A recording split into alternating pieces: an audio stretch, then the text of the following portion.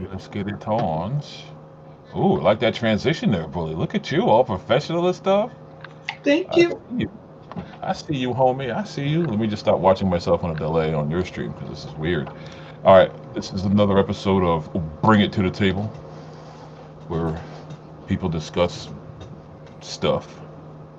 I got to work on a decent intro. How about some enthusiasm? Welcome to Bring It to the Table. That's better. That's better. I'll have to come up with a nice theme song that doesn't sound like a Johnny Carson ripoff. Jeez. Yeah, tonight at the table, got yours truly, Mr. Max Fallis, aka Freddy Krueger, aka the Green-Eyed Bandit, aka Mellow Yellow. Freddy To my right, hey man, we went over this last time. Yes, Freddy Krueger, man. I'm It's so a stuck poor on name. Mellow Yellow. I'm still fucked up on it's the Freddy Krueger for me. I forgot to slide a new one in there, to gauge the crowd reaction. To my, let's see, is that my right? Yeah, to my right, poking him in the face. Oh wait. I got AKA Uncle Phil, my man, Mr. Roundhouse. What's going on, baby? What's up? How's everybody doing? Yes, I'm drinking tea. It's about the tea to be sure. He's about to spill it. Pinky out, man. Come on. Elocution classes. Yeah. Welcome everybody. There you go. Yeah. There you go. And welcome Okay. to Bring It to the Table. And now we go to the man down under. Doo, psh. My man, the big Carillion Bull. What's happening, bully? Nothing much. I'm excited for this table because I have a lot of things that I want to put on the table. All right. Well, we're going to keep it light. All right. All right. We're Shut going to up, start off light. We're waiting for Mr. Youngblood, a.k.a. He just hit us up. Oh, he's ready. Oh, well, let me just see if we can shit. get up again. Well, he must be working on that CPT. Hit the link, brother. Oh yeah. Let's get Mr. Billy Youngblood up in here. Anakin Skywalker. Let's see if I can copy and paste him a link that I got to scroll up for somewhere. Up there he is. Coming in hot, coming in live. We're on the air, brother. On that CP time. What's happening, Youngblood? Mr. Derek. Boom. Yep. AKA the Outside Rebel. What's happening? Where you at, man? Where you been? Why you late? I went to go get some water. Where? Fucking El Segundo, yo? You know what? On that Yeah, note, I did that. Well, I can't. I need to stay hydrated. we can't see you, bro. What happened to your there Because you you go. just said I need to go get water, so I just tuned myself out. That's it? Is that the virtual way of just knocking it off? Just cut the Yeah. camera? Kind of like, you know, Stay hydrated, man. somebody trying to Drink some water.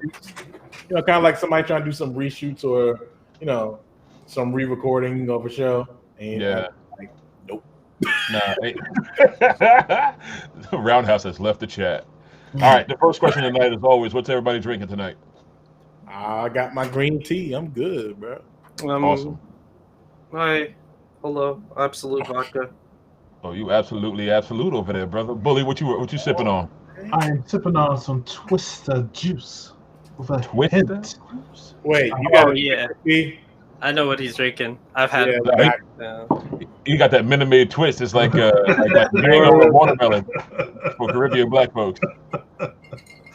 I'm rocking my usual whiskey, my Knob Creek with some Arnold Palmer iced tea, so we can keep the dialogue moving and the jokes flowing. We're gonna start it off with the first topic of the night, which is overrated actors and actresses. I wanted to throw this out at everybody because I think we do, not necessarily the four people here, but I think we society, fans of movies and fans of TVs, give a lot of credit to people that may not necessarily deserve it. And I'm going to have some really controversial people that I'm going to throw into this mix because I think that that they're not what I would consider to be good actors. And y'all may hate me after this, but we take all kinds here at the table. It's what we do. I don't hate people for opinions. I do. I hate opinions see. from people. I'm gonna start off. I'm gonna throw the grenade in the room and walk out because that's the kind of person I am. Oh, I'm gonna say Denzel Washington is not a good actor.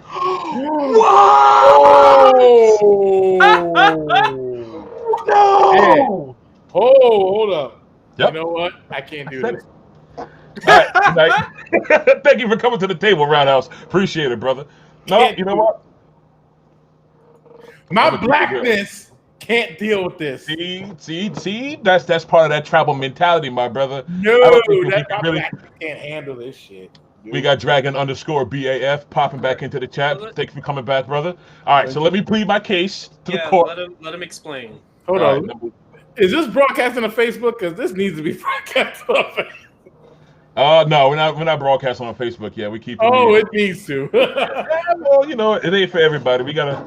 Oh no! Look, man, I want to be able to walk in public, so no, I'm not broadcasting on Facebook.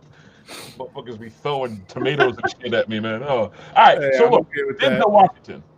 You know, I respect the man's hustle, but outside of playing Malcolm X, and Lonzo from Training Day, he's been playing the same dude in every movie, which is him. But, hold on.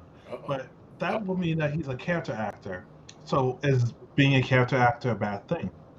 But if your character is the same character in every movie and even in like interviews, like he's him. Yeah, that's the point of being a character actor. I thought being a character actor was being able to like to portray different character types in different roles. It's the opposite. You're being pigeonholed because you can only do one thing. Well, I don't know if that's a good thing. I'll be honest with you. Go ahead, Bully, get him. Get him, Bully. Fellas still has the floor. Please be respectful. Be respectful. Get him, Bully. Okay, like, all right. Malcolm X, he did a great job relaying the character of Malcolm X. That is what I would call acting. In Training Day, he played somebody that we never saw him do, which is technically the bad guy. Very cocky, very arrogant, and like really different. But every other role that he has played, in my opinion, it's been the same dude just running through different scenarios. And to me, I don't know if I would. No, I do know. I don't classify that as acting, because if you're not showing me something different. And I would say, and I'll contrast it before you guys chime in. I'll contrast it with Tom Hanks. Tom Hanks, I will classify as an actor. What? Wait, okay. Because Tom Hanks affects accents. Yeah. They were in the same movie together, by the way. Oh, I know. And and not for nothing, they both in the same movie were acting completely different. Because Tom Hanks wasn't being himself, but Denzel Washington was. No, he wasn't. Well, I mean, okay, we talk about Philadelphia, right? Yeah. Okay. Tom Hanks had to play a person by, he had to play this gay person who has AIDS and is getting ridiculed and a whole bunch of like things put on his shoulder, right? And who was Denzel Washington playing? Denzel's playing his lawyer that has to actually never had a case like this, right? Yeah. And has to learn about how to go about it. He's not playing himself. He's playing a character. You didn't really describe too much of a personality when it came to Denzel Washington. Well, Denzel Washington's character was he's a lawyer, just like I believe Tom Hanks' character was a lawyer as well. Or was a corporate dude. I forget what he was, but he had to adjust himself because he never really had from what like a gay lawyer. I mean, what do you call it? A defendant, basically, and somebody that has AIDS. And for the dynamic between the both of them in the movie was different because they both had to learn about each other. That's different. Denzel played a different role. And also, too, I would say another role he played differently was in, what is it? I'll wait. Fences, I would say. Well, Captain Rob said. And then here's another one. Remember the Titans? He wasn't playing himself. He was playing the coach. So yeah, but okay, wait. Go ahead, Bully. 2 things. First thing, Captain Law said that training day taught me not to own the Russian mafia money, which is true. That's a good Second point. thing is, Rodney, can you please set up what is Denzel's character that he All right, always plays?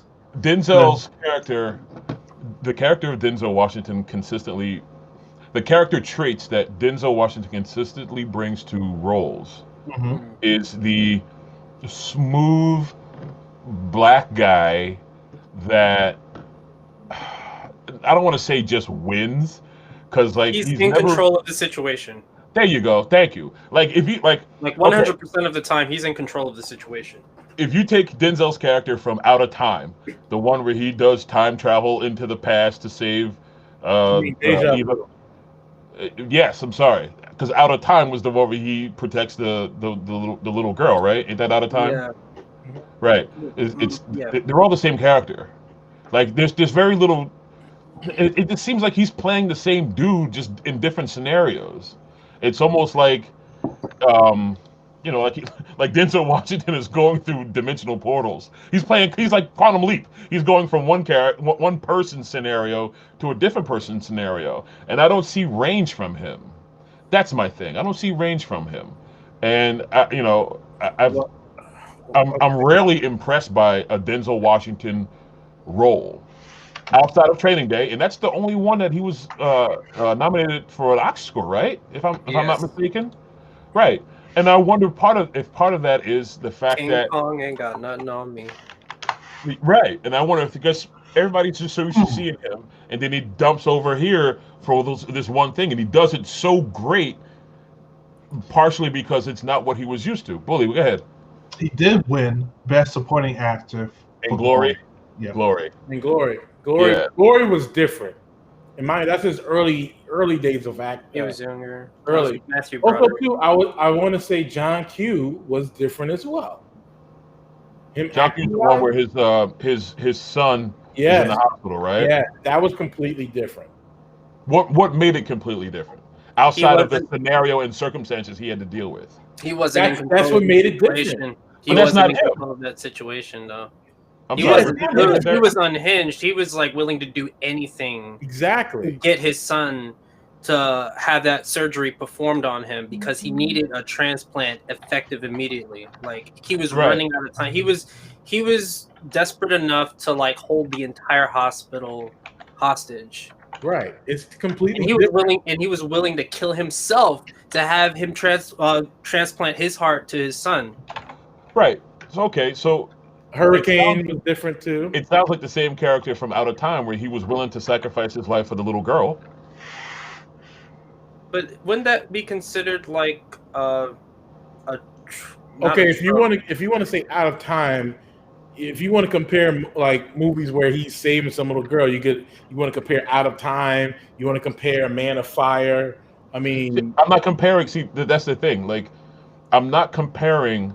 Or I'm not upset about the different scenarios that Denzel Washington characters played.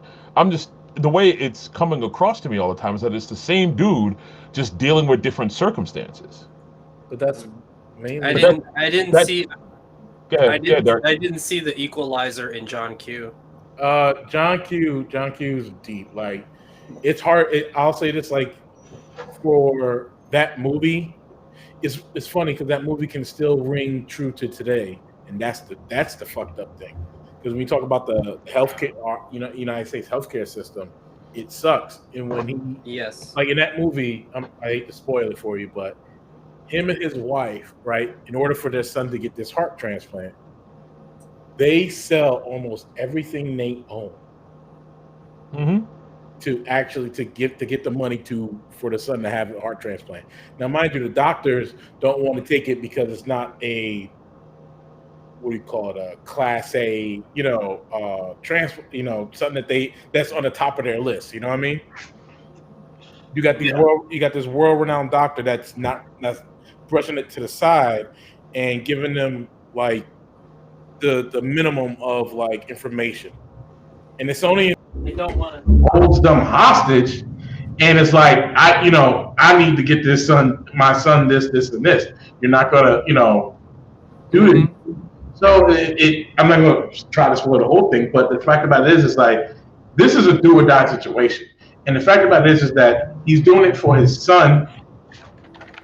And the fact about it is doing this for his son. And the whole it's being broadcast on tape. Everybody's calling this dude the crazy man, but he's doing it for a reason. What is that on my lens? Yeah, I got you. Sorry. But that's scenario versus acting. Yeah, he's talking about the personality, not the scenario. You know what I'm saying? So let me introduce another one to show you like how I'm basing this on.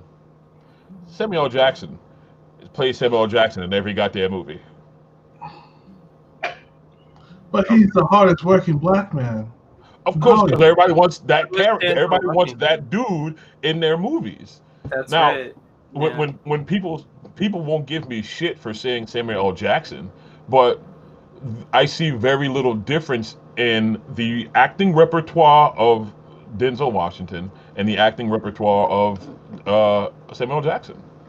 Which I think you're more upset at the fact that... I'm not upset. I'm just throwing this out there to have an interesting conversation. Well, character actors should not be placed as high as people who actually have acting range. Yeah. Okay. I think that's your argument. Okay. Denzel has tons of acting range. If you look at his movie cap, like things that he has, movies wise, like he's started, there's been a lot of acting range. Like for him to play a father like that, dealing with the healthcare system and dealing with the world really coming down on, saying that you're this evil man, but you only want to do something for your son. That's different. You playing different. You playing a lawyer that to defend a gay person who has AIDS and is dying slowly. Because he has rights as well. And mind you, that could look bad on your record or on your being a lawyer and everything like that. I mean, Training Day was different because he played a bad guy. Fences, I would say, is another.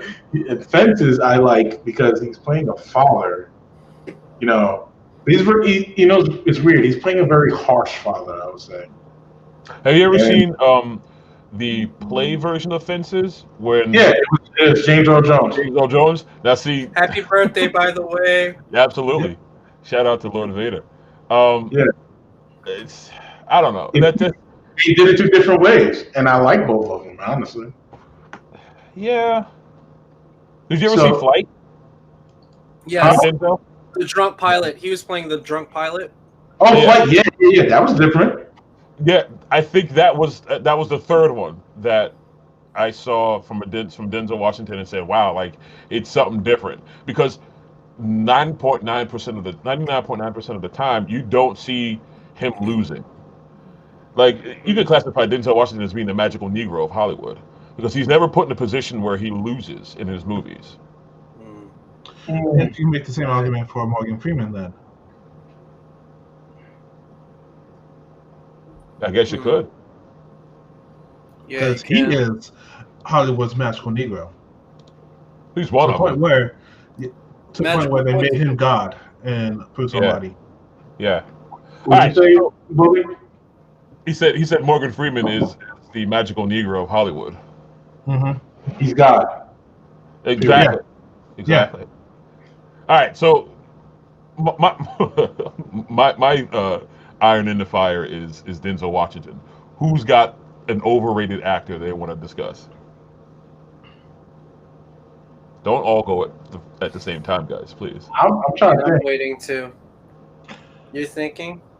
See, I was gonna say Meryl Streep, but I can't say Meryl Streep because she's really good. Yeah. I can't tell you 3 Meryl Streep movies I think I've watched. Really? Damn. I mean, Johnny Depp. You think Johnny Depp is overrated? Yeah. Wow. Oh, shit. Wow. Why? What makes him overrated? Yeah. Explain yourself, sir. Yeah, please.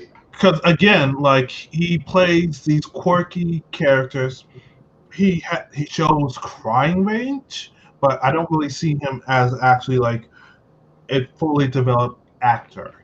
I don't see him reaching out for these certain roles. He's always working with what's his name? Tim Burton. Yes. And Helena Bonham Carter. Yeah. Have you seen Black Mass? No. Which one? That's the one where he's the mafia boss. That was crazy. No, I didn't see that. Donnie Darko. I personally speaking, I would classify Johnny Depp as a real actor because he's able to transform himself into these different characters and sell you that I'm not Johnny Depp, I'm Edward Scissorhands, or I'm Jack Sparrow. Right. It's not Johnny Depp being a dude in a costume. Like he would be the other side of the spectrum on my roster of like real actors. No, my argument would be once after Pirates 1. Okay. That's when he started getting really comfortable with that one particular, not so much a Jack Sparrow type, but he has certain characters that he will portray. And have you ever seen Fear and Loathing in Las Vegas? Nope. Okay, this was before I believe Pirates of the Caribbean came out, and I think he got that Jack Sparrow type from that movie. He plays Hunter S. Thompson. How do I describe it? Hunter S. Thompson was like I'm gonna call him a psychedelic author who would like do drugs and write about the experiences, and almost like Timothy Leary, but writing as opposed to painting and photography. Mm-hmm. But it's not.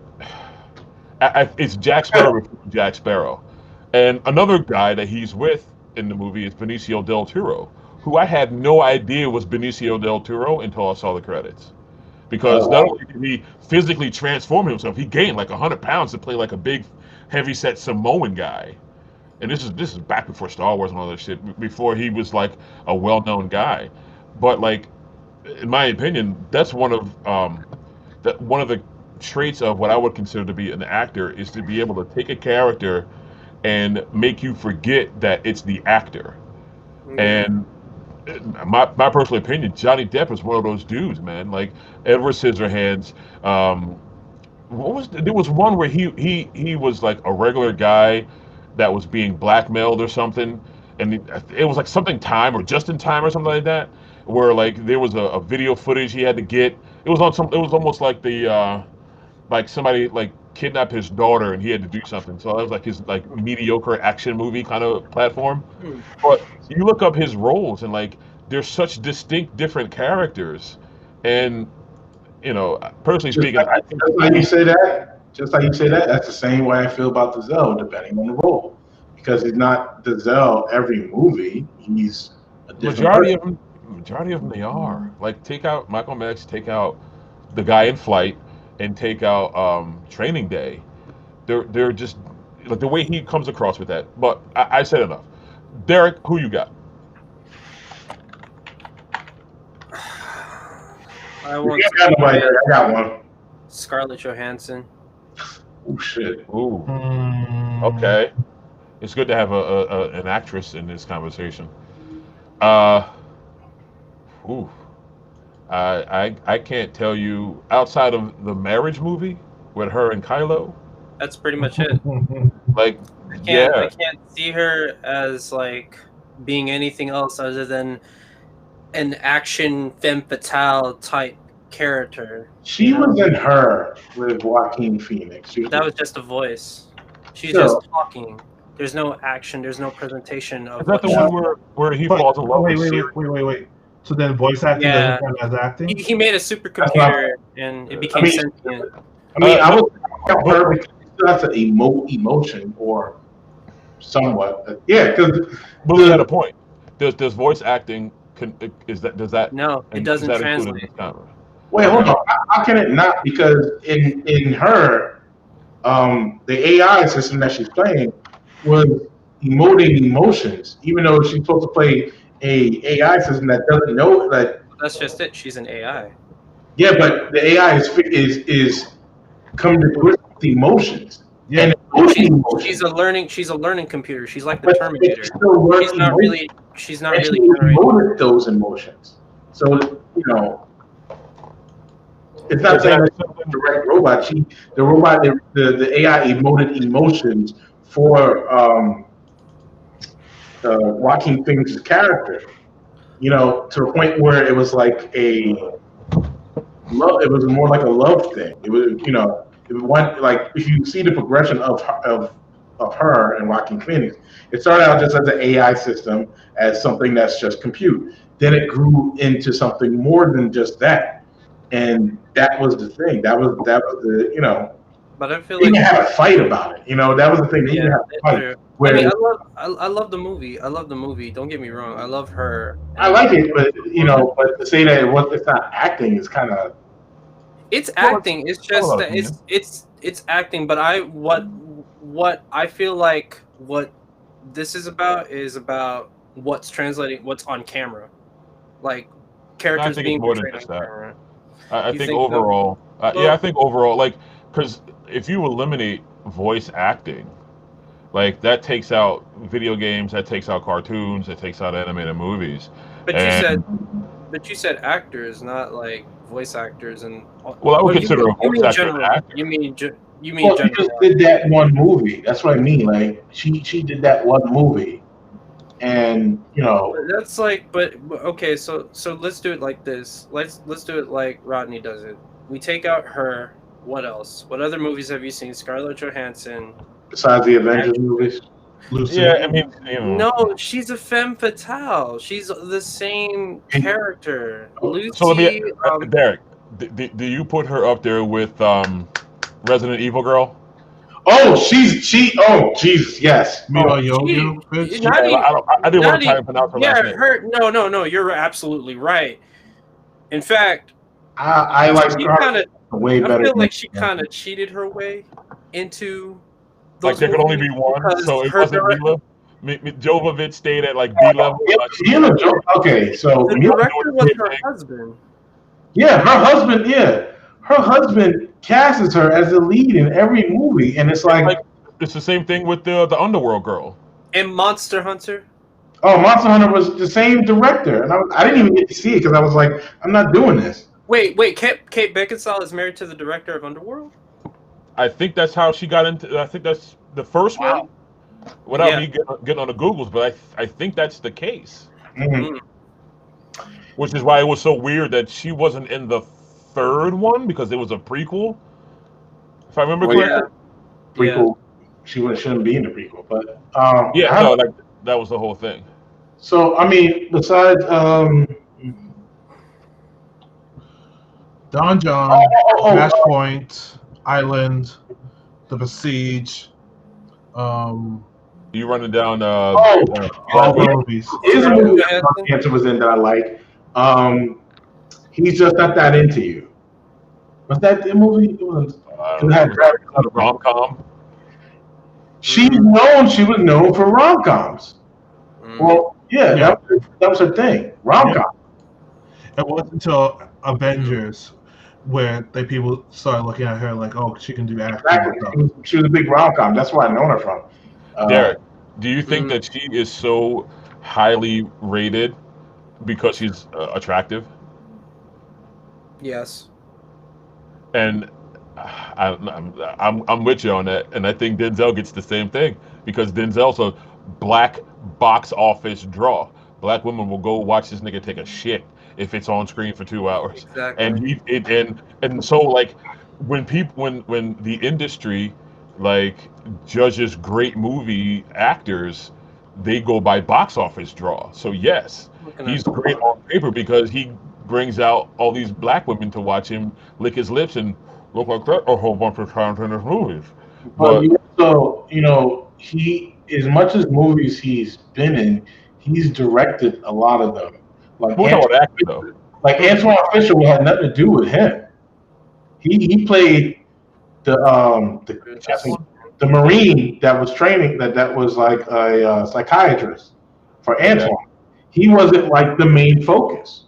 Oh, and also Antoine Fisher was the main focus. Fences, he directed it, but it was he wasn't really he was sort of the focus between the whole But family. we're we talking can't about forget about acting though, casting. not the directing side of it. I know, but when you say that, it's like, okay, well, And his directing sometimes doesn't need to be focused on him. I mean, sometimes it's not. But we are focusing on him, and we're focused on what he brings to characters, and the term overrated, as Derek and I kind of agree, it could be based upon people's attraction to this actor, and they'll right, watch this person do anything, and they'll pay right. for it, which from box office and Hollywood business side means that they're a great actor, but really they just sell a lot of tickets because people Because of the want to come name watch them and and the name and the brand loyalty. yes, Sony can put out a bullshit video that's game why system, they but people have will buy it because it's Sony. It's brand recognition. Go ahead, right. Derek. That's why in the film industry, a lot of actors are not only typecast, they're given a rank like A-list, B-list, C-list. You Yep. only see A-list 90% of the time. And whenever there's like a movie that's like directed by new directors or whatchamacallit, indie films, Hmm. they're B-list and C-list actors in those particular films. So Scarlett Johansson, Denzel Washington are like, when you say their name, people are gonna watch it because they're fans of it. I remember when Under the Skin came out. That was another Scarlett Johansson movie. It was more like a body language type film. I haven't really seen most of it. I've seen some of it, but there were parts where she was butt ass naked, and niggas lost their shit. Niggas was thirsting. I mean, But that ain't acting. and I, No, That ain't acting. that's a director wanting to see, but But that bleeds into a whole different side of Hollywood yeah. that we can have a different I discussion. got, But who do you bring to the table as an overrated actor, Roundhouse? I got an actor. I can't stand when he does it. He's like, you talk about Denzel. Nah, it ain't Denzel. Will Smith. I can't. I can't. no, Agreed. You're right. Will Smith is the like. Will Smith is the epitome. You just offended the bull, bro. Will Smith is the epitome of actors I can't stand. He is Will Smith. There's only one film that he was not Will Smith in. Independence Ali. Day. Huh? Pursuit Ali. of Happiness. Thank you. Well, Pursuit of Ali. Happiness. That's two. What? Ali. Yeah. He played Muhammad Ali. Okay, two. Yeah. He played That's Muhammad it. Ali. So Will Smith, and I totally agree. I don't think Will Smith is a good actor. I think he has a personality that attracts people that will come and pay for his movies. If you take the same dude out of the Three Bad Boys movie, he's the guy that's fighting aliens in Independence Day. And Men in Black. And Men in Black. Exactly. He's epitome of like the same actor that does everything. Like the one time I show him like in Pursuit of Happiness, I really saw like emotion. I was like, oh shit, this. Did you ever see what is it, 9 Pounds? 9 something? Was that the concussion movie? No. That is the one that he had the terrible accent, like At the Earth, with the concussion movie. This one is, I think it's called like 9 Pounds or I did not see that shit. 7 Degrees or something like that. Supposedly, like it's his like big dramatic role Yeah. that people still tout. I He's never playing watched as a- Okay, so you want to see the epitome of Will Smith movie? 7 pounds. So if you want to see the epitome of a Will Smith movie, I kid you not. Watch Hancock and then go through every single Will Smith movie and you see everything in just Hancock. And I'm just sitting there and I'm like, You're absolutely right. I tell you something to add fuel to that fire. And this is going to sound crazy, but I have it 100% factual. Yes. He chose to leave the Green Lantern project at the time to go do Hancock because he thought that was going to be his superhero franchise. yes, it was. If there's anybody in Hollywood that has made like mistakes when it comes to roles, it's him. Not only did he turn down, he also left. I forgot what movie he left, but he went off to do Wild Wild West. Yeah, that was a Matrix. He was supposed to be Neo. I would like that because you know what it is. That's back then. Me, I don't. It wouldn't have changed. He would have still acted the same way. And that's the thing too. Is like the best time I saw him act was definitely Pursuit of Happiness. It was completely different. Every other movie, it's been it's like, oh shit, I gotta watch Will Smith overconfident black guy. Nah, I say Will Smith it up because that's what he does. And when it came to Suicide Squad, I was like, holy shit! I was like, oh my god! And it was just like, oh look, it's Mike Lowry in jail. With I'm like, Officer Mike Lowry had to go to jail for all the crimes that he cut his hair. Exactly. Exactly. What a suit! What a different suit on. But he gets a reduced sentence because he joins the military and goes and fights aliens in Independence Day. Oh my god! And now he has a concussion. Exactly. Yeah, he studies medicine through the military program. Go ahead, Derek. Oh my god! You can tie all the movies together like that. Like seriously, it's the same kind. You really can. It's so bad. Like honestly, if Martin was not in Bad Boys, I would never watch it because Martin and his dynamic in the movie is really good.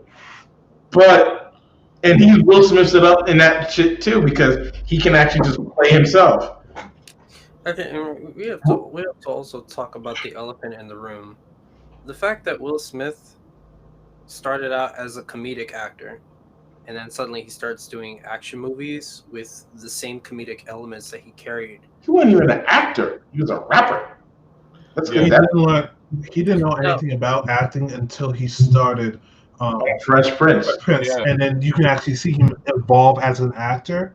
Yeah. Wow. He was never an actor until Fresh Prince. Mind you, if you go back at look at the Fresh Prince Bel-Air anniversary, you could see that he was around the first anniversary, and she was a ballet dancer and an actor, and he never did anything. He was a rapper. No, he was a rapper. He was the Fresh Prince, not there on my street. Parents just don't understand. Like he was a rapper. And when Quincy Jones got involved with the soon-to-be show called Fresh Prince, they figured that would be a great launching pad for him to kind of step his game up, and that's how he got. That's how. They didn't think too much about They didn't think too much about who were they going to cast. He just got it. That's it. He got it. No, my question was Fresh Prince of Bel-Air was his first acting gig ever. Yeah. And he ruined the career for it. Well, I mean, he wasn't considered a great rapper at the time either. Let's be real. He was better than Vanilla Ice. He wasn't blowing up no ciphers. Go ahead, Bully. And in the interview around the mid-2000s, they actually asked the question, "Why don't you make music anymore?" And he said, "Well, the money's not there. That's the only reason why he's not making music. Otherwise, he'd still be making music to this day." Every now and then. I mean, just to play devil's advocate here, but as much as Rodney's talking about, the name, like Denzel and the same thing goes with Will Smith. Will Smith's name on a movie is supposed to be automatically box office hit. Come to mind, yeah. There's like 3 or 4 years in a row where the summer blockbuster movie was a Will Smith movie. Independence Day, Hancock, whatever the progression Hancock was not that great to be a blockbuster movie, but his name was a movie at the time. Also, Charlie Theron was in that movie. So Charlie Theron was in that movie as well. So it wasn't just him by himself; it was Charlie Theron. But the fact about it is, and she was pretty known. She was real well known at that time too, and she still is. So he is the title character. That's his right. His face was on the cover. It wasn't Charlie Finn, but it still sucked because it's like, Will Smith. He just Will Smithed it up. There was no range in it. That's why I was never excited for Suicide Squad. I was like, oh my god. It was like they got Will Smith to do this movie because it was sell. But you don't need Will Smith to sell Suicide Squad because you really don't. You could have just made a movie without Will Smith. Yeah. Margot Robbie was in there. That was maybe not because you take out Margot Robbie, you take out Will Smith. You can't take Margot Robbie out. Well, you can. You can. You just don't call her to come shoot. But what happens is, like, movies, if a lot of movies don't get made unless they have a big star attached to them. Mm-hmm. And that helps the guy who's got the script sell the script to the movie studio. Piggybacking. Yeah. So would Suicide Squad have gotten made if Will Smith was not attached to it? And I go back to my Will Smith story. Before Hancock came out, Will Smith signed on to play Jon Stewart in a would-be Green Lantern movie, and the story of the movie was it was Jon Stewart learning from Hal Jordan how to be Green Lantern. Hal Jordan was going to be played by George Clooney. Okay, so Will Smith gets the offer to do Hancock and chooses to do that because he's the lead guy as opposed to working with George Clooney, another box office guy. That's kind of insane because, well, one, George Clooney was Batman. Two, is he playing an older version of Ryan Reynolds? Is this a sequel? No. This is back before Ryan Reynolds. And you mean a while ago, like a long time? Like it would be difficult because you would actually have to do. It was an older Hal Jordan, and I'm gonna tell you, this will date the movie. This is back when Penguins came out. That Penguin movie. Okay. We talk about Happy Feet. This is back when Happy Feet. Okay. So Will Smith, the way the story was told to me, Will Smith took Hancock because they were going to make Hancock toys. Like, this was supposed to be a superhero franchise. So you take Will Smith out the equation. Then George Clooney backed out because, well, I just lost my co-star. Maybe this ain't going to go where. So the movie never gets made. The guy that tells me the story was a part of the script writing team, and he went on to work on the video game for the Ryan Reynolds movie because they like what he wrote.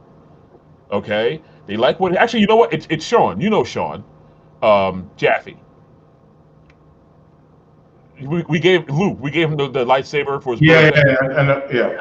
So if you play and you finish the Green Lantern game, you see his name in the writing credits. Yeah, he's part of that team. So I bring up Happy Feet because he told me one of the things that one of the Hollywood guys told to the writers is that can we put a penguin in there? Like, can there be a penguin Green Lantern? Because penguins were a big thing because the Happy Feet movie. Wow. Yeah. So that'll carbon date the story there. But I say all that to say, like, if you lose your big actor, sometimes your movie won't get made. Right. That's true. And that kind of makes you think, like, maybe a lot of these actors are taking these similar roles just so the movie gets made. Mm-hmm. You know what I mean? They want to see Denzel Washington. I'm seeing a Denzel Washington type. Well, can you get Denzel Washington? Sure. All right, I'll cut you a blank check. But you know what? If you ever watch, but here's the thing: if you ever watched Hollywood Shuffle. Oh yes. If you ever watch Hollywood Shuffle, that is like everybody wants to get an Eddie Murphy type. Yep.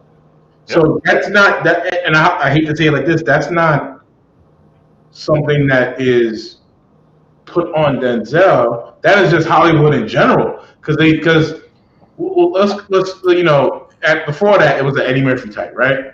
Yep. It's still a Denzel type, Eddie Murphy type, Denzel type, a Will Smith type, So, I mean, when it comes to male black actors, they always have to be put in this kind of box where it is either they're Eddie Murphy, Denzel, Will Smith. I mean, when it comes to big guys, it's like, oh, let's get a Michael Clark Duncan type, you know. So it's, but they're always putting this box. To argue your point, couldn't Denzel not play a Denzel? He's fucking Denzel. Like, he doesn't have to keep taking the same role. The point is that we already discussed the fact that he has taken on different roles and he's not playing Denzel and he's not being Denzel. You can't say that about Will Smith, though. You can't say that about Will Smith.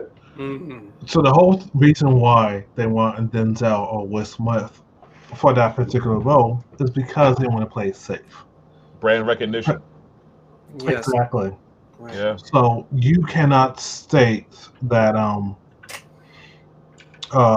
like a Will Smith can play a Denzel role, because if he tries to and the movie flops, then Will Smith will lose all of his credibility because of that one movie. And it's going to be harder for him to find another movie. And that's why it's easier for certain actors to fall into the character actor role, because it's safer. So sometimes when an actor goes outside the box, like a Jim Carrey, for example, whenever he's doing like a serious role, people applaud him because, oh man, he has such range. But like if he fails at it, then it's like, can you believe that fucking movie? Can you believe Wild Wild West? How can we? Well, I can believe Wild Wild West because it's Will Smith in a cowboy hat. Same character. I'll tell you the backstory of Wild Wild West. With the spiders of Superman dies or lives. Oh man! But John Peters, he and this is the part. This is the thing that pisses me off so much. I will, if John Peters passes away, I'll be a happy man. Damn. The reason why I say that is because, brother, and now it's kind of dark, because he has had the movie rights for Superman for a long time, and he knew nothing of Superman or anything of that. He just owns it just to own it. So you remember how Superman Returns with Brandon Routh, the one that nobody likes but me. The reason why that shit sucked is because of John Peters. So Man of Steel, right? Yeah. John Peters wanted a polar bear for Superman to have a polar bear for a pet. Yeah. In Man of Steel. I mean, and there's a scene with a polar bear in Man of Steel. He got his polar bear. It wasn't a pet, but he got it. So and also too with I think it was supposed to be the Return of Superman, right? He wanted a big ass spider. Superman to fight a big ass spider. Yep. And there you got Wild Wild West. So it's one of those things where a person like him who doesn't know anything about Superman, and he admits that he doesn't know shit about Superman. I mean, obviously now he probably does, but for a person like that to have rights to a character that you don't know about, and it's a money thing. It's insulting. It's a money thing. Like, yeah. I may not be a comic book fan, but if I know that I could buy the rights to something and financially I'll get my return back, like, that's business. It's not like he wrote the movies. He didn't write those movies. He just owns the rights, and they. No, he didn't write the movies. But the fact about it is, there's things that he wants in the movie that doesn't necessarily contribute to the character at all, just so he wants it in there. But isn't it the job of a good writer to accommodate his wacky wishes in a way that doesn't destroy the movie? Right. Yeah, but those things, when you put those things in there, they destroy the movie. Maybe. I mean, did the polar bear make the movie bad? Did it? Did the polar bear make the movie bad? No, what I mean is, like, it depends on the director of how far they're going to listen as well. Not just the writer. The writer is the one that writes the script, the scenarios, the scenes. Write the script, but the director directs. So if the director doesn't want to do it, regardless of what the writer says, The director do something else. No. Writers got. I believe that the writer when it comes to wait, does Scott Snyder? Does Zack Snyder? You can look at the most recent issues with Star Wars movies. They cipher through directors.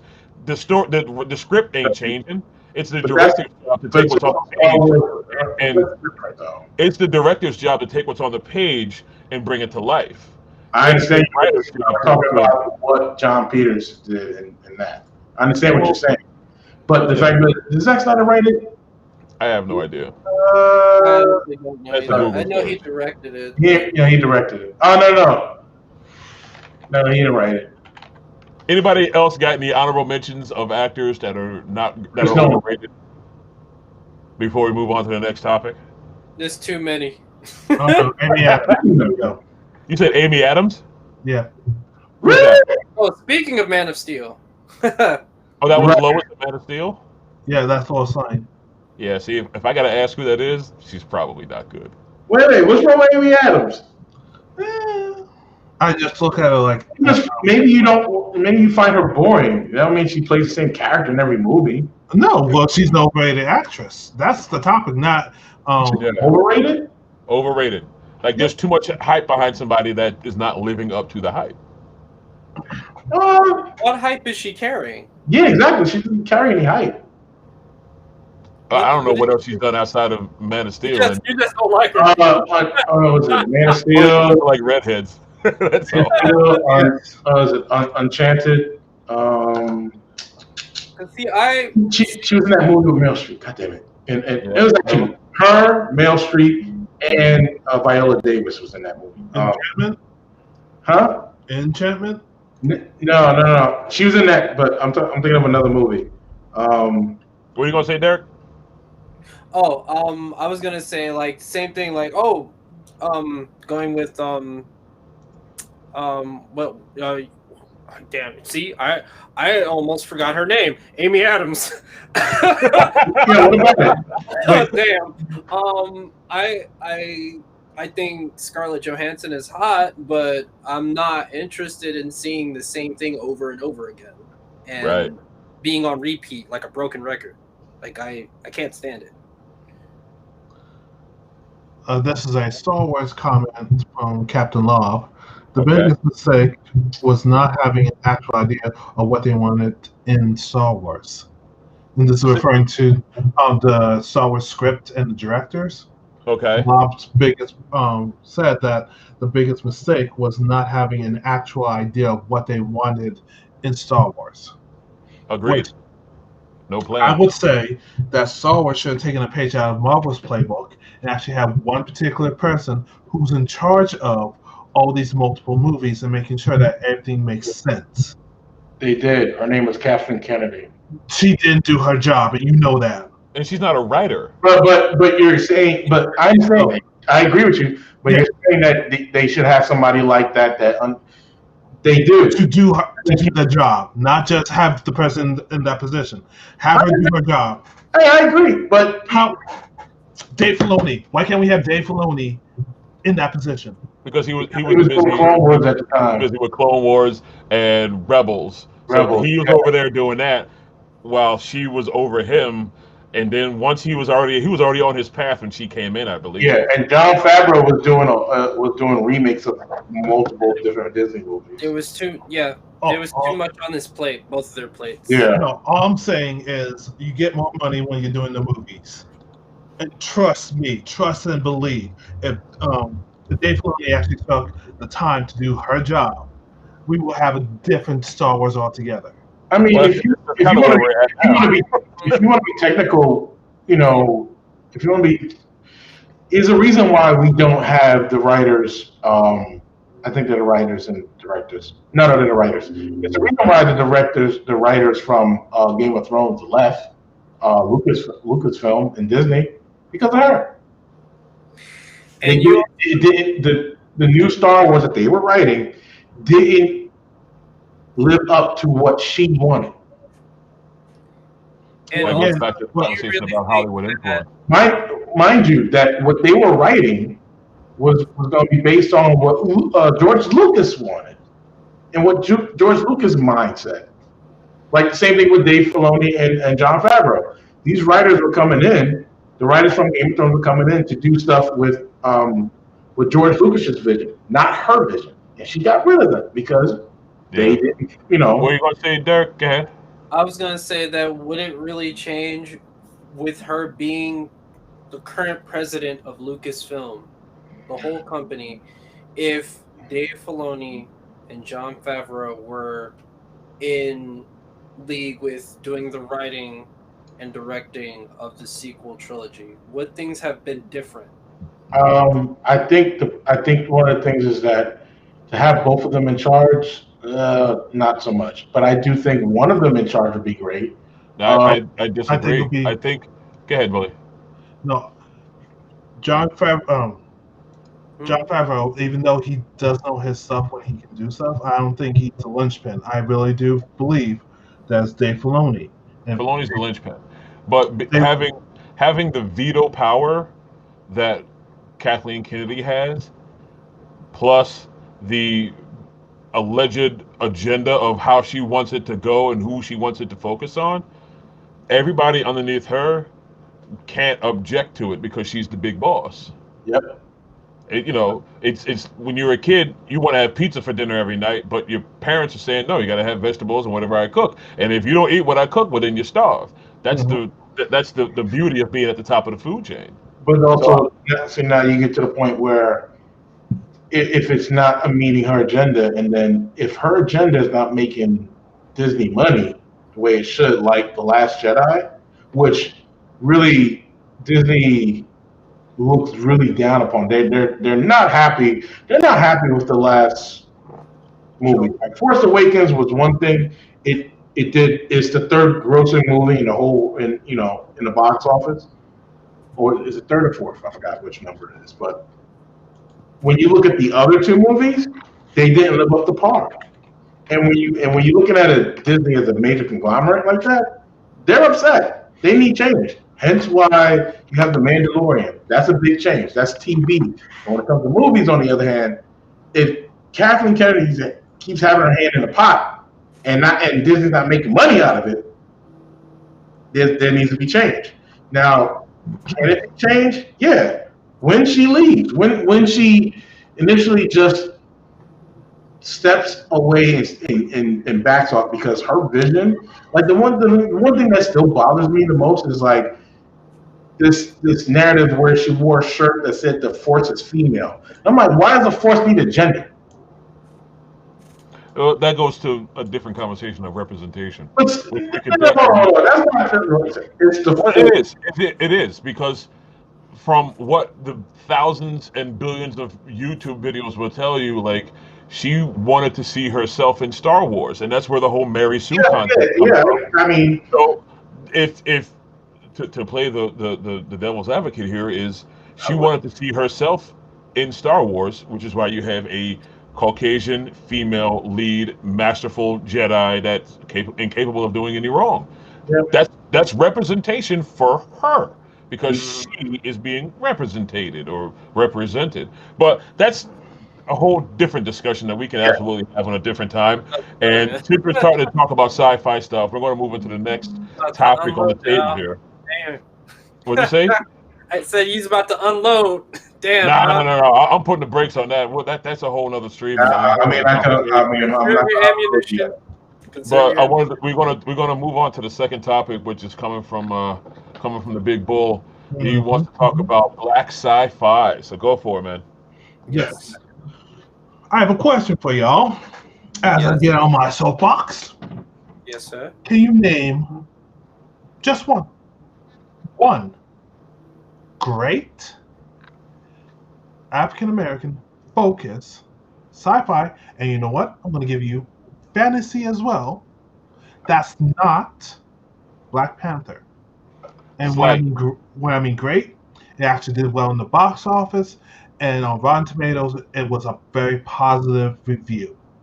Okay, Rotten Tomatoes is Rotten Tomatoes. We ain't talking. Hold on, yeah, Rotten Tomatoes is people's opinions and possible bots. So I'm gonna take that out of the equation. But if you're talking about a good quality sci-fi led by an African American person, slight. Slight was very, very good. Okay. If you haven't seen it, have you seen Slight? I'm not. Oh, well, let me educate you, my brother. Okay. Before you continue, I got one for you. Pluto Nash. Oh. If you have to laugh afterwards, is that really a serious answer? Moving on. Yeah, he left. And he left.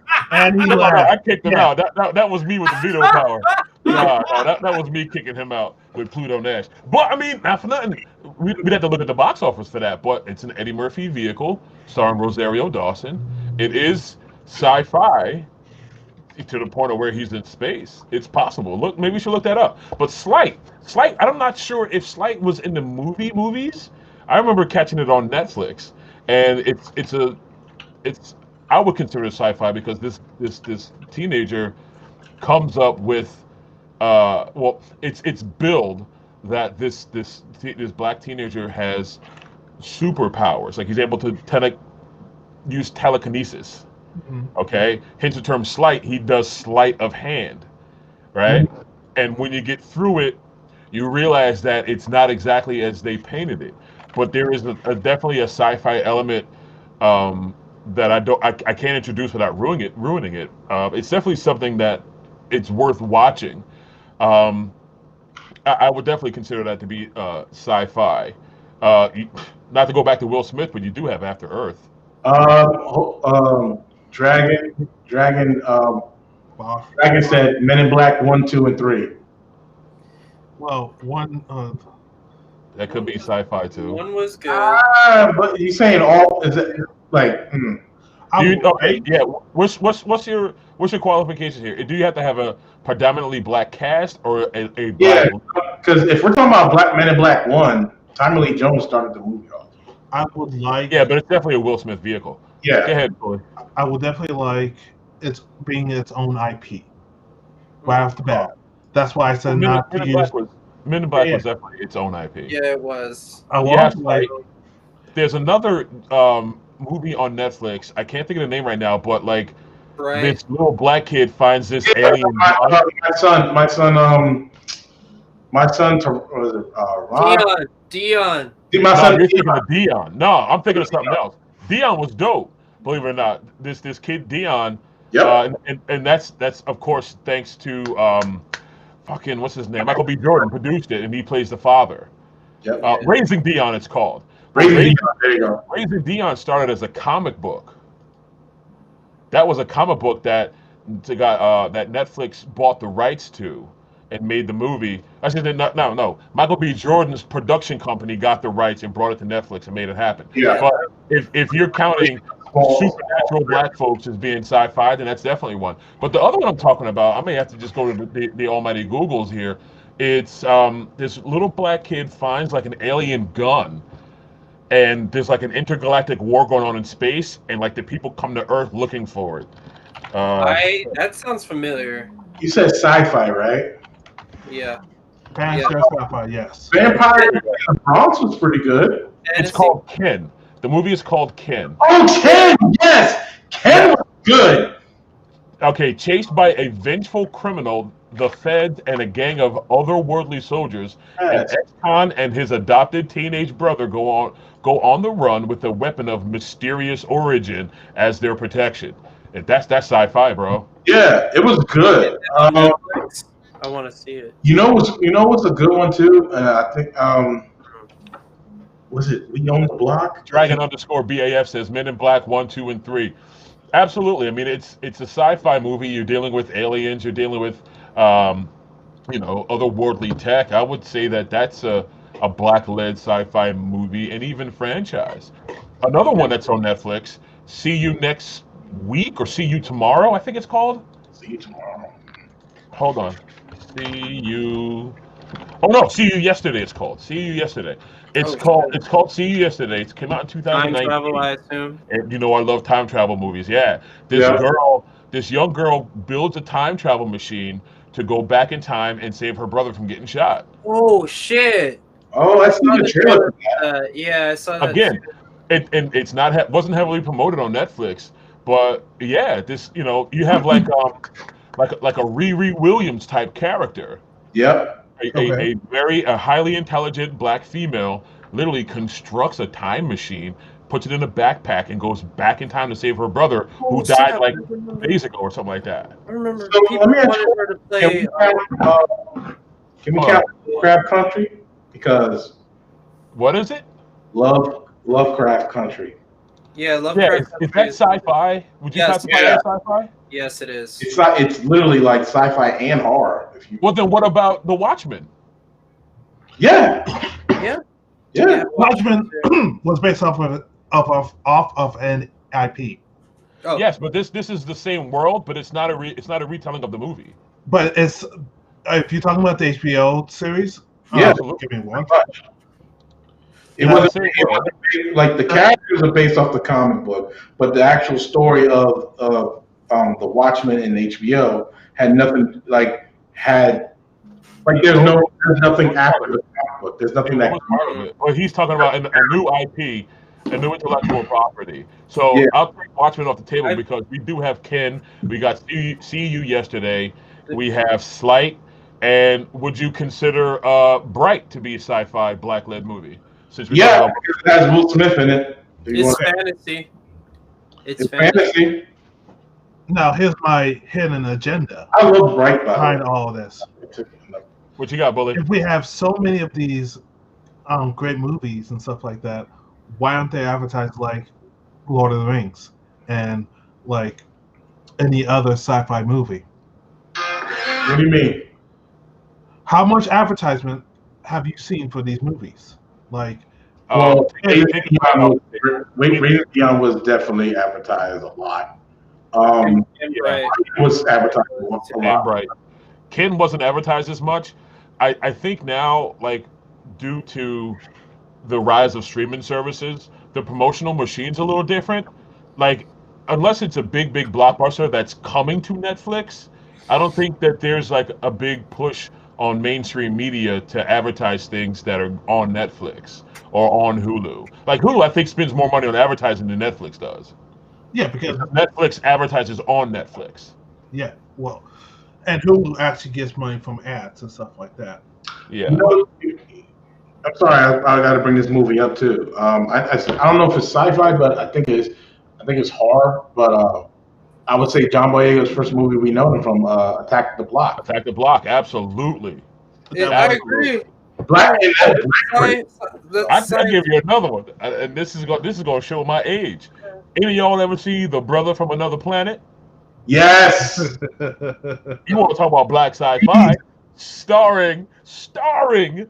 Cyberdyne Systems himself, Mr. Joe Morton, as a mute alien who crashes to Earth and doesn't speak. He doesn't speak a word in the entire movie, and he's like so out of place, and so it's crazy, dude. Definitely watch The Brother from Another Planet. Wait, what you mean?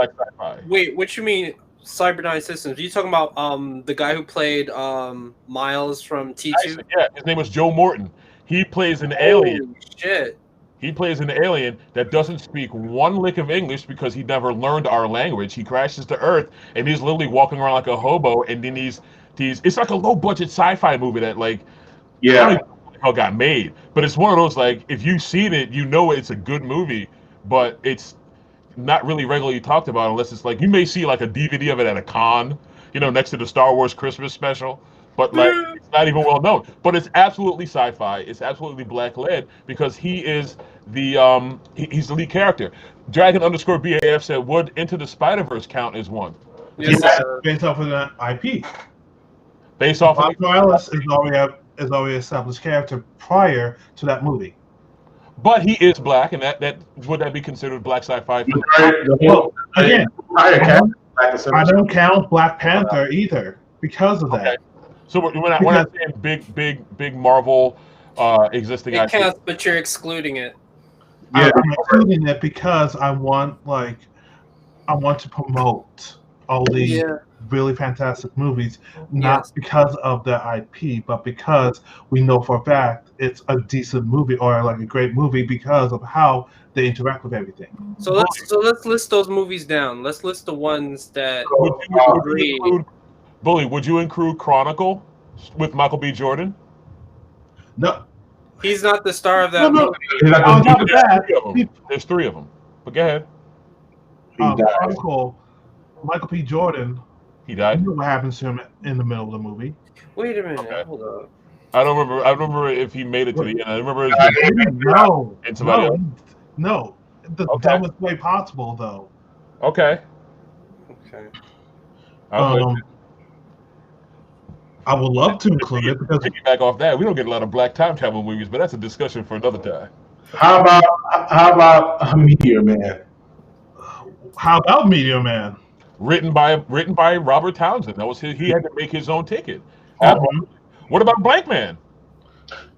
How about Blank Man? Come on. What about Spawn? Spawn. No, Spawn was based off of the comic books. Okay. That's true. Okay, so no pre-existing material. Exactly. I'm with you.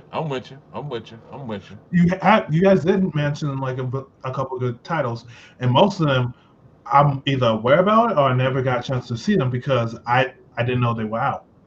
Yeah, some of those movies been out, and it's like, I'll tell you right now, the problem is that, like, okay, with Raising Dion, that was already like a well directed like short video that they had out. It was are we counting that too? Yeah, with different actors. We had different actors. Gemini Man. That's another Will Smith. Dragon_BAF says Gemini Man and even Hancock. Hancock was an all-black cast. We already talked. No, we're talking. I think Bully's requirement was black lead or all black or predominantly black class. I would like it to be predominantly all black, but it doesn't have to be. So black lead mainly. Okay. Black lead. Are we doing Gemini Man because that was a multi-ethnic cast? Then, if that's the case, then we're doing Deja Vu because that deals with time travel. Oh, good point. Yo, Denzel Washington has never been in space. Let's think about that. Nah, he's never been in space. Interesting. We gotta figure that out. Let's see. So we got Gemini Man. And you said, what about Hancock? Does Hancock meet your qualifications? No, Hancock does because it's not based off of anything. Too bad it was like a horrible movie. So that's one missing thing. I was saying great movies, not like Okay. All right. What else y'all got? Mm-hmm. But would you consider it science fiction fantasy? Yeah. So any superhero-esque. Are we counting Matrix with Larry Fishburne and Jada Pinkett Smith? Wait, which one? The Matrix. Yeah.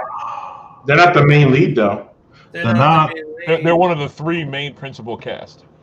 They are. They're not the main lead until the end of the second movie and the beginning of the third. And she's not really a main focus. Morpheus is a focus within the first movie. No. Morpheus becomes a MacGuffin. He's not a MacGuffin. He is a MacGuffin. They totally went after him, and the whole plot he's not a MacGuffin. Yeah. He's not a MacGuffin. You know why he's not a MacGuffin? He's the person that has to train the lead. That's not a MacGuffin. That's a trainer. That's not a MacGuffin. He's a MacGuffin. He's a magical Negro. It's a magical Negro. Exactly. He's a magical Negro. And they went after him because the plot told you, like, oh, we had a choice of saving ourselves or save Morpheus, and I wanted to save Morpheus. Whoa. He's not a MacGuffin. He is a MacGuffin. The second half of the movie. The first movie, I agree with Bully. I agree with Bully. He is the MacGuffin because he's what they're going after up to the first half of the movie until he self-realizes, and then he becomes the hero for the series. Yeah. Yeah. I agree. Well, he was the point of interest, though. He has a secret. Yeah. Because he has whatchamacallit? He had the secret to Zion. Yeah. He had the secret to Zion. So Morpheus was the secret to getting into Zion, and that's why they got him. I think it's safe to say the access codes. I definitely think it's safe to say that at least in the first movie, Morpheus is just as important as Neo. Exactly. So that's not a MacGuffin because second he flew, Neo flew. That was it. He flew away from his magical Negro. I don't need you anymore. Thank you, Abdul. My name is Abdul. When we talk about Morpheus, that's why I don't think Morpheus is the MacGuffin, because Morpheus sacrificed himself for Neo. That's not a MacGuffin. That's just a MacGuffin. It's something that you go after. But he sacrificed himself. Yes, and they went after him. They were after them regardless of the fact they were after them regardless. They were after Neo too. They're after Neo as well. But they were after Neo to get to Morpheus. Yes. Remember, they picked up Neo and was like, "Yo, we could either rat you out and you give us Morpheus, or you go to jail for your cyber crimes." It was only until the Matrix Reloaded when he became the main focus, because he was the one. Yeah. He was truly the one after the end of the first Matrix movie. When he Morpheus has always been the focus of the film. Because he's the secret to Zion. He's always been the secret to Zion. Yeah. And he's one of the only other people. Well, actually, anybody that's on his ship, and actually people that's been in Zion, he's the only other person that's talked to the Oracle. Right, and also he was the strongest. Everybody saw the Oracle. He was not every. If you look at the third movie, not everybody. Certain people. Carrie Ann Moss saw the Oracle. She says it. That's what I'm saying. I said certain people. Not everybody in Zion did. Everybody, no, not in Zion, because Zion was in the real world. But everybody that was on Morpheus' ship, part of the unplugging process was bringing them to the Oracle. Yeah. Also, wait a minute. We have a Static Shock movie that we didn't even know about. Static Shock didn't come out yet. Wait. It's coming out. It's being produced by. It's being made by the people who wrote it. I'm reading. You just forgive my mouth being wide open. Michael B. Jordan's and company. They're all going to be involved with it. Yeah, he's not gonna be Static though. No. All of which do web series count? Do web-based series count? No, movies. I really want to stick with movies. Okay, I'm just trying to see where the line is, because Google revealed a couple of different ones. One called Avant Guardians. A surreal opera serves as a backdrop for this web series called Avant Guardians. In this series, a guardian angel to the third black president who is mandated to see a no-nonsense therapist angel, so she won't, female black president, let's just let that sink in, so she won't mess her human up. Like that's almost like the old Gary Coleman cartoon when he was a guardian angel. But I'm just dating my old ass right there, so please just continue on. What about iRobot? Ooh, damn, Will Smith. Maybe he is the magical Negro. I'm just saying, like, there's also one that came recently, Antebellum with Jalil Monet.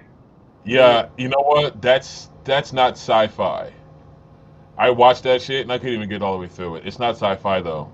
It's not Sci-Fi. There's nothing fantasy or scientific about that movie. Doesn't she travel back in time? No, she doesn't. The whole trippy part of it is she's literally held hostage at a fucking reenactment, like a Civil War reenactment thing.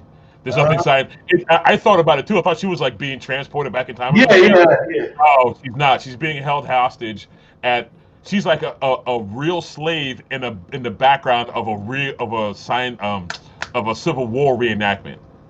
It's fucking stupid, and that's spoilers. One of the ways you realize it is that like you hear somebody's cell phone ringing like in one of the bunks across the way. It's so bad. That's what I thought. I was just like, what? No, it's made to be trippy, but it's not. Speaking of trippy, what about Us? Us is trippy. I mean, it's horror though. It's not really sci-fi. It's sci-fi horror because you think of the way that I guess it's horror. It is horror. If I found somebody who looked just like me and is trying to kill me to replace me, I'd be fucking scared too. Oh, that makes it horror. But the fact that they're like clones, does that give it the sci-fi element, Bully?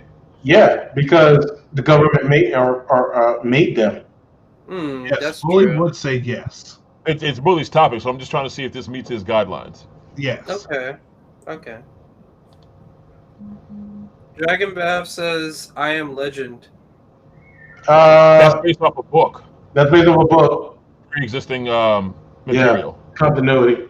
What was it originally called? It's not I Am Legend. It's something else. Google will tell me.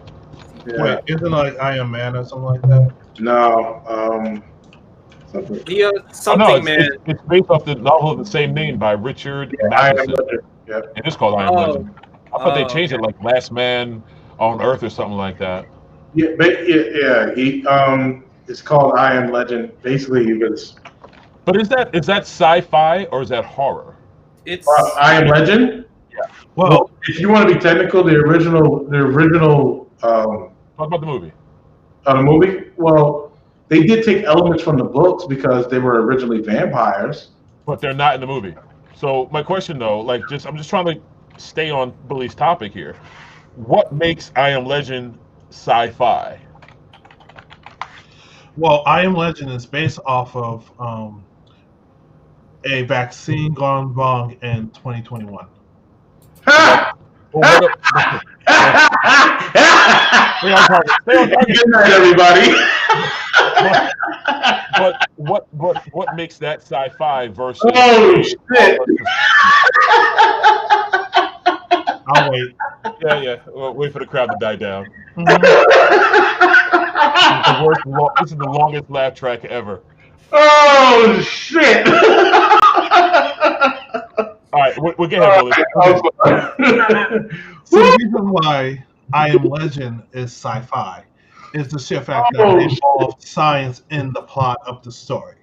yes, So- that's true. Okay, so we're able to discuss. I'll say, hold on. So Dragon_BAF says, I just always thought zombies were sci-fi. See, Not all of them. would you class? This is for Dragon_BAF. Do you consider The Walking Dead to be a sci-fi TV show? Okay, so Mm. here's the thing. Here's the thing. When it comes to demons and angels and stuff like that, it's more that's Fantasy. fantasy, right? When it comes to zombies, there's a couple things. So it's either supernatural, or how zombies, raise from the dead, or it's scientific because they're man-made. So The virus in The Walking Dead was man-made. it's science. So we're classifying. Because here's the thing: if zombies are made, from humans, Biological. like something, not mechanical, but biological. Biological warfare. biological, then it's scientific because you need science to make that shit. So yeah, it is. If it's man-made, yeah, What I'm okay. trying to understand is how you weaponize zombies. easily. Yeah. Oh, yeah, you know what? Now that you think about it, yeah, you can. Would you classify Independence Day as a black sci-fi movie? Hell Black- no. Black-led sci-fi movie? Nope. Yes. Nope. No. Yes. Okay, wait. Whoa, good one. We got two no's, and Derek says yes. Why do you say no, Bully? It's no, because even though that you can claim that Will Smith was one of the higher paying actors in that movie, it's not his story. Yep. Whose He's a story is poet. it? You think it's Jeff is. Goldblum? It is America's story. Okay, America. Okay. You know what it is? It's Jeff Goldblum's story. Let's make movies great again. Ah! Sorry. Crickets. Independence Day is Jeff Goldblum's story. Yeah, but okay. Here's the thing: he's the science. He's the genius behind knowing. You figured it out. Yeah. He's Yes, but the movie starts. and he's the one who actually gets up there to nuke stuff. The first, yes, he gets up there thanks to Will Smith being the pilot that drives him up there. And if you notice, Will Smith's story, we start the day with Will Smith waking up next to Vivica Fox, going to the Air Force. He's the one that has the first physical encounter with the alien, brings the alien back to the compound. Right. And while David is the typecast or typical character of the scientist who warns everybody that nobody listens to, I think that he could possibly be maybe co-lead at And he's least. not. Wait a minute. He's not. And first of all, just to clear this up, he's not even a scientist.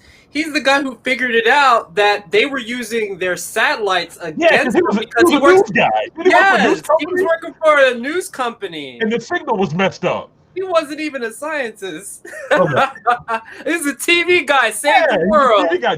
You're right. Absolutely right. He figured it out though. He did.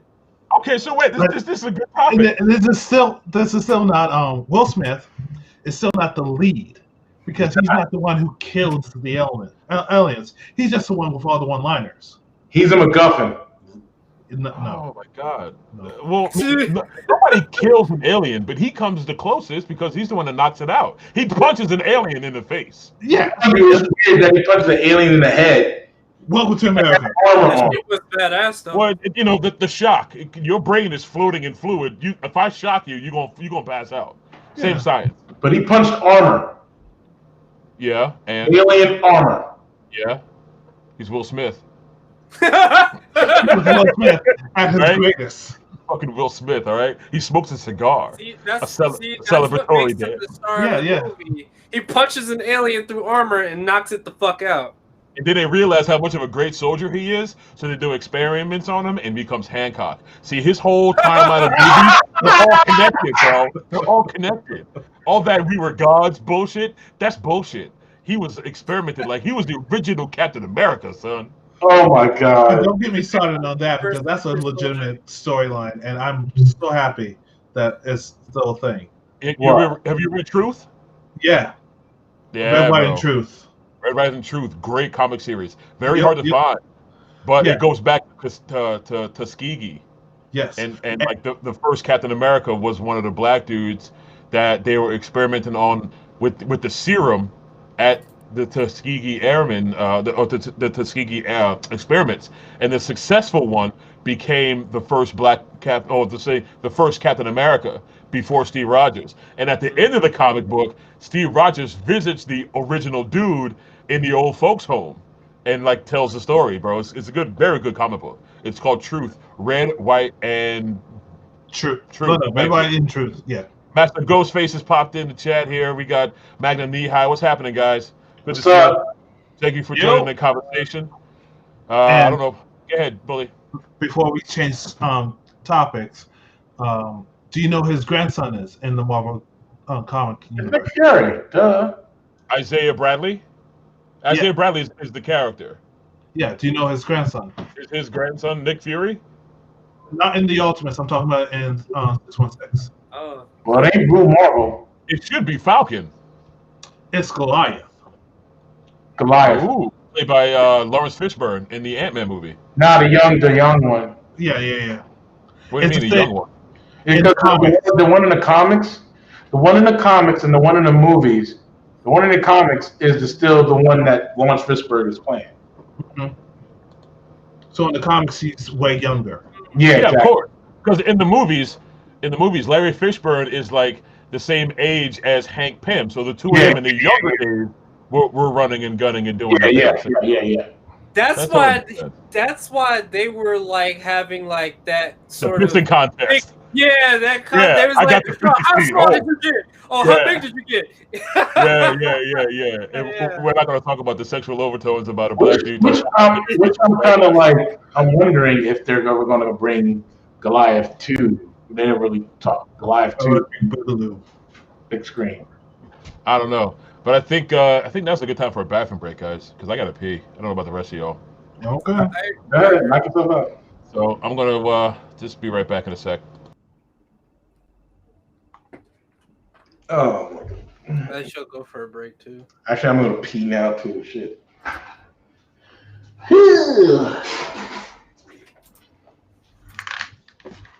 Here, back.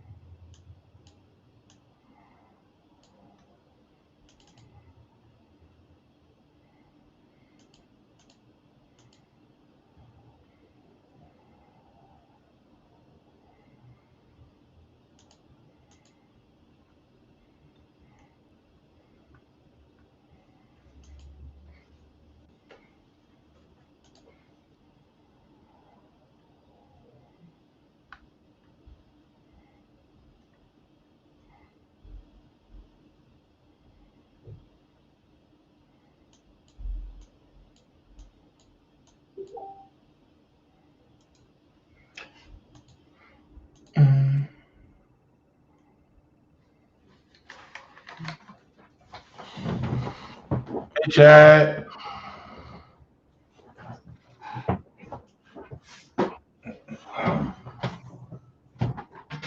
Chad said don't pee yet.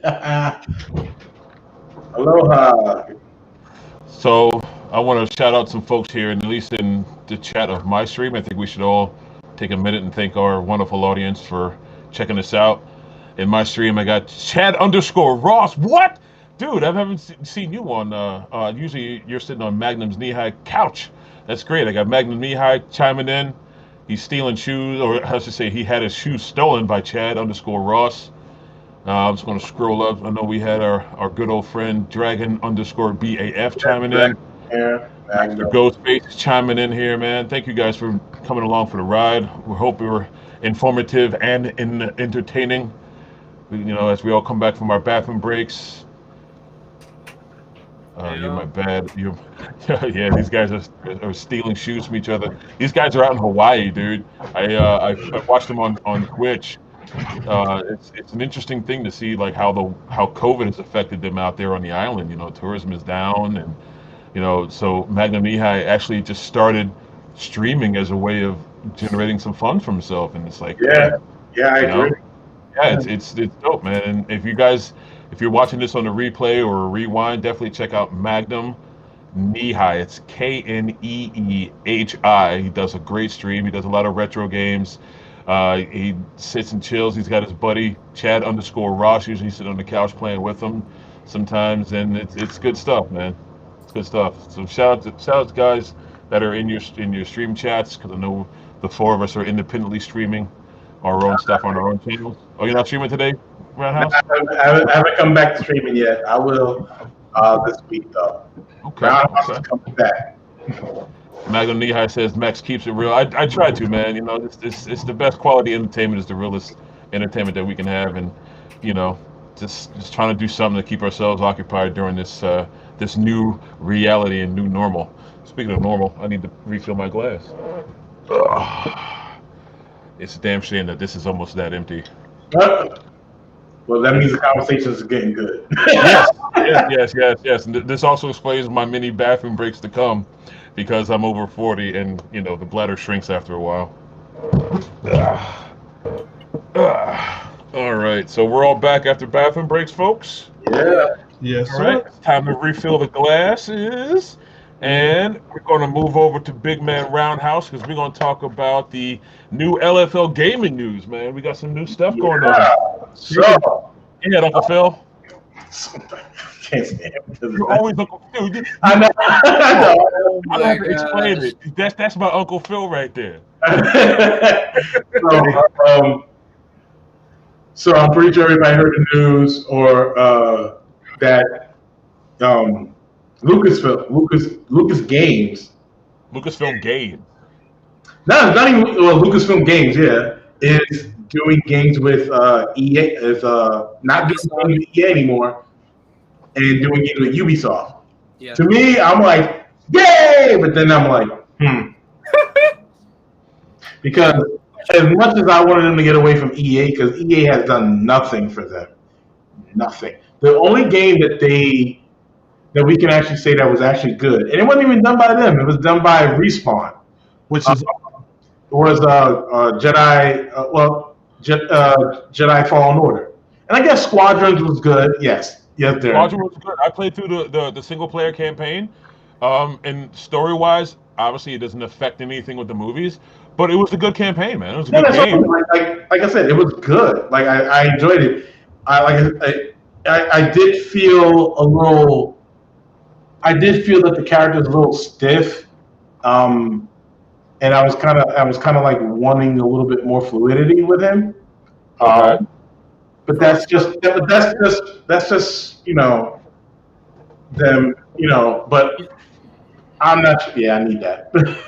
We talk about Fallen Chad Order. _Ross asked me what I was. Oh yeah, what you drinking? Yep. That's what I'm drinking. It's pure 100 proof whiskeys. It's not for the weak, not for the faint of heart. Definitely real man stuff. Will put some hair on your chest. You take that, right, and then you're throwing a little bit of the old Arnold Palmer iced tea just to make it go down smooth, and you got what I consider to be a New Jersey iced tea. Go ahead, Roundhouse. So I'm happy that they left because of the fact we can actually get more variety of Star Wars games and not just have it monopolized by one company. You know what I mean? Yeah, but it's monopolized by another company now. Not even. No. It's spread out now. So here's the thing. When it comes to EA has a habit of monopolizing things. NFL, which no other company can make an NFL game. They bought the rights. Rights. I'm sorry. Go ahead. Golf. Who? Golf, tennis. Yeah, they went after all the major sports brands. Yeah, but NBA, NBA is not monopolized. It's the only one. It's one of the only ones that's not monopolized. Hockey is monopolized, but when it comes to EA monopolizing things like that, it puts a pigeonhole on the industry because now you can't have different companies make something that's going to be better because EA has shitty track record, and not to mention you have EA's shitty fucking shitty ways about going through with the microtransactions and everything like that. That was very controversial. I remember that. Yeah, it's so bad, and I'm happy that they left. I'm happy that Ubisoft was going to be making it. Now here's the other problem. Let me pause you right there because you said something that I definitely would like to argue for a second. Mm-hmm. You said that since they monopolize the games by signing exclusive contracts with the major brands, MLB, Major League Baseball, golf, and stuff. I'm old enough to remember where before there was these licensing things, you just had generic baseball games. So it's not to say that you can't have a good sports game without the licensing. Nobody wants to play a baseball game without the licensing of the players, Rodney. Or do people just want to play a good game? Right. Both. If I want to play a hockey game, I don't want to with the number one hockey player in the world. I don't know what it is right now, but I don't want to. If I want to play that, I have to buy an EA game. You know what I mean? Because you're playing because you want to play a game with a specific person from real life. But what I'm saying is, it just because they have the license for the person's likeness and the brand recognition, it doesn't mean that the game is going to be good or bad. Personally speaking, I'm not a fucking sports fan, but one of my favorite sports games. Yeah, go ahead. I'm sorry. Is NFL Blitz. See, but that's EA.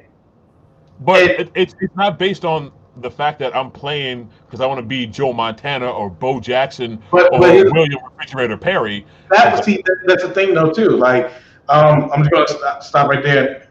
Yeah, Magnus said nowadays people want real players. Exactly.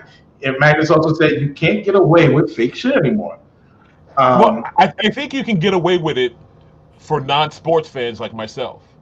Right. So NBA Street, NFL Street, those games were good. I'm not going to knock it. Those were good, and I enjoyed them too. The thing about it is that they also still had real basketball players. They had Michael Jordan there. They had real players in there, so you can create your own character. I think one of them can create your own character, or one or the other. But you still want to be able to play with the real players. Like even now today, when it comes to NBA 2K. I create my own character and play. I mean, that's what you want to do. Not everybody wants to do that. Somebody, you want to play with the real players. But besides all that, I honestly think EA monopolized it and they didn't do a good job of it. Yes, NFL Blitz was fun. I agree. NFL Blitz was fun. But I'm not a football fan. So like that's as opposed to me looking at a playbook and like, here's the thing: they can't be never an NFL Blitz though. Why not? Because it's NFL. Okay, so change the name to Football Blitz or Pigskin Blitz. You keep the same mechanic. It's the same game. Nobody gonna want to do that.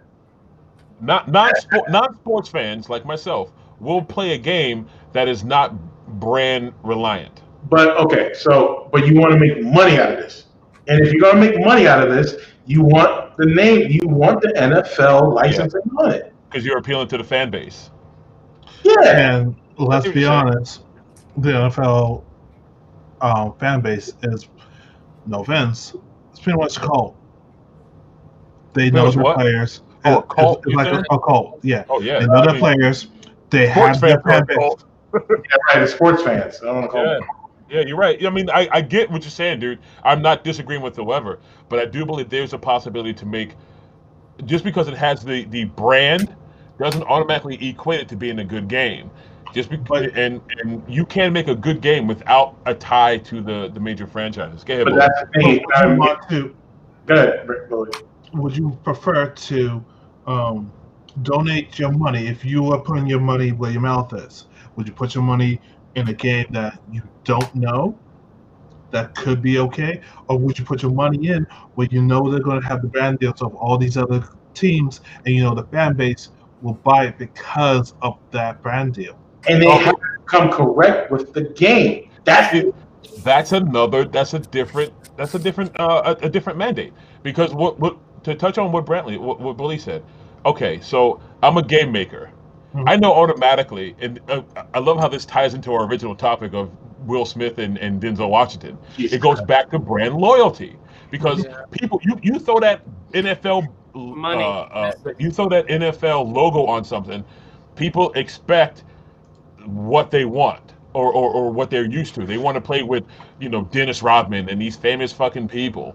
But a person like me who is not into sports, who I just want to play a cool baseball game, I'll play a little league game or backyard baseball or NFL plays. And most of those games they do have, but they're usually cell phone games. So yeah, they have them. But if we're talking about major consoles, nobody's gonna play like some offbeat game that nobody knows, that's not really have the NFL logo or the likeness of the players. I disagree. I think sports fans think like that because they want to see sports games. I mean, like gamers want the experience.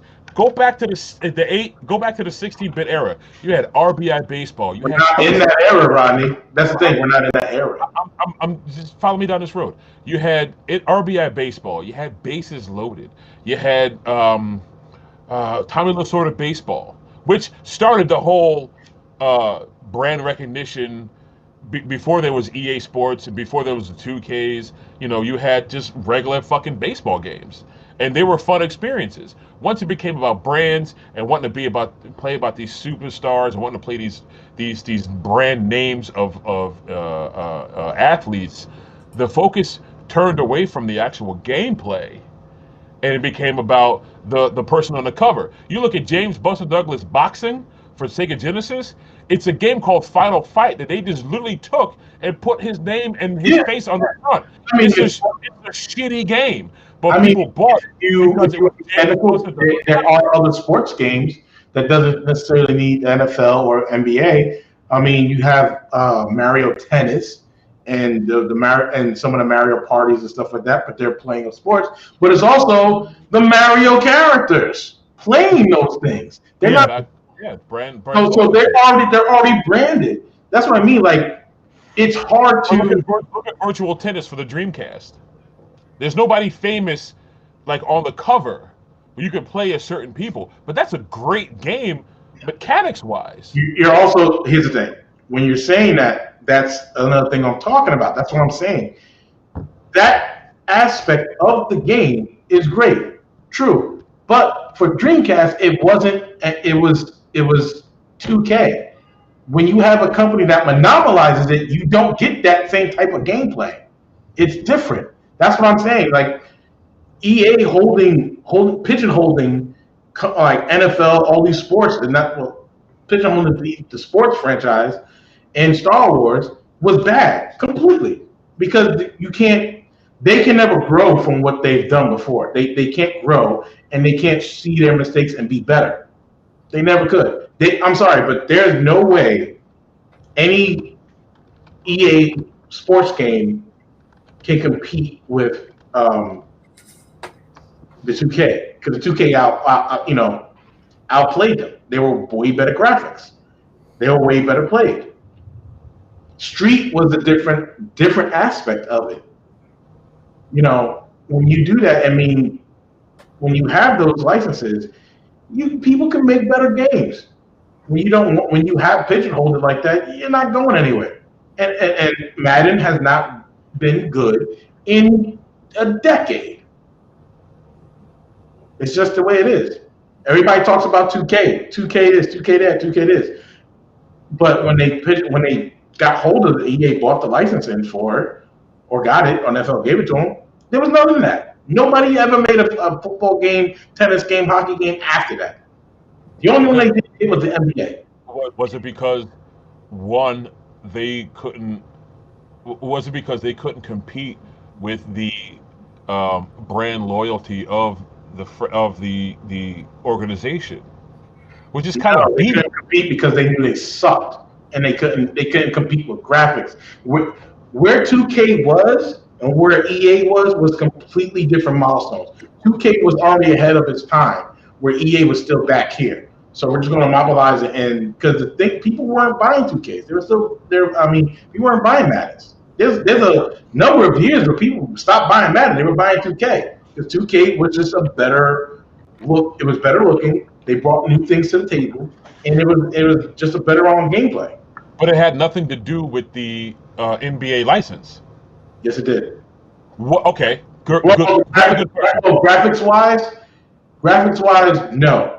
But if I want to play with a player that actually feels like I'm playing with this player and not feeling like I'm a robotic person, yeah, 2K did it.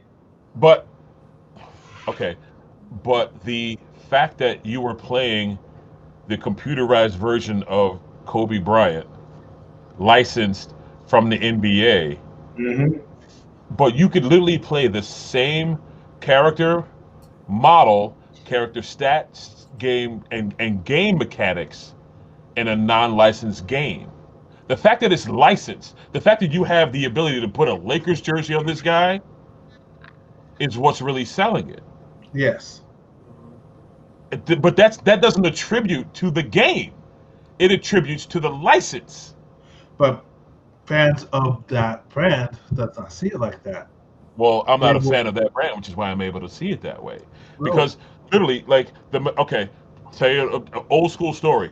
When Sega was making Joe Montana Football, they took a game from EA, which was supposed to be it was Madden.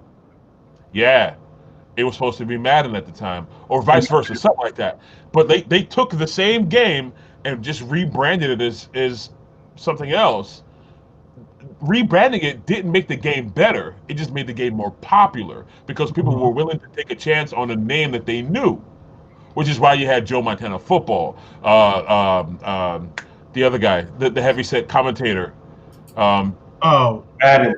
Yeah, Madden. Like now it became about brands. It took the focus away from the gameplay, and it's just about having. Oh, I want to play as Kobe Bryant. But that's not really Kobe Bryant because his stats are all computer generated and his abilities are computer generated. Well, you could do that same computer generation of a character and do, Max Fallis football. Gameplay wise, it would be just as good. But nobody will take a chance on an unlicensed brand that they're not used to. Yeah, I mean, when it comes to tennis, and like I'll say volleyball, I believe in Japan they got the a video game based off the volleyball anime. I forgot the name of it, but it's pretty I mean it's pretty out there. Is that Dead or Alive? You talking about the Dead or Alive back? No, I'm not talking about that. No. There's an anime. Balls? Huh? With the bouncing balls on the chest? There's an anime that's based on volleyball. Rival schools? It's so over the top because they have a lot of bouncing things, butts, and they can hit the ball with the butt, and Hold on, Chad_Ross says, if I had the ability to play as Kobe and the look of himself, Chad Ross, I would be a baller. But like that's kind of my point. Like it's people are buying the game to play as superficial as themselves, as the person that they want. But that's a brand thing. It's not a performance thing. And I think most people are not realizing you can't say it's not a performance thing because when it comes to performance, you gotta like graphics wise and everything like that, which looks more what feels and what looks more realistic in a video game. That's what. Yeah, but that's not the brand. The NFL ain't programming this thing to look realistic. No, that's what I mean. The NFL is just the licensing. That means you get all the characters. The NFL, that's not what I'm talking about. The companies who are doing these things are the ones who are the ones that are doing it. I'm not talking the NFL, NBA, all that. That's just the licensing to the characters. But having that license, my point, to the players. It's just to kind of bring it all home. My point is that licensing, it doesn't make the game better or worse. It shouldn't attribute to your impression of the game. Derek, you've been silent a lot. What do you got? What do you got to say about this? Wait. All right. What? One, I thought we were okay.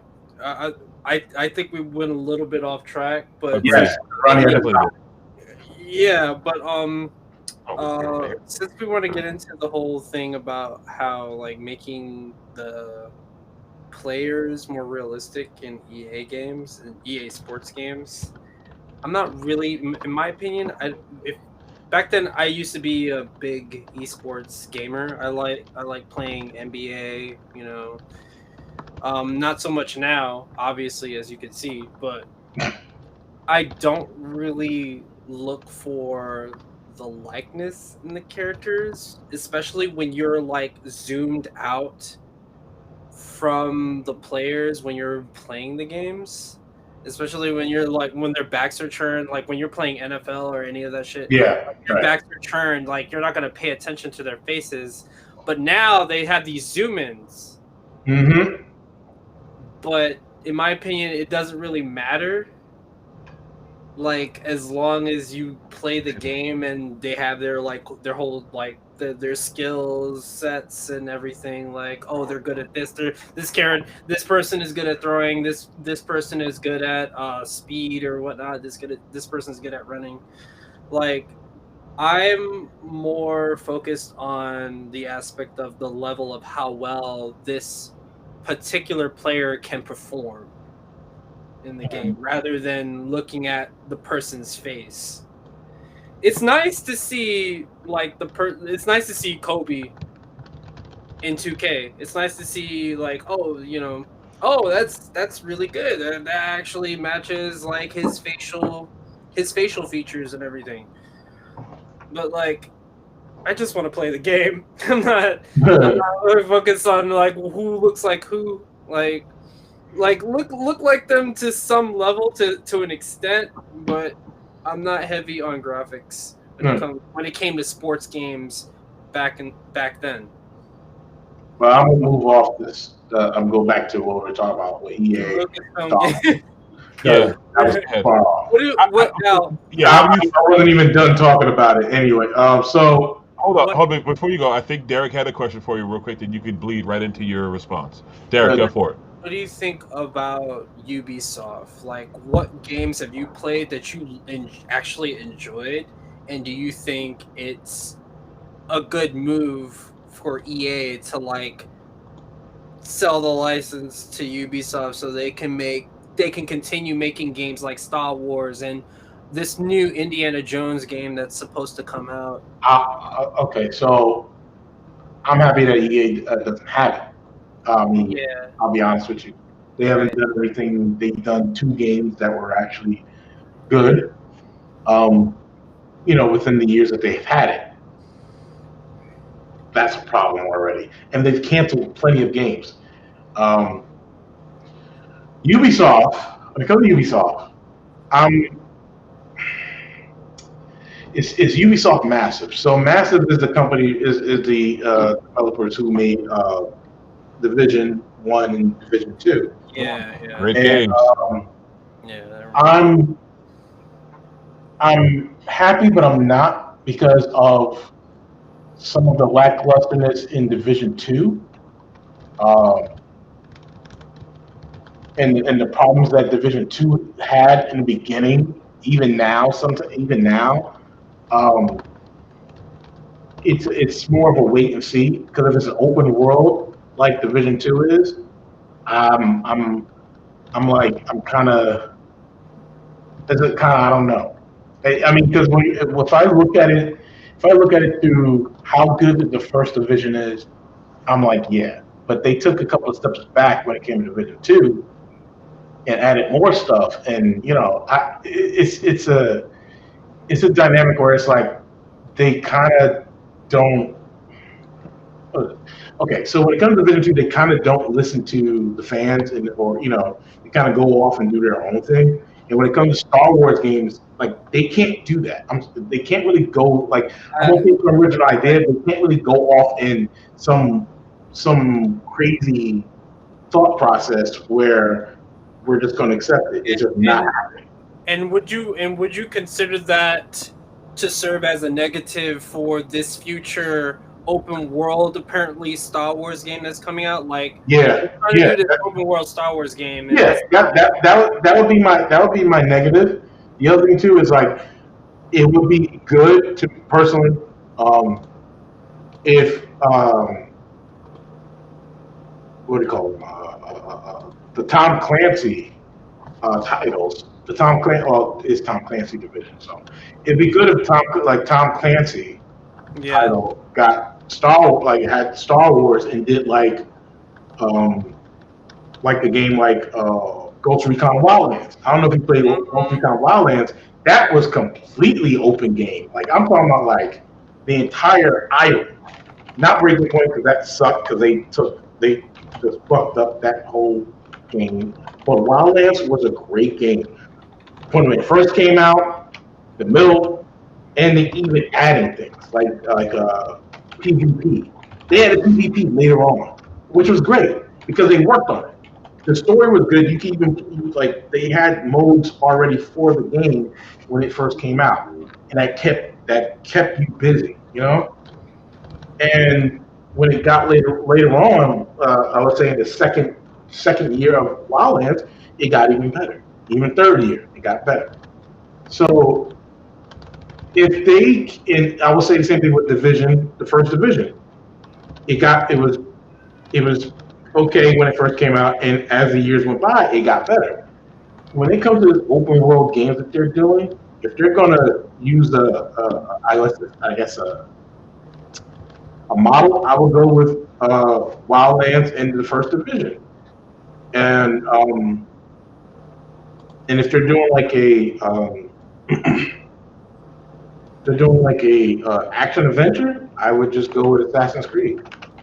Like how those games are made out. Because not for nothing, I would love to play a Jedi like the way Assassin's Creed is played out, but with a lightsaber, I wouldn't want to dive off, but I would just want to have that type. I mean, they could just land on their feet. Yeah, depending on how high it is, but I would just want that dynamic.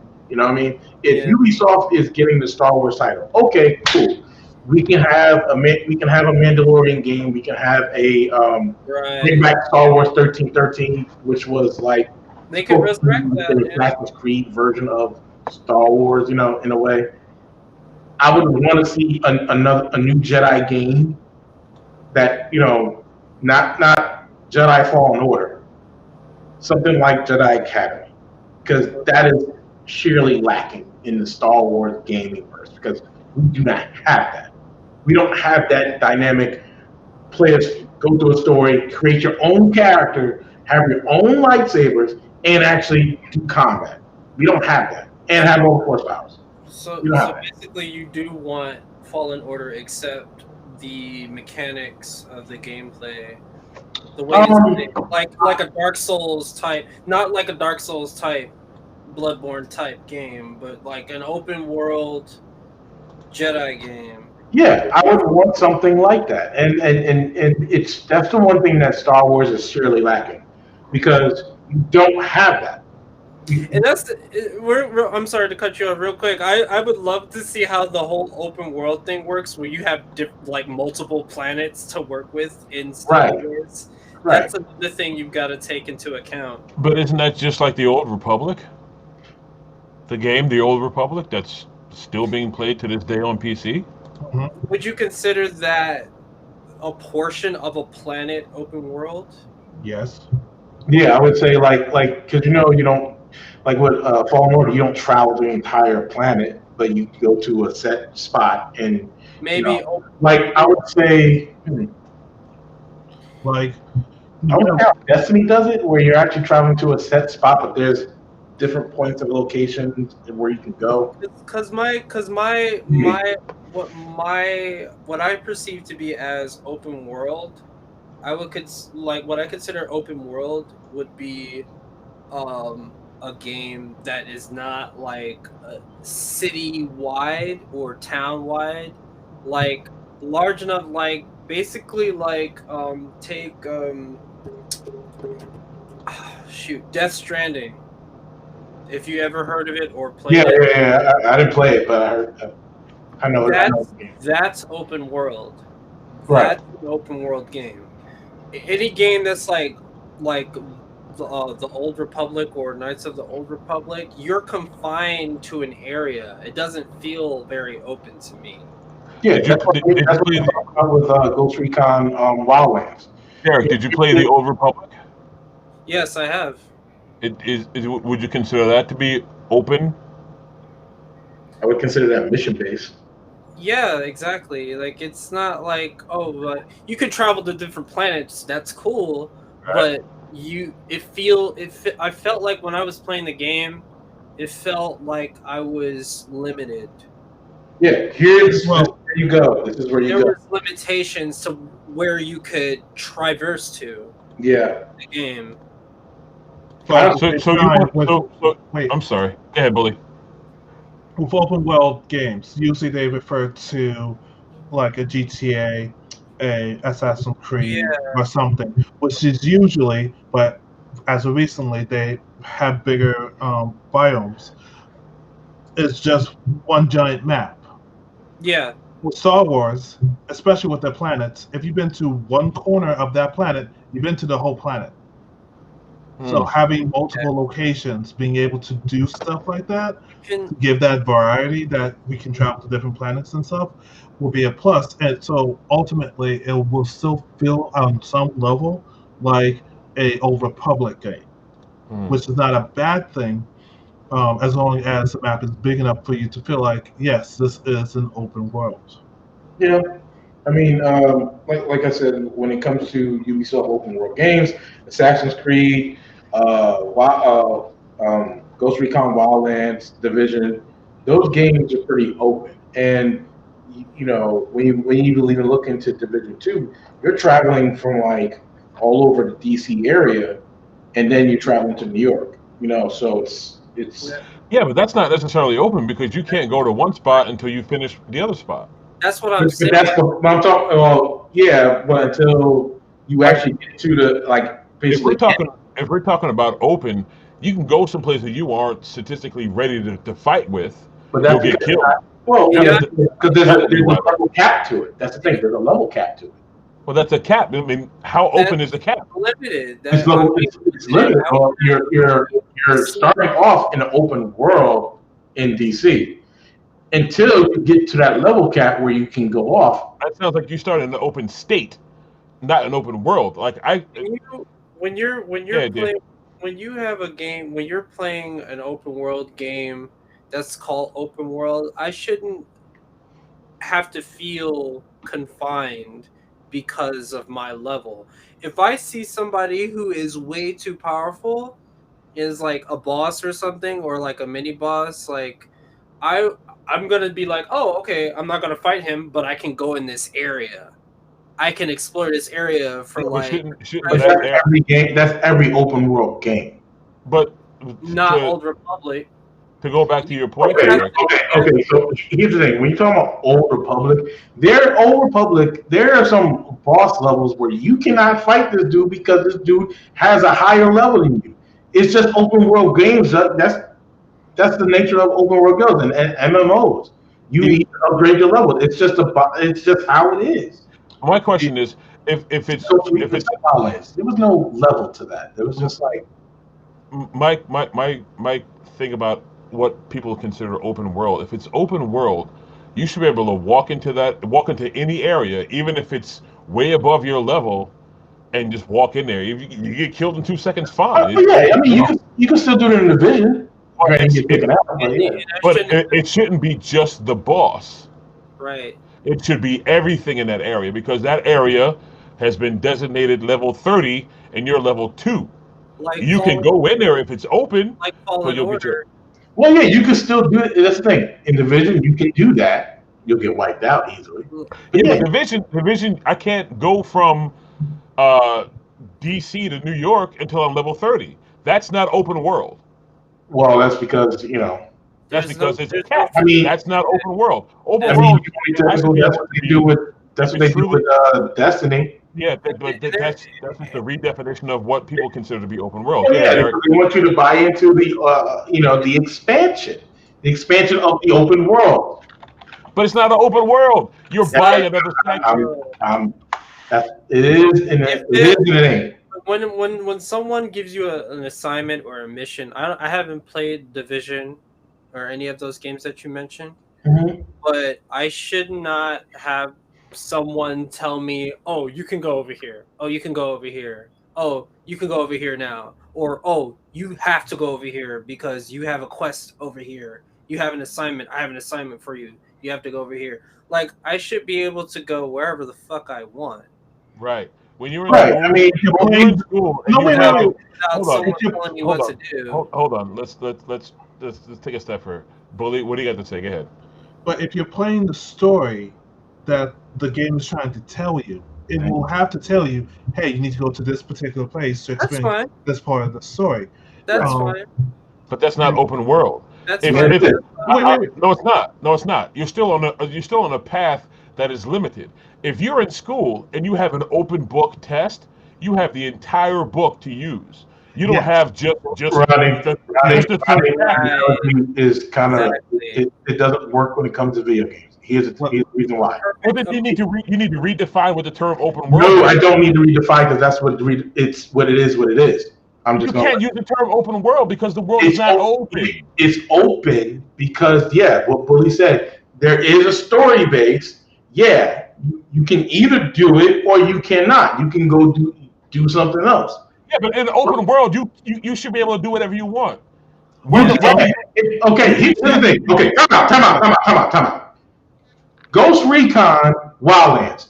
There is a story. You can play the story. You don't have to. You can still go fly off and shoot people and kill things. It is an open world. But if you do not want to do the story, you cannot do it. You don't have to. It's just open. Are there areas that you cannot access if you're not a certain level? No. That's truly open world. Because you can go someplace even if the story does not dictate or allow you to go. But you're still in that area where it's open on that particular country.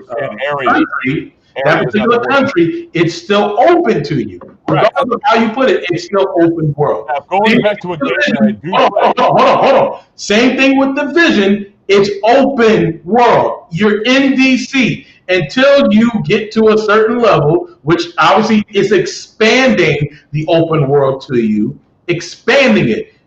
DC is pretty open to you. You got everything from the top to the bottom.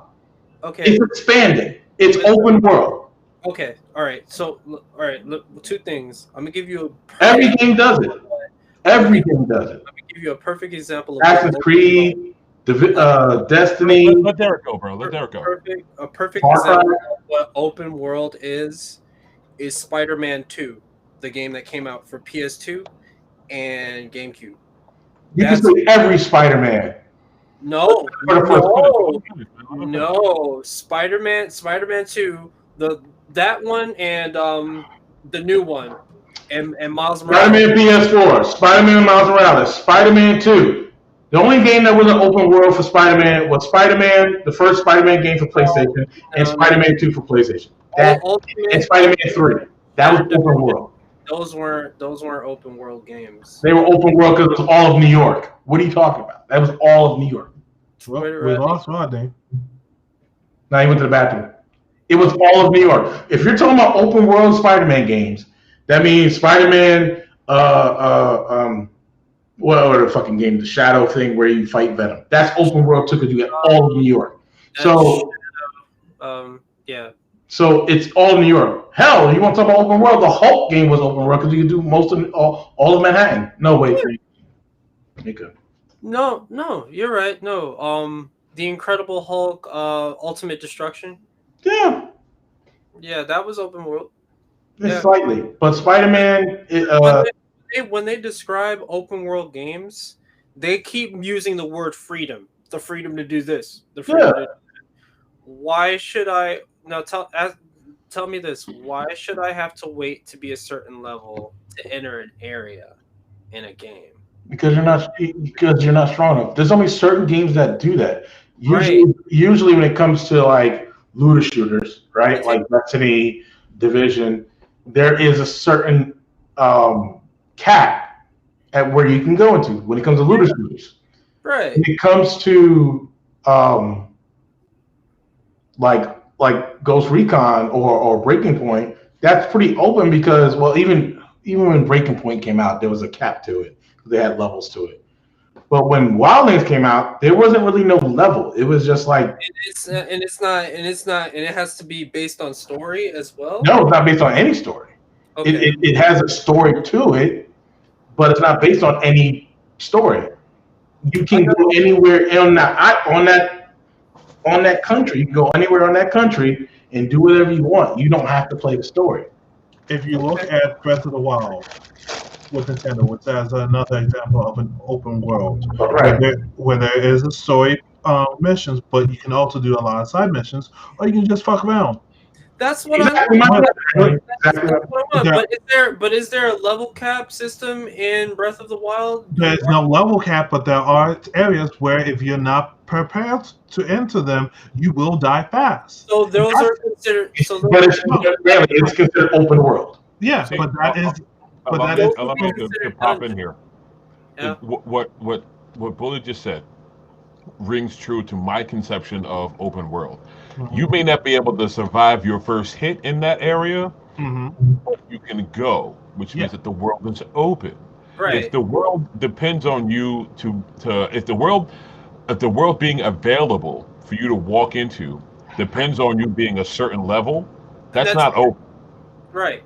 No. It's open, but you can go in. So you can walk in. Right, that's open world. But speaking of open worlds, we're going to go to Derek, who's bringing to the table the Battle for Outworld coming to the screen, the new Mortal Kombat movie, because, it all links into video games and open worlds. Derek, bring it up, man. Okay. So, not surprisingly, there are some people who did not know that there's a new Mortal Kombat movie coming out that is going to be actually not going to be straight based off of the games. It is going to be based off the games, but they're making their own original story. I hate that. Is it an open world story?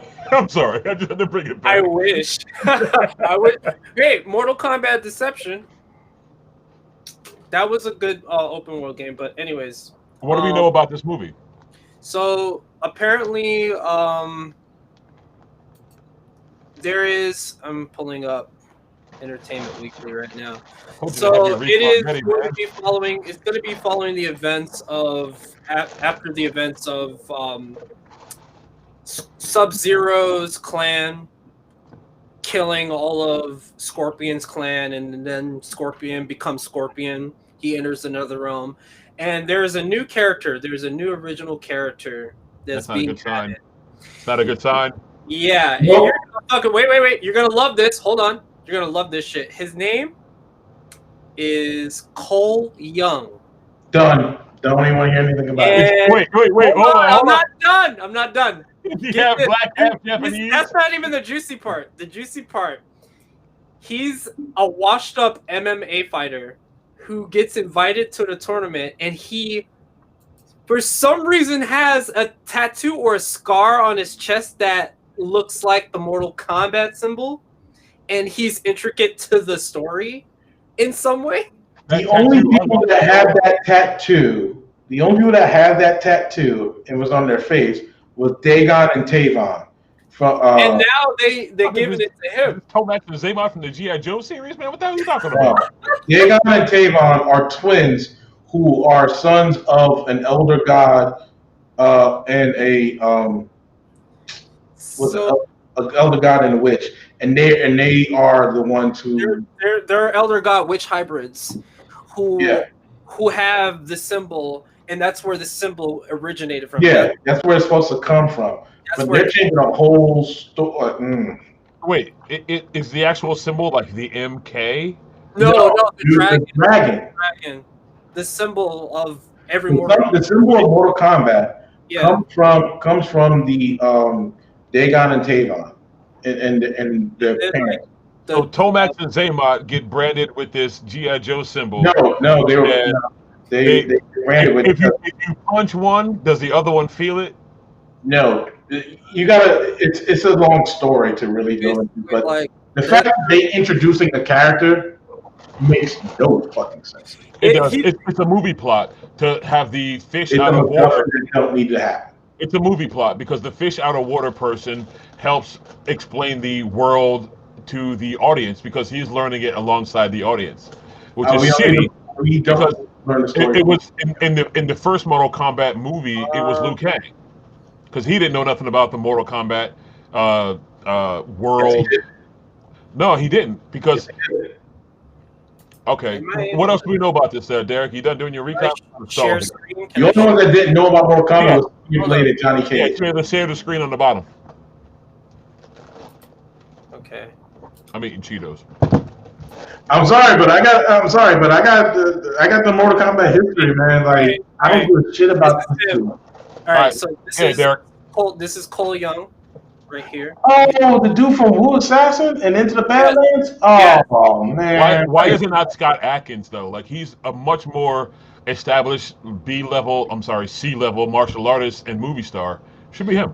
I don't know why they have him, and I don't know why they put him in this, but he could have been an actual character in Mortal Kombat than some wonky character. He could have been Kenshin for fuck's sake. Okay, that brutality carries over the present. We meet Cole Young, a wholly new character to the Mortal Kombat world, who played by actor and martial artist Louis Tan.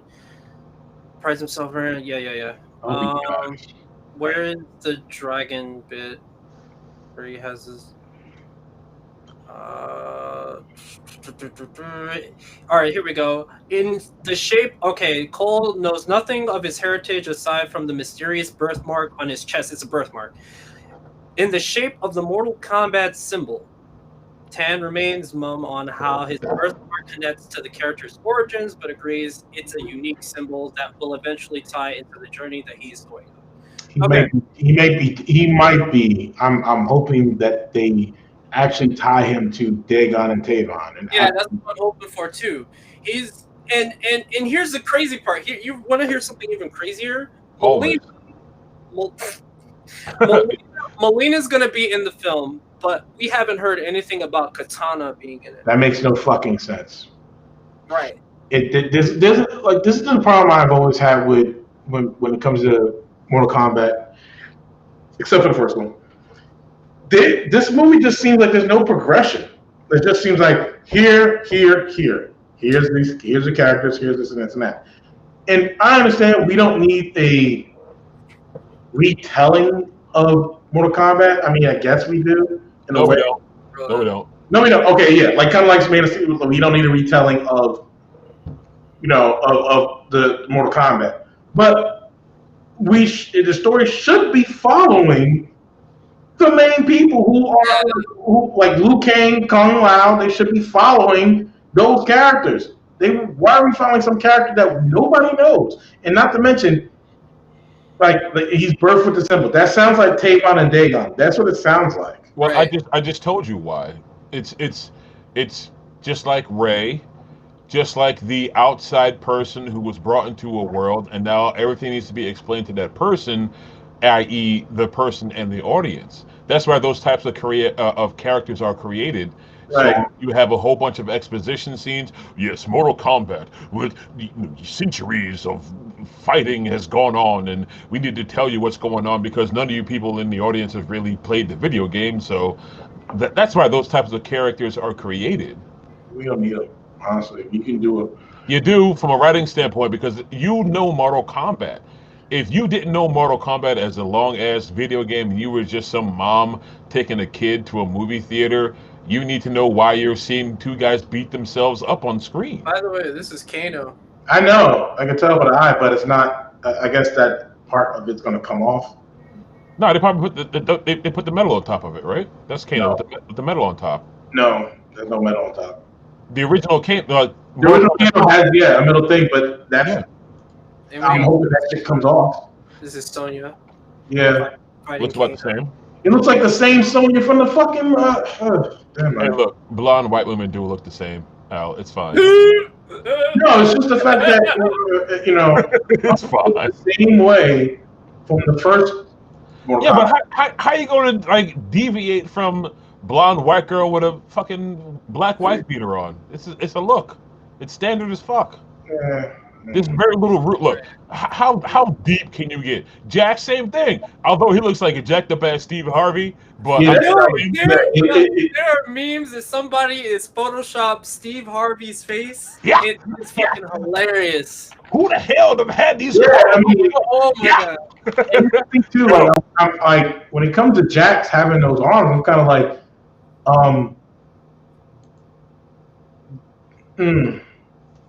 What? Like it's weird because like, where does the story take place? Well, we got to find out. I mean, we don't even have a trailer yet. No, we don't have a trailer yet. We just have pictures. Yeah. It could be Mortal Kombat 2. And that would make somewhat more sense. Sub-Zero. Which one? Oh, it's Bihan. Yeah. This is messing with my OCD. Go back to that picture, man. Yeah.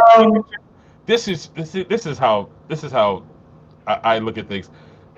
His dirty ass hands is really fucking with me. I'm sorry. His dirty ass hands. Frozen. They're frozen. I see that, but they just look dirty as hell. Like he probably got kicked or something like that and slid on. I don't know. And give me a brief history here. Now, Sub-Zero was not a regular human, right? No, there's the first one, not the one that had the mask without it.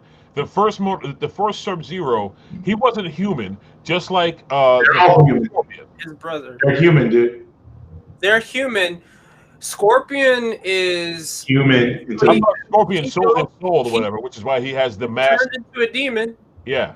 Scorpion turned into a demon. Bihan is human, who's using supernatural cryokinetic abilities. That's Sub-Zero. It's ninja techniques, basically. Ninja magic. Is Bihan the one from Mortal Kombat 2 when he didn't have the mask on? He just had the scar on his face? No, Bihan is the first Sub-Zero, his older brother. Yeah. Oh, let's see. Yeah. Funny, there's been 11 games. Where? I know. I stopped playing at the third one. Yeah, there's 11 games. So for somebody to say, "Oh, we don't know what this is," here we go. All right, that's but not everybody plays video games though, right? Bihan Hanzo. This is Scorpion, and this is Sub-Zero. Yeah. Yeah, see, he's got no mask on, so you know. Yeah, that's yeah. And that's who? That's Luke Cage. No, Luke Cage. Not Luke Cage. I'm No, sorry. this is Kang. Sub-Zero. No, Luke, that's not even. That's No. not even, This is Sub-Zero, and this is. That's Scorpion. Let Derek talk. Who is Okay. this guy? Okay, all right. This is Sub-Zero right here, and this is Scorpion. This is before the attack on Scorpion's village, and they fought each other apparently. Okay, so from what I remember from the original lore of the first two games, Scorpion and Sub-Zero were like arch enemies even before Mortal Kombat started. Right. Yeah. Their clans are rivals. Right, because one's blue and the other one's yellow. No. There you go. And it can only be one Highlander. No. Where there's another. Okay, this is Liu Kang and Kung Lao. Kung Lao looks fine. Liu Kang needs work. What kind of work do you think he needs? I want the bandana, motherfucker. I want the bandana. Can we have the fucking bandana? How many fucking movies we gotta wait until they get the bandana? Every fucking time we see Liu Kang, Bandana with I want the bandana. But wait a minute. Does he keep the bandana in every game? Yes. Even in the most recent one, he's got the bandana on? Yes. Yeah. Okay. It's like Kung Lao's hat. Basically. Yeah, like how you gonna? Yeah, exactly. Like I want that hat. I want that hat so bad. I want to see in the movie. I want to see how in the movie he's gonna capture the hat. Wait, do we get a Raiden? Is there a Raiden in this yet? They haven't shown him yet. There are Speaking no of hats. photos of Raiden, there are no photos of Shang Tsung, and there are no photos of Melina yet. It's just these. Yeah, these still shots. I think that we're gonna see a trailer first. Is there a confirmed cast list? Is there anybody famous in this? thing? Yeah. Well, the dude that you just saw the picture with the dude from what's it? Wu Assassin and The fact that you're calling him the dude from something means he. I forget his fucking name. You don't know his name either. You don't even know where he's from. He's not famous. You know why? You know why? Because I was just like, I'm kind of shocked that they didn't get Daniel Wu from Into the Badlands in this movie. But then again, we'll see. He didn't want to wear the headband either. I'm waiting for a trailer. Yeah, I think we're going to have a nice discussion. Yeah, for some reason, HBO Max has been doing this weird thing where they like have a montage of clips from the new movies that are supposed to come out, and they don't show full fucking trailers. Nah, they don't show them pictures. That's all. No, they did. They have been showing montage. They were showing a montage recently of all the movies and the shows that is coming out this year. So they showed Space Jam with LeBron James. Yep. That's apparently coming. They showed a small clip of that, and then They showed Godzilla and King Kong. King Kong fighting. It was a short clip, and then It was good. It was good. I was like, all we got from Mortal Kombat was Sub-Zero doing this. That's it. That's all you're gonna see from now. Yeah. And then, like, Oh shit! Somebody! Oh my god! Oh Lord! Thank you! Oh my god! My heart can't take this. I gotta share this with y'all because this shit just about to have me going to the hospital. God damn! I can't believe y'all done did this to me. Good Lord! Yeah! that's what I was talking Oh about. my Lord! Survey says. Yeah, you see? Yeah, this is crazy. Yeah, yeah. Whew, yeah. This just made my night. I can't believe it right here. Yeah. Lord, yeah. See, what you ain't gonna do is sit there and have this like this. Yeah. What the hell? Yeah. What the hell? Yeah. This shit just made my night. Woo. Good Lord. See? Woo. Yeah. You know what's weird? The guy who's playing Jax, he is Jimmy Olsen. He played Jimmy Olsen in Supergirl. Thank you, Bully. Thank you. You made my night, baby. Thank you for sending me that. I needed to see that. Oh my God. The guy who's playing Jax is Jimmy Olsen. He played Jimmy Olsen in Supergirl, and who played Eggs in True Blood. Yeah.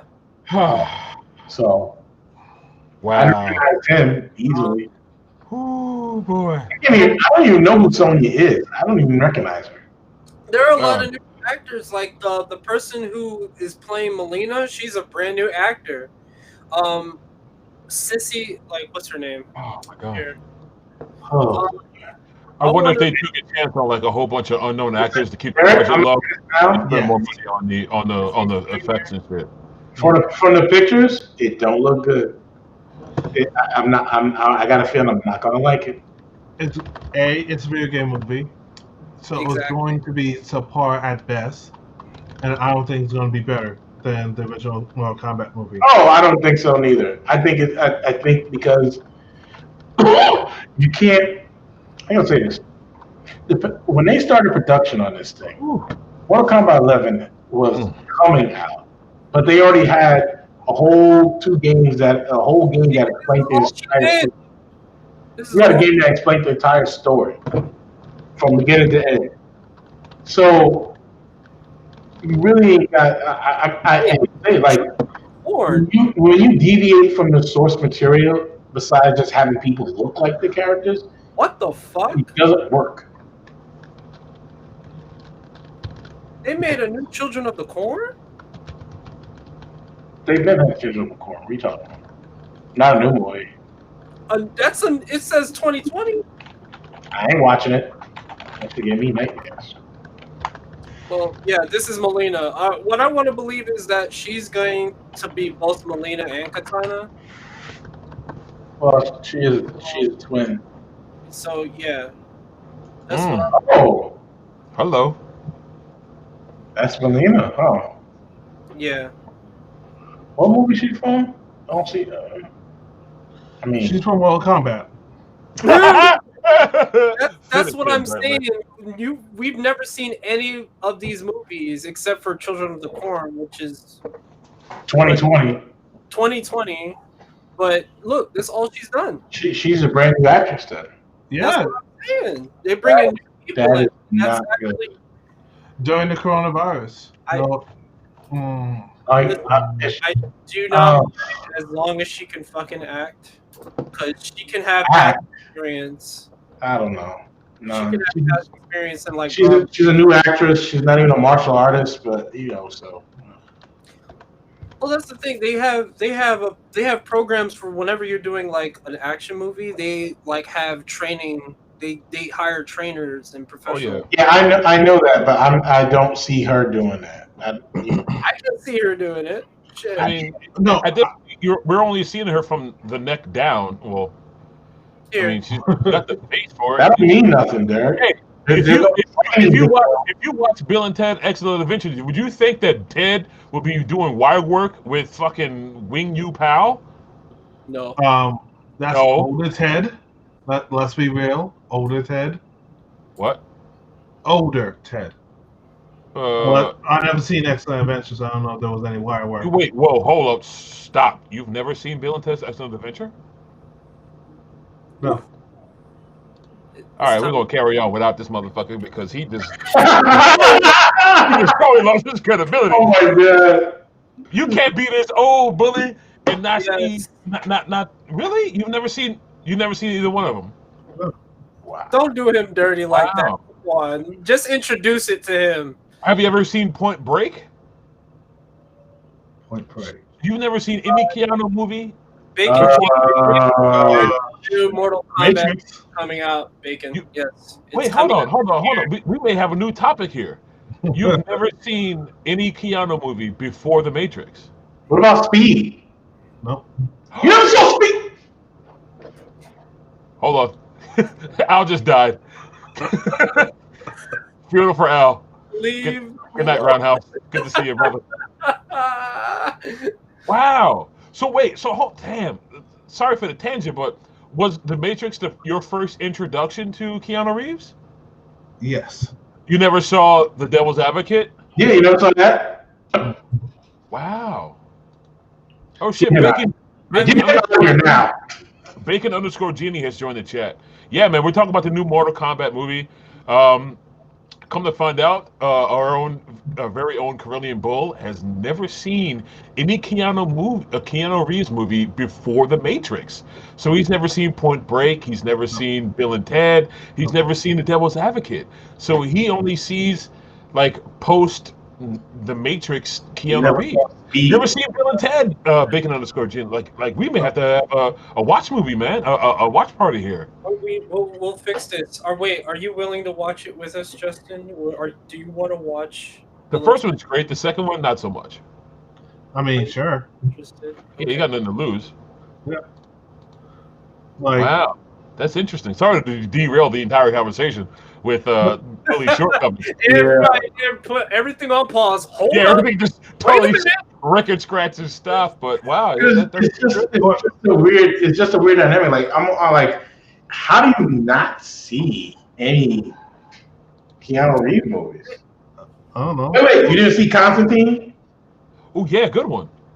No, I've seen Constantine after I watched The Matrix. Matrix So- came so- after Constantine anyway. I mean, I No. had no idea who Keanu Reeves was until Matrix. Wow. Wow. okay. To quote Keanu Reeves, whoa.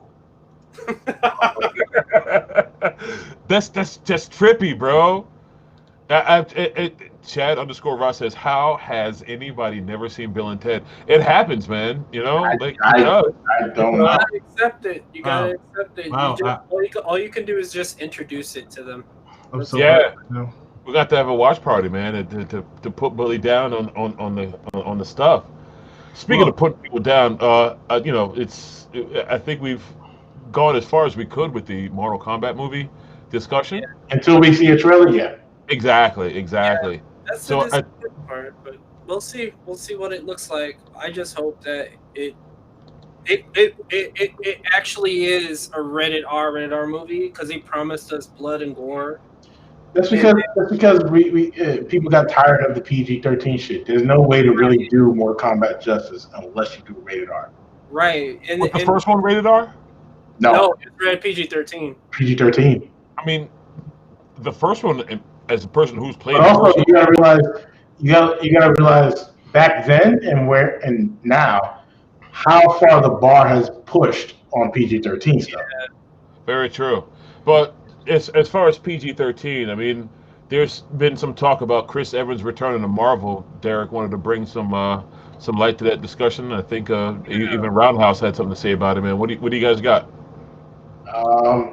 Yay. Old man cat. Okay, that's another thing. Here's why I am a little bit not. I welcome him back with open arms. I mean, I love Chris Evans as Captain America. I think a lot of us do, but he is not going to be the Captain America who is like fighting bad guys, kicking ass, doing all sorts of flips and amazing stunts and shit with his shield and everything. He is probably going to be the Cap we see as either an old man or we're going to see him in a flashback sequence.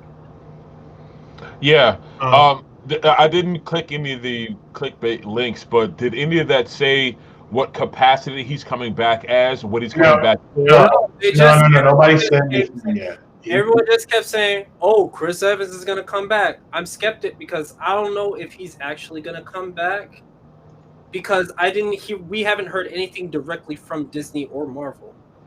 Well, it was too early to tell. It's the thing. It's the thing too. Like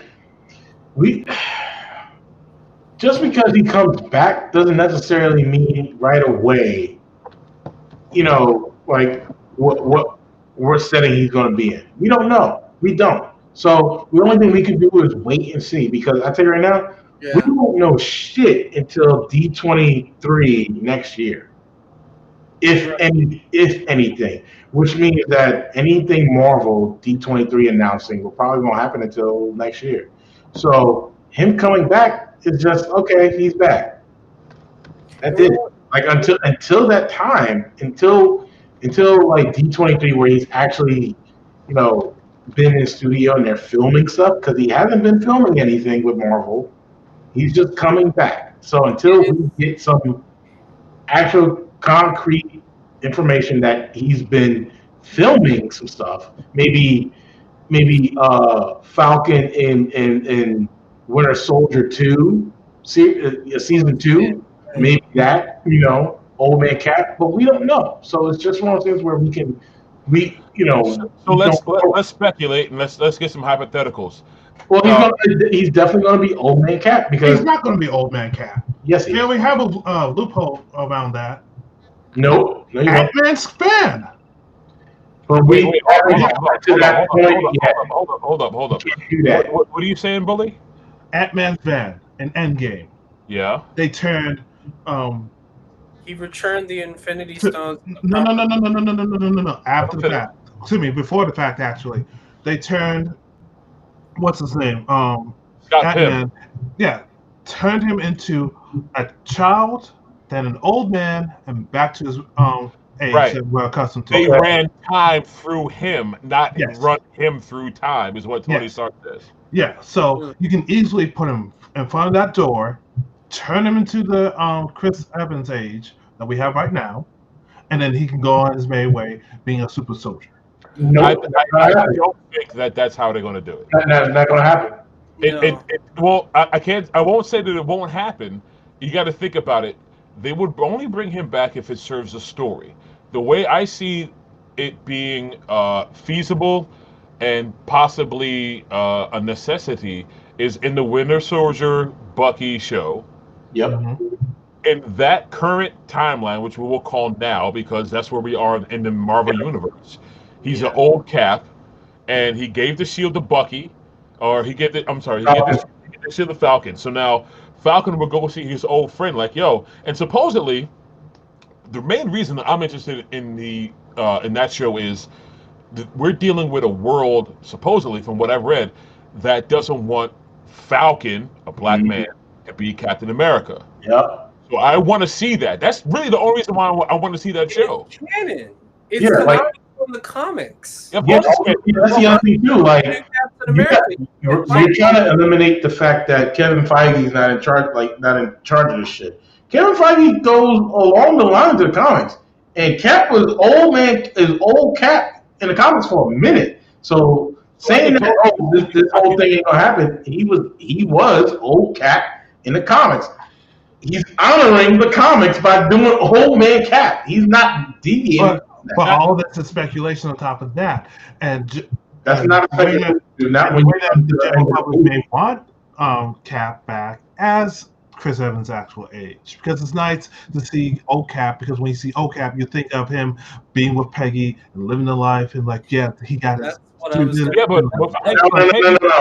but when Captain America is actually his age, you can have him as the like new version of Nick Fury, heading off his shield and doing stuff like that. No. Hold on, Ronnie. Hold on. That's not what is shown. That's not what's planned at the end of Avengers. That's a speculation that does not compete with the end of Avengers. Well, all of this is hold on, Ronnie. Hold on. At the end of Avengers, we got old man Cap. He handed the shield off to Falcon. That is what we got. We have a show. Falcon, Winter Soldier. Cap is in our timeline as old man. That is it. There's no speculation behind that or nothing that. He's old man Cap. It's being done by comic book wise as well. Kevin Feige does follow comic books, and what he's doing with it is old man Cap. That's it. No, but just because he follows it doesn't mean that he needs to follow to the T. Here's what I'm saying. But if it wasn't for the T, we wouldn't get old man Cap. Here's what I'm saying. Here's what I'm saying. And I'm going to make a prediction. So the Falcon Winter Soldier show takes place after the Endgame movie. Yeah. We have old man Cap, just like Roundhouse said. Falcon, who literally has a world that does not want him to represent it, right? Is feeling that pressure, walks into a bar, sits down, orders a drink, who wants to talk to somebody who knows what the fuck he's dealing with. Mm-hmm. An old guy sits down. Heavy is the head that wears the crown, ain't it? Thank you. He turns over and says, "Yeah, but I know you know I know you know how heavy it is." And we have old man Cap. Mm-hmm. That's why I believe. That's why they're going. That's why they still need Chris Evans to play that old man Cap. So it not only because passing the shield is not just a one-time thing. You need counseling to help you as a black man being Captain America. But still, notice they don't call him Captain America. Nope. Now, good question. In the comics, did they refer to him as Captain America, or did they refer to him as Falcon? It wasn't like how the show was going to do it. It wasn't like a straight up like you're Captain America. It was a progression. It took a minute. Yeah, because the world would not accept him as Captain America. Right, like the superhero community accepted him, right, as somebody that passed the torch. But technically, but the regular world didn't accept it. So Bucky, on your left, who counseled the man out of time and out of place, who helped the old guy, Captain America, assimilate to the new world, is now going to look to Captain America to help him assimilate to this new world as Captain America. So it all relates. Yeah, that's why they need to bring in old Chris Evans. Bacon_Genie says maybe we'll see badass Cap since looks like we're getting the multiverse. That is also a possibility. Here's the reason why we're not getting we're getting Old Man Cap, because one of the main villains in Falcon and Bucky is a U.S. agent. They already have another Captain America, U.S. agent. If you don't know your comic book history, U.S. agent was technically supposed to be Cap, is supposedly Cap. They have another person like Cap in there. So not only is who's they? Huh? Who's they? You say they have a person. Who's they? Shield. United States. America. Because Cap is old, right? So they did something to replace him. But it's like, but Falcon has the shield. He's the net Cap. That's not what we want. We want this guy. Yeah, will that be more conflict in the show? It is conflict. That's the biggest conflict. Will they be the people's captain? Exactly. You know what I'm saying? Again, another reason why I want to see the show. Bully, I see you got something to say, man. Go ahead. Filming was done with the show back in October 23rd, 2020. If they're going to do some quick edits and maybe add a scene or two, that's a possibility. I don't think Old Man Cap is going to be a part of this show if they're going to include him in the MCU again. Why not? Why not? Because filming's already done back in October. Yeah, season 2. Hold up. We are dealing with digital editing here. You can have one scene shot tomorrow in a bar with two old friends talking and put that into the storyline that's already written of a black man who's dealing with the pressure of being the representative of America in the post Thanos world.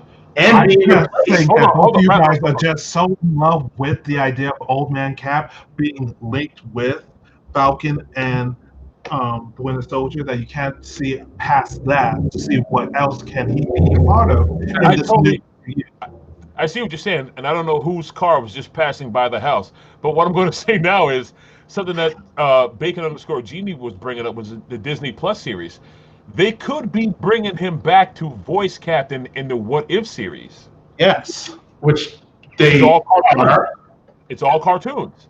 Yeah. So one of the reasons why I was a bit hesitant to discuss all of this is because, there's speculation that he's talking with Marvel, but we don't know how he's coming back in what capacity. Yep. He could be coming back just for voice acting for cartoons in What Ifs. They never said specifically whether he never said specifically. Exactly. I know he's Buzz Lightyear in the Buzz Lightyear movie for Pixar. But I could totally see a scene with Old Man Cap and the guy that brought him into the future, so to speak, which was Falcon. Falcon gave him a list of things to look at. He helped him assimilate to this time. Yep. And now it's time for Cap to return the favor. Derek, go ahead, man. Bacon said something also after that. He said maybe we get a Disney Plus series and see what happens to Cap when he went back home in time and see him and Agent Carter. That's also too. Also one of the what ifs is Agent Carter being Captain America or Captain whatever the fuck she was. Captain Britain. Yeah. Which there is a Captain Britain also too. So there's more voice acting for Chris Evans. Yeah. That's totally possible. I mean, honestly, like the reason why there is a U.S. agent from what they're doing now, there's a reason why there's a U.S. agent and there's a Captain Britain and all this stuff, and it's because a lot of people like the United States or the Thunderbolts, I would say, which is I want to see Thunderbolts. The Thunderbolts are the United States, like the people who hunt down the Hulk, basically. No. I want to see the Thunderbolts with Deadpool, the Punisher, and Red Hulk. That's the Thunderbolts comic. Well, you got Thunderbolt Ross. That's the thing. Yeah, he's the Red Hulk. Yeah. So they're doing a Red Hulk, but what I'm saying is, like, before we get to that, Thunderbolt Ross is the one who made U.S. Agent in Falcon Winter Soldier. He's the one that's behind all that, because he doesn't see Falcon as Captain America, like the rest of America does. I got to go. But at the same time, you're gonna have old man Cap. Like it's just gonna happen because there's no way around it, really. You don't want to have young Captain America, Falcon, and Bucky there because there's no progression with those two. It's like, okay, why we need those two when you got Cap? Even though they're two different entities, and he's passing the shield over, and not for nothing, passing the shield over is something that they did in the comics. So if they can do that in the comics, they're gonna do old man Cap, which they did in the comics. And Kevin Feige really sticks to the comics. He may change some things around, but he sticks to them. That's why we got Old Man Cap in Endgame. If we didn't get Old Man Cap, we would have got Young Cap. But they're sticking to that. Also, too, it was a way to write Chris Evans off so he could do something else. Yeah, but at the same time, there is still a chance that they can bring him back and do whatever the fuck they want. So they want a Young Cap, they can get a Young Cap. You're too much in love with the notion of Old Man Cap. We're not getting a Young Cap. Okay. So then why would Old Man Cap do anything in the MCU after that? He's the mentor for the Falcon. Like, it's passing the shield. But Falcon should be able to do it all by himself. If No, anything, he's also supposed to be the mentor. No. Bucky's supposed to be the mentor. No, Bucky's not the mentor. Yeah, Bucky was the one who trained Steve to be a spy. He's not a mentor. He's not a mentor to Falcon. But he's not a mentor. No, he's not a friend. Are you kidding me? No, he's the friend of the friend who doesn't want to be around the other friend. Bucky is not a mentor. Bucky is a mentor. Bucky was the one who taught Steve how to be a proper spy. Bucky was the one, not Steve. Steve was just some jacked up guy who I have superpowers now, and Bucky was the one like, no. This is how you be a spy. This is how you work for the United States. Cap is the mentor. That's why you have Old Man Cap. But wait a minute. You're too much in love with that. No, I'm not in love with it. It's what's there. You're trying. Hold up, Rodney. Before you start, you're trying to convey something that does not exist. First of all, what happened? Hold on. What happened at Endgame is what we have. You're trying to convey something that does not exist. What we have at Endgame is what we have. That's Old Man Cap passing the shield off to Falcon and his friend Bucky. Actually, Falcon has a shield.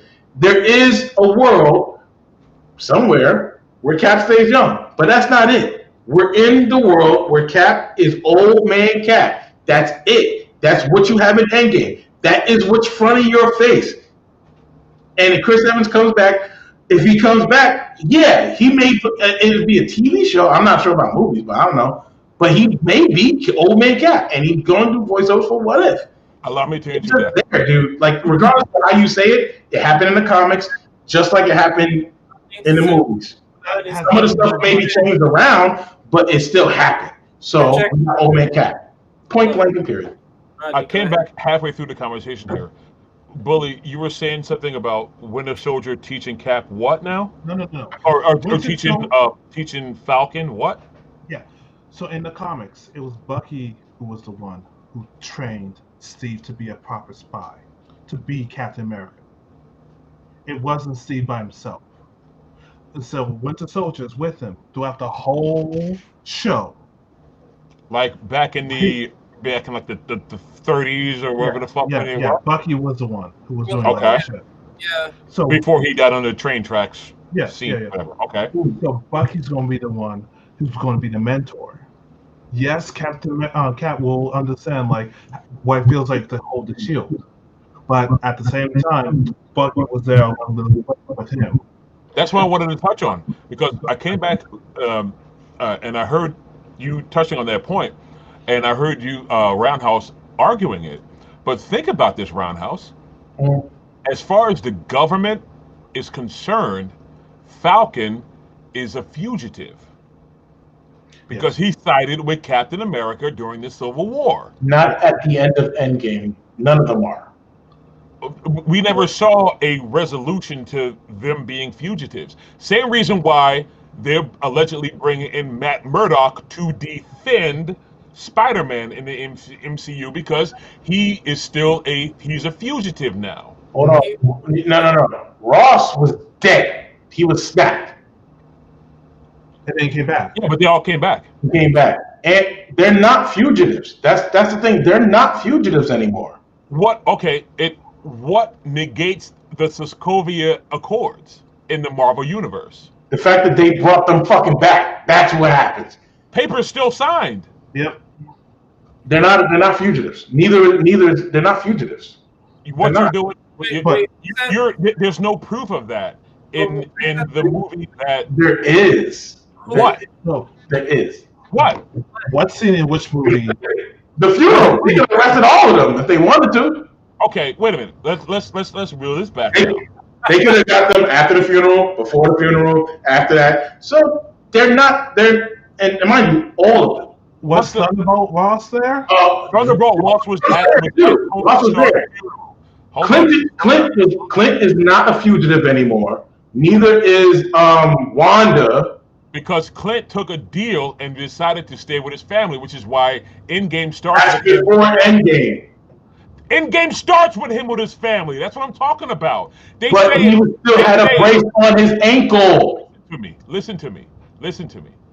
Okay? In Infinity War, they specifically say that Scott, Ant-Man, and Clint took deals to be with their family and to stay out of it. But yet, in Endgame, they come into the fight again. So now we need to see the repercussions of them reactivating themselves in the fight and going against the Sokovia Accords. Just like that was free at the end of his movie, bro. Who's free at the end of their movie? Like he had the ankle brace at the end of his Ant-Man 2. Well, just because he didn't have the ankle bracelet does not mean that he is not wanted. Dude, but he's not wanted. What we have not seen yet. Holy shit, bro. What we have not seen yet is the aftermath of Endgame. We saw the end of Endgame. Them beating Thanos. We saw a funeral for Tony Stark.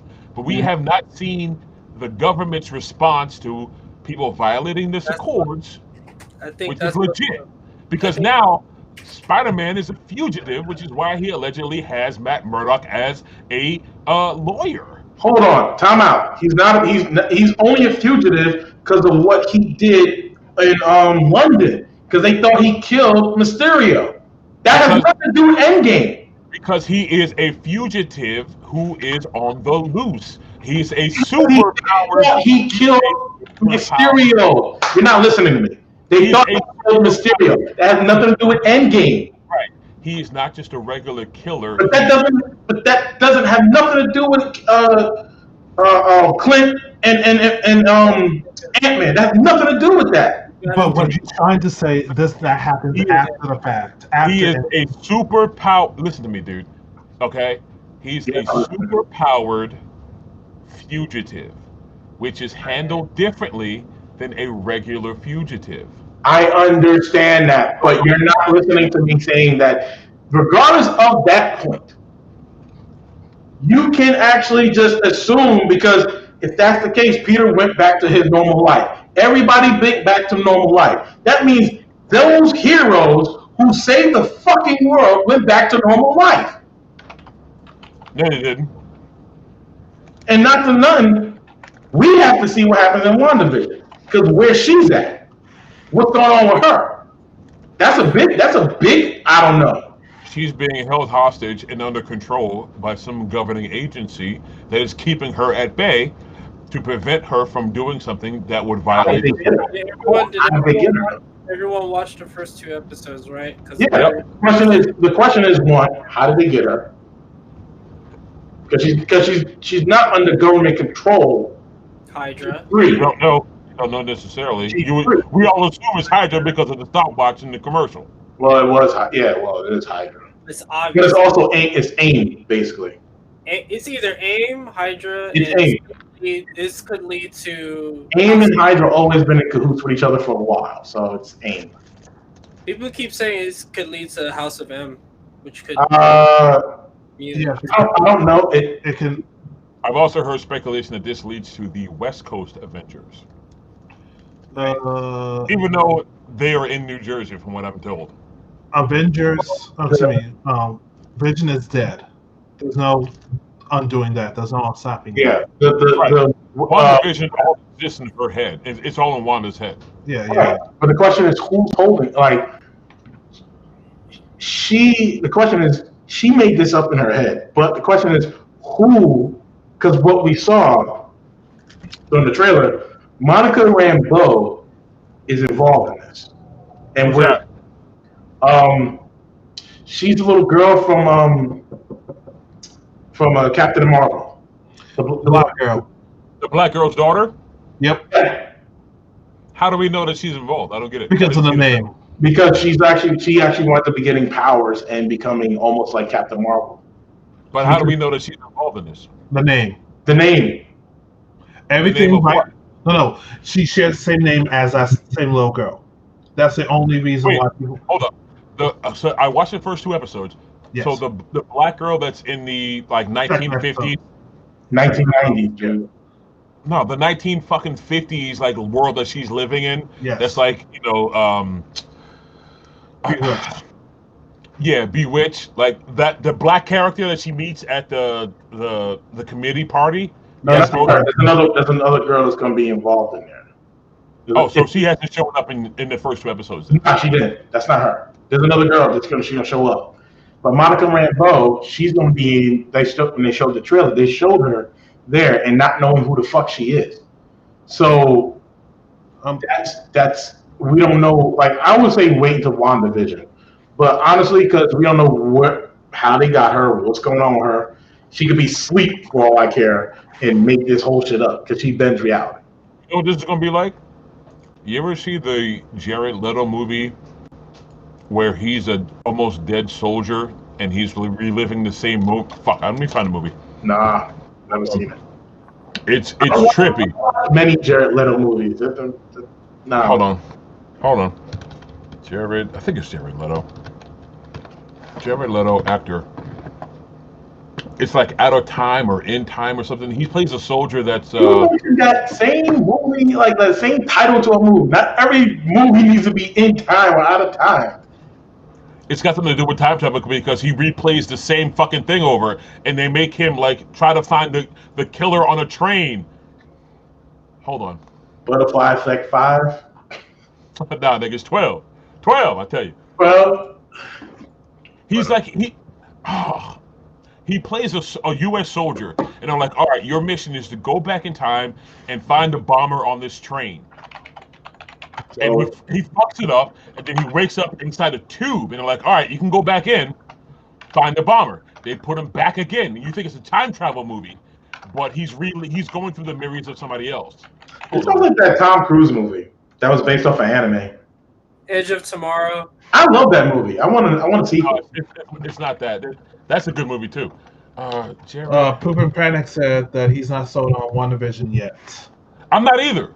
The first 2 episodes are just what the fuck? Everybody. Let's talk about it. Because another friend of ours is not sold on it too. So why? I'm curious. Okay, I'll say it like this: the sitcom-y stuff wasn't even funny. Well, it's supposed to be super campy, just like those shows. Thank you. Yeah, but it's like you jump past entertaining and being funny, and it's just dumb. Like poor written. I wasn't entertained. I'll say it like that. I don't want to say it's dumb. I wasn't entertained. So I'm like, hurry up! I want to see who's like. I'm ready to go. I'm ready for episode 4, so I know who the fuck's holding her for what reason, so I can get on with that main story. Right. I understand that. My guess is this. It was the 40s in episode 1, it was the 50s in episode 2, in the 60s in episode 3, 70s going to be episode 4, and so on and so forth. Each time is going to be something cliche, something campy of that era. When did color TVs come into style? Was it 1960s? It was around the 60s because of the Brady Bunch was 70s. Okay, so now they're in the 70s. Yeah, like 60s, 70s. Because the next episode theme is going to be the Brady Bunch. Colors started coming to the TV screens in the 60s, so they're in the late 60s right now. So that's where they're at right now, because they were the whole. Well, they're probably in the was it the Help era? I guess the movie The Help. I've got that. That's 1960s or something like that. Yeah. Yeah, so they're in that era. Hairspray. Okay, so Proven Panic said great source code. It's called source code. Thank you. It's called source code. It's called source code. In source time. Code, a 2011 movie, American science fiction movie thriller, directed by whatever fuck. Let me go to it's Jake Gyllenhaal. I'm sorry, I got my white boys mixed up. Oh, okay. Mysterio. A U.S. Army A U.S. Army guy is sent into a computer reality to find a bomber, right? So you come to find out that like he's not. He's basically wounded on death row, not death row, but he's like close to death. So they're keeping him alive in order to use his brain to go back in time. So they keep him on like a machine to keep him alive. Basically, he's in the Matrix. So he's brain dead a little bit. No, he's brain alive, but physically, like his body, he's like amputated, no arms, no legs, quadriplegic. It's called source code, but he's being kept alive, so his brain can travel back into a source code of computer-generated reality to find out who the person who blew up this train is. That's the movie I'm trying to. That's the movie I'm talking about. Don't even look. Don't You even. never saw it? Source code with Jared Leto. Wait, that's the Joker, right? No, Jake Johnny Falco. Jared Leto's the Joker. Jake Gyllenhaal is Mysterio. Mysterio. Yeah. A good movie. Technically not time travel, but they play it off like it's time travel. But that's a good. That's kind of what I think. Wait, but don't they go back though? Like I'm confused. No, essentially he's running a computer simulation of a certain period of time over and over again, much like Assassin's Creed. He's able to go back into the program and walk around the open world and see who plants the bomb and interact with people that are there. And then if he fucks up, they literally reboot the program and he starts at the beginning of that false timeline again. That's what WandaVision seems to be for me. I don't know. I mean, I'm giving it. I saw the first 2 episodes. I enjoyed it for what it was. It's one of those things where I'm waiting to see, because from the trailer, I'm waiting to see what they're going to do because she, like, spoiler alert, I don't know if anyone watched, but she said when she saw the beekeeper dude, we didn't see his face. No, we did. You can see his face through that mask. You can see his face. A little bit, but not a full clear. He's got a very thin jaw. Like I could see his face. It wasn't nobody that I recognized. Yeah, it was. Yeah, but then she said no, and then everything just rewinded back. I was like, "What the fuck was that?" Right. Also, too, the watch commercial. Yep. Stryker. Yep. From You're thinking X-Men? Agents of Shield. William No, Stryker. Agents of Shield. They already introduced him. Wasn't Stryker the dude Stryker that was actually in. Well, Stryker was fucking arch enemy? the human guy that like made him Weapon X? Wasn't it Wolverine? Stryker that had? Yeah, it was Stryker. At the end of one of the X-Men movies, he's like in the like that's But- Stryker, right? Yeah, but he's already established, and he's the reason why Wanda got her powers in the MCU. It was Stryker that was working for Hydra at the Yes. lab. Yes. So I mean, who's to say that she's not recaptured by a Right. Yeah. So Stryker. So this is the thing too. When they said Stryker, right? This can go way deep. It can go into the start of the Weapon X program. Like, seeing as it seems like how they supposedly have her, well, we don't know yet, but they could be like taking blood from her, and because Stryker did do a lot of things when it comes to that, and they're taking notes and everything. So it's we'll have to see what happens. But This is what I'm talking about here. Let me share this with y'all real quick. So I can full screen this. Yeah. You guys never saw this? Nope. Was it 2011? Yeah. Hey, Sean. Hey.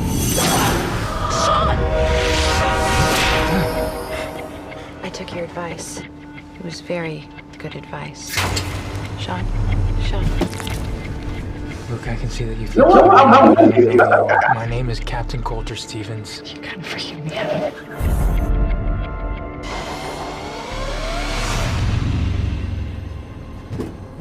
No. Talk to me, Sean. Look, I don't know who Sean is, and I don't know who you are.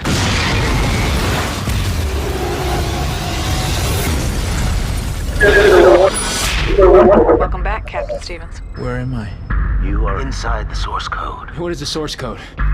It's a computer program, Captain. Source code enables you to cross over into another man's identity in the last 8 minutes of his life.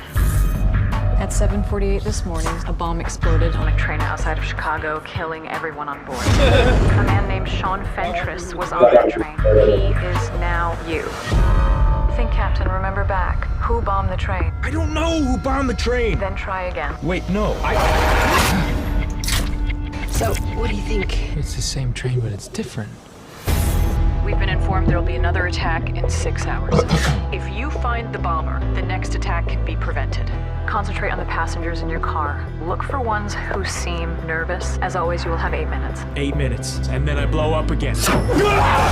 What would you do if you knew you had less than 8 minutes to live? So the idea, he keeps playing the same 8 minutes over, but he's able to walk around within that world and interact within that world, but he's only got 8 minutes. I think Wanda is in a lab and somebody is trying to tap into her subconscious. She's obviously in control of the world because she can manifest different powers and make things happen, on Bewitched style. So she's sitting hooked up to a machine, much like this guy here in this movie. That's what I think the show is for the first 2 episodes. 3-4 episodes is going to be like her realizing that the world is not real, because you had homeboy on the radio saying, Wanda, who's doing this to you? So somehow somebody is communicating to her, possibly not within that machinery, but telepathically. Thank you. Yeah, telepathically, which could be the Doctor Strange tie-in to his new movie, Minded the Multiverse, which is also going to tie in the Spider-Man movie, which is multiverse. Yeah. This show is interesting because I don't think I've ever watched anything MCU related that like creeped me the fuck out, because that was pretty fucking creepy. The first 2 episodes of the strange shit that was happening. Honestly, I think they said that the Doctor Strange movie, Doctor Strange 2, Multiverse of Madness. Yeah, Madness on Multiverse is supposed to be one of the introductions, the other introduction to the mutants, as well as the Eternals. So there's going to be 2 introductions apparently. Yeah. Eternals, and then Doctor Strange's movie. My whole thing is, I believe that there's 2 Wandas. There's a Wanda in the show, and then there's another Wanda who's consciously like almost like white blood cells in your body who will detect this is not right, so you need to leave. That's why she said no. There's also a slight chance that whoever is has her physical body could be able to manipulate her to control her powers on some level. Hence, multiverse. Whoa, wait, hold on. I need to Mm, chew on that for a second. Say that again? Okay, Yeah. so there's two Wandas. There's a Wanda that's in the show. Happy go lucky. Oh my god, we're gonna have a baby. I love you, Vision. I love you, honey. And then there's another Wanda who's in control of everything else. Do you think that? Are you saying that there's one Wanda that's in this fictional world, and then another Wanda that's in the quote unquote real world? Yep. And they're still connected, and the real world Wanda is feeding off of the energy or whatever you want to call it of the TV show Wanda because that's what she wants. Because let's not forget, at the end of Endgame, she yelled at Thanos, "You took everything away from me." That's a reach. Is it though? It is. I don't know if it's a reach. I just don't. I don't know how it is represented. Okay, Like, so go ahead. if this was still the same Wanda, Yeah. she would have known exactly what that red helicopter is. I didn't know what the fuck it was. What was it? It was, It was it was a helicopter it was a helicopter toy, but the No toy the toy the logo was a shield logo. Excuse me, a sword logo. it was a store logo. Yeah, but the audience haven't been introduced to Sword yet. Yes, we Here have we have When? Spider-Man. at the end Yep. after the After Spider-Man 2, Nick Fury was on a spaceship. Yeah. That was sword. that was it. Okay. Where's the logo? You seen it. You just saw it. Where? Wanda What? Okay. On the helicopter is like a circle with a little Yeah, I cross see on the that. I bottom. see it there. Where do we see it in the Marvel? You don't movie? see it in Spider-Man, dude. You listen. You don't see it in Spider-Man. There's no logo in Spider-Man because you just saw Nick Fury. Like you just saw that the Kree, sorry, the Kree is actually imitating Nick Fury. You only saw Nick Fury inside the ship saying "Let's go," and then it cut. You don't get to see a logo. Not Well, yet. that's my When you that finally was see- my. hold on. When you finally see a logo, is in WandaVision with the sword. Hence, sword. So is it possible that Wanda is on that same ship with Nick Fury, being sedated and kept at bay because she's the most dangerous person that they got because she's telekinesis, she can do all this other shit. So in order to keep her at bay, they let her sit in this alternate reality like the Matrix, keep her sedated until we need her to be reactivated. Good question, but I don't know. I don't know. Also, too, somebody's keeping notes on her with that same logo, right? Yes. Yeah. And here's the thing too. I think when they say because it's in New Jersey, obviously the town is in New Jersey. I think, and possibly where Cap was in Captain America 2, Winter Soldier, where his old base blew up. I think they're there, and she just used reality and made this whole area into that. I don't think she's in control of her own reality. She's able to manipulate it, but she didn't create that reality. Broly, what do you got to say? I think she created it. No, because she is clearly under the control of somebody else because she didn't rewind it. Somebody else rewound that whole thing when she said no because she was not going to accept this reality. So as opposed to having her question everything around her, they rewound it back for her to say, okay, this will happen this way, and she'll accept it. I don't think it's her. I don't think it's somebody in control of it. I think it's her because she has vision. She has vision back. in every full capacity, emotion. Yeah, she has vision back. She also, she's happy. That's the other thing. So when she saw that beekeeper and she said no, and she did that because she don't want to leave that. She doesn't want to leave where she's at. She's happy where she's at. Okay. Wait. Yeah, Bullet. Two things. First thing, sword in the MCU means sentient weapon observation and response division. So having Wanda as a sentient weapon is something to look into. Second, a sentient weapon, yeah. Yeah. So what happens with that beekeeper?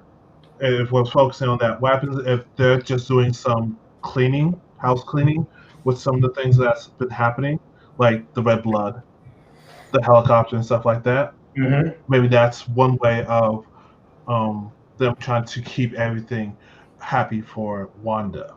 Yeah, that was system maintenance. Yeah. And she was not supposed to see that. Which means that she's not in control of her world. That's my whole point. Except when it comes to the banging. Nah, she's not in control.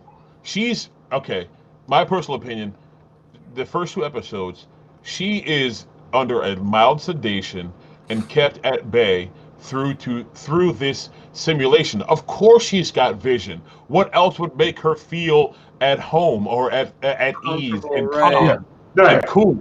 Have the one thing. Now she saw this motherfucker be ripped apart and the color came out of him. I'll never forget that shit. The color came out of Vision. So of course, and think about it. She's not in control enough to manifest a backstory to tell the boss. Nope. Yeah. She's not in control to come up with, to think about the past. She's not in control. She can manipulate to a certain degree, but she's not in control because the guy doing system maintenance manifests as a beekeeper coming out of the sewer. Neither one of those things are related. That's system maintenance. That's an IT guy sitting here putting a new update patch that's being downloaded into the system. Also the message of who's doing this to you. Yeah, that's somebody else trying. I think that's telepathy, because telepathy would sidestep the system that's patched into her with the little, the little fucking doctor round circle fucking. It could be, yeah, like you said earlier, it could be Doctor Strange or here's my theory. Uh-oh. You know how they're going to introduce mutants, right? What if it's Xavier? I'm gonna shut that down. Wait, hold up. It's too early. You know why? Because we haven't even been introduced to mutants. So you too late to introduce mutants. I'm gonna play devil's advocate for a second. It's X-Men. X-Men fuck around with time travel all the time. So having Professor X talking to Wanda before all the events of X-Men in the MCU makes sense. Yeah, they could have already been but there was never an introduction to mutants. What I'm trying to tell you is we have mutants. We don't have mutants. We have enhanced to the Eternals, into Doctor Strange too. So that's the only time. I got to stop you there. Legally, they couldn't use the term mutants. Right, they can't. Which is why they use the term enhanced individuals. But that don't mean that Xavier doesn't exist. Right, and it don't mean that they have not been talking to. Because if you talk about, according to the MCU, the strongest telepaths and strongest mind mutants is her and Xavier, then who's to say that they weren't talking all this time? Technically, it's her and Emma Stone and Jean Grey. Who the hell is Emma Stone? She's the actress that was in American Pie. What are you talking about? What happened? Emma Frost. Emma Stone. Like, now that they have the rights to Xavier could just exist as a voice in her head that is across the goddamn country. And it's a way of introducing the X-Men. Yeah, Wanda, who's doing this to you? Who has you? So clearly, whoever's talking to her, trying to reach out to her. They don't know where she is. They can't logistically find her, but yet they can connect on a telepathic level. You find me another telepath in the Marvel world that could do that. Just to let you know, It may not be Professor X because I know exactly who was talking. Because I know Randall Park. No, Randall Park. Who's that? The dad from Fresh Off the Boat. I don't know who that is. Oh! He was the agent in Ant-Man. Ant-Man 2. Yep. I heard his voice. That was who the man was. Is it credited? Like IMDb credited to him? Well, he's in WandaVision right now. Yeah. And I know for a fact you see his face. Yeah. Okay, so if he's the rescue party. Most likely. So it's probably him, Monica Rambeau, and a couple, because we don't even know if Monica Rambeau has powers at this point. Yeah. Well, when we first seen the trailer to WandaVision, there was an explosion somewhere in some farm, and she got knocked out. She was flown out, like got knocked back, and she turned her head, and it was just her in the first trailer of WandaVision. Who got blown out from the Monica Rambeau. She got knocked away, and the next cut you see is her laying down, looking at the camera, and it's like, okay, what happened? I'm about to watch this trailer again. Yo, I gotta hit to the bathroom real quick. I'll be right back. First ever WandaVision trailer. Pull up the trailer and just pause it till I get back. Well, there's only one black woman. Oh my god! In the cast list. Two. Fucking Widowmaker versus Black Widow. The first black girl we see, and then Monica Rambeau is the other. I just checked WandaVision's cast, and I didn't see two. This shit is so weird. Because she's not the same person. This show is so weird. It's so creepy and weird. Oh my god. No, it's literally just one black woman casted.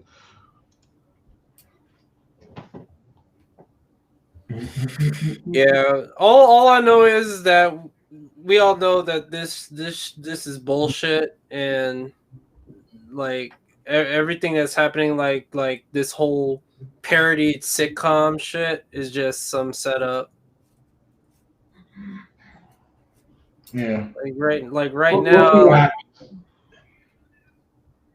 You know, they have Dick Van Dyke as a consultant. Yeah, because that's what it was. Because trying to get that look and feel. Yeah. Yeah, it's crazy. I can't believe this still Yeah, it is. Monica Rambeau. That's where I remember her from. That is her. Oh shit, that is her. I thought that was somebody different. It's the same person. Oh. Okay, so Gwendolyn is Monica Rambeau. The black girl, Gwendolyn in there, she's Monica Rambeau. Mm-hmm.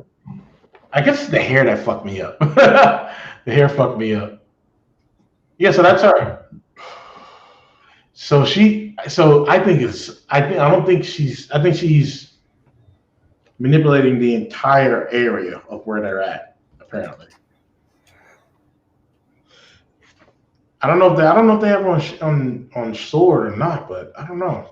Well, the whole thing is, what you guys mentioned before that it could be Hive. I think it could be Hive impersonating Sword. Oh shit! Who's Hive? Hive? Oh, excuse me, not Hive. AIM. AIM. They introduced AIM back in Iron Man 3. Oh, Hammer? Justin Hammer? No. The other guy, the one who the Mandalorian, not the Mandalorian. I see what you're talking about now. You saw the scene there? Yeah, hold on. Mm-hmm. All right. Mandarin. The Mandarin. I got you. Hold on. All right, when you're ready. Yeah. You click share audio? Yeah. Oh, wait, hold on. I gotta do that too. Don't get flagged. Watch out, we're gonna get flagged. Yeah, don't share the audio, you get flagged. All right, just show the one part you're talking about. Wait, how do we? Yeah, just press play. And you got to make it real quick, dude. 15 seconds. Just press play. There, right there.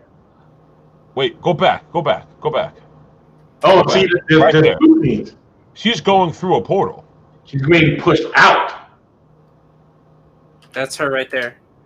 Not going through, being pushed out. She was being pushed. She's being pushed out, not going through. Going through, her body wouldn't be going this way. She's being pushed out.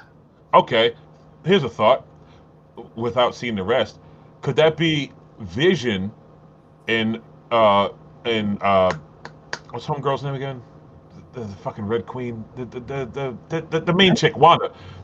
Could that be Vision in Wanda's mind as a self-defense mechanism pushing her through? Vision is dead. Vision's dead, dude. Yes, but we're watching it inside her mind, which could be a defense mechanism. That's not in her mind, dude. That's her being pushed out physically. That's not in her mind. That's physically her being pushed out. Yes, but the first 2 episodes take place literally in her mind. Yeah, but it's. Think about Inception. When Inception pops up, your subconscious mind has defense mechanisms. Who's to say that Wanda's mind does not activate a defense mechanism and use the strongest tool possible, which would be Vision, to push people out of her vision? No, that world. Nah, that's a reach. Okay, it's not a reach. Think about it. If you go to follow my road, okay, and then tell me I'm crazy afterwards. You are. It's a reach, dude.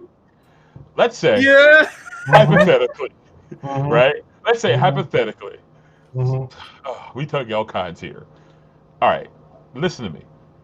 So, Al, Roundhouse, you're stuck in this virtual world that you believe to be real, right? If I come in, much like in Total Recall, when the doctor comes in to tell Quaid that this is all a dream, okay, and he sees the sweat drip down. If his subconscious mind does not want to accept that he's living in the dream world, you will reject the outside influence. Let's say that she is working, the black woman that was there, I forgot the name, but let's say she's working with, let's say she's working with the fresh off the boat guy, and we're trying to unplug you from the Matrix, but your subconscious mind has now activated its strongest weapon inside the mind's world, which would be Vision, who is now dead, but he's alive in his mind, in this world, pushed her out, which would look like you pushing through a portal, which could be the virtual construct that they're keeping her in. Okay, piggybacking off of that, what happens if she regains all of her memories, and she was actually there to pull Wanda out originally? Because she doesn't know who she is. The second that she knows who she is, that's when the whole reality is like, no, you need to go, because we don't want any outsiders here. Hence, no seeing the Beehive guy. Yeah, she can do it on her own. She don't need Vision to do that. And what she did with the Beehive guy, she said no. Okay, riddle me this, Batman. Why didn't she save the choking boss? Why did she look in the camera and say, Vision, save him? Because Vision is her defense mechanism. Well, who else can go through that dude and pull that shit out? She can magic it out. She can fucking pull it out with her hands. She can manipulate the world. She can literally manipulate the world. Why did she gum out of her stomach, out of Vision's stomach? Why did she have to tell Vision to do it? Because Vision is her bodyguard, essentially. Which is her mind. Which is what I'm talking about. Vision's not going to be. Here's the thing. That, like, I hear what you're saying, but for that type of, crazy, even before I explained myself. No, but for that to even happen, like for her to be thrown out that way, that is something that Wanda's doing, not the and Vision. Right. Vision doesn't have that type of Vision doesn't have that type of, like, if he punches somebody, yes, he has that type of force. But he doesn't have telekinesis. And besides, did you see the red bolts around her body? That's I was going to say, she has telekinesis as well. She could be rejecting. No, Monica Rambeau don't have telekinesis. What? Monica Rambeau doesn't have telekinesis. No, we're talking about Wanda. Wanda could be she don't want to in that dome because it looks like a dome. It looks like she created this entire thing in a like. Let me say this. Let me say this. There's a reason why at the end of the episode 2, she mysteriously is now pregnant. Okay, so if now she is so invested into this fictional world, it makes it harder for her to be unplugged from it. Yeah, we're getting to the point of, and I hope it doesn't happen this way. I don't know how it's going to happen, but we're getting to the point where it's going to be like, because in the comics she did do this too. In the comics, she's about to get real wild now. She bent reality to see she had kids, and it wasn't real, and Quicksilver had died, and then so she literally said no more mutants, and then the entire world. You're going off comics. Still, this is dude. There's a possibility that they're not going to follow the comics verbatim, dude. Listen to me before you start talking. Let me explain. Cheers, now, let me explain. Before, like, if she says no more mutants, obviously there's no mutants there to really say that. But in the comics, she said it and wiped the entire globe. There was only 150 mutants in the entire globe. So that's something. I don't know how they're going to. I'm not saying they're going to replicate that, but damn. From that type of, I don't know, that you saw in the trailer? They're not in the real world yet. Huh? They're not in the real world. No. They're inside. But she's creating her own reality, which the she's not. She's not. She is not creating this world. The world has been created and is being manipulated by whoever is writing in that notebook and setting it down at the end of the episodes. Whoever is able to rewind things is creating that reality for her. I think it's her. I don't think it's anybody else.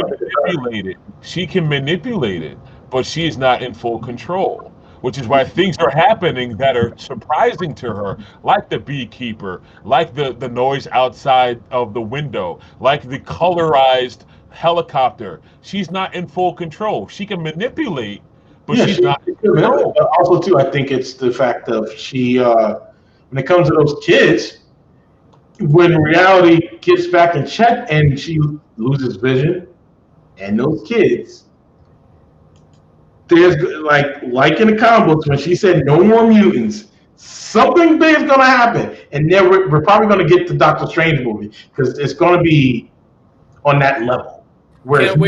Can't wait when the shit finally hits the fan, and at the end of the show, you're gonna see Scarlet Witch again in Doctor Strange. Right.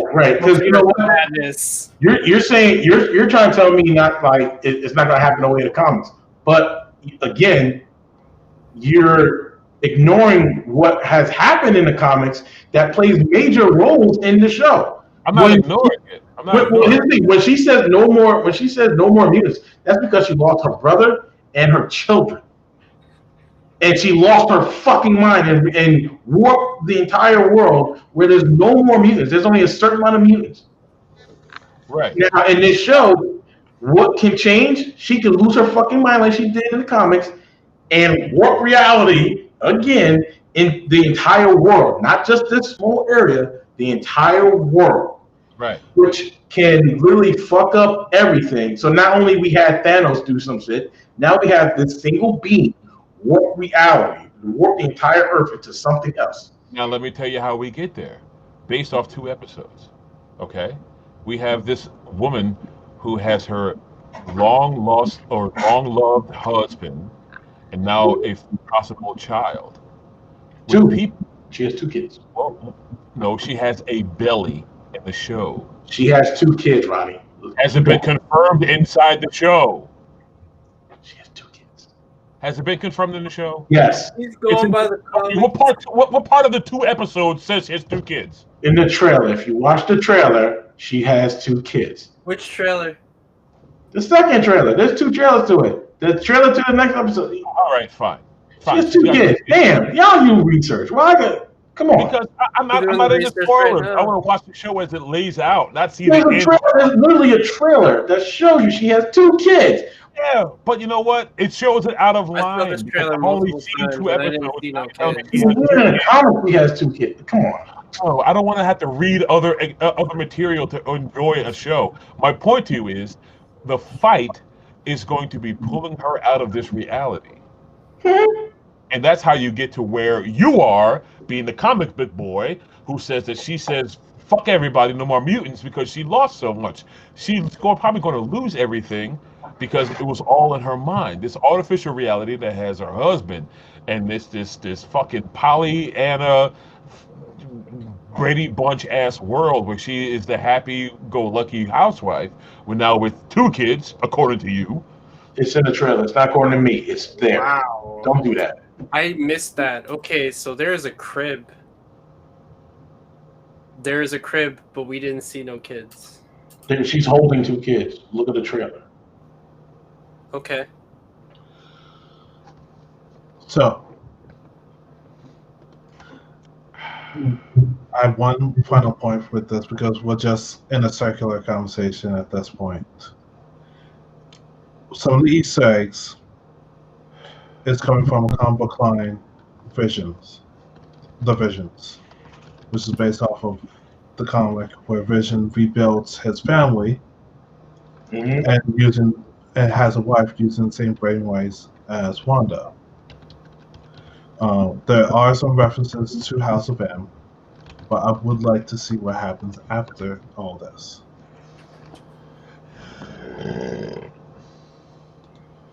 I don't know where it's going to start. It just depends on where WandaVision leaves off.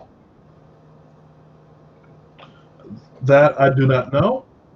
Again, we have 9 episodes, and we have 7. Which means that we have 7 episodes left of this miniseries. Yeah.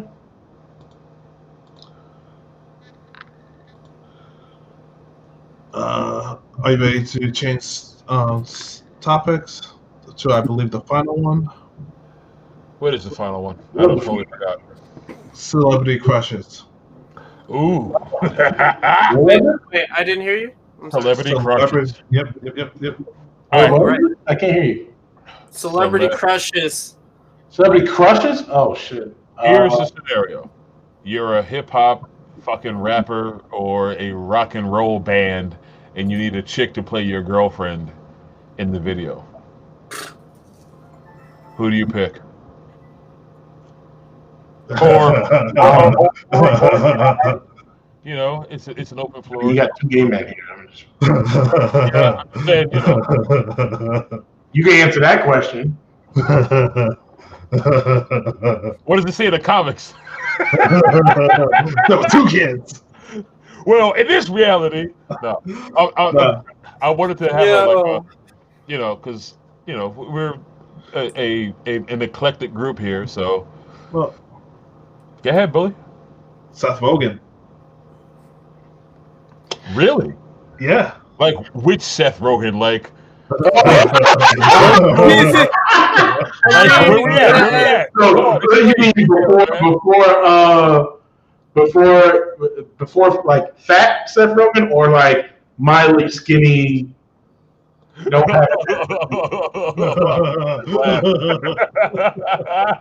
Oh no, fat all the way. So like Pineapple Express.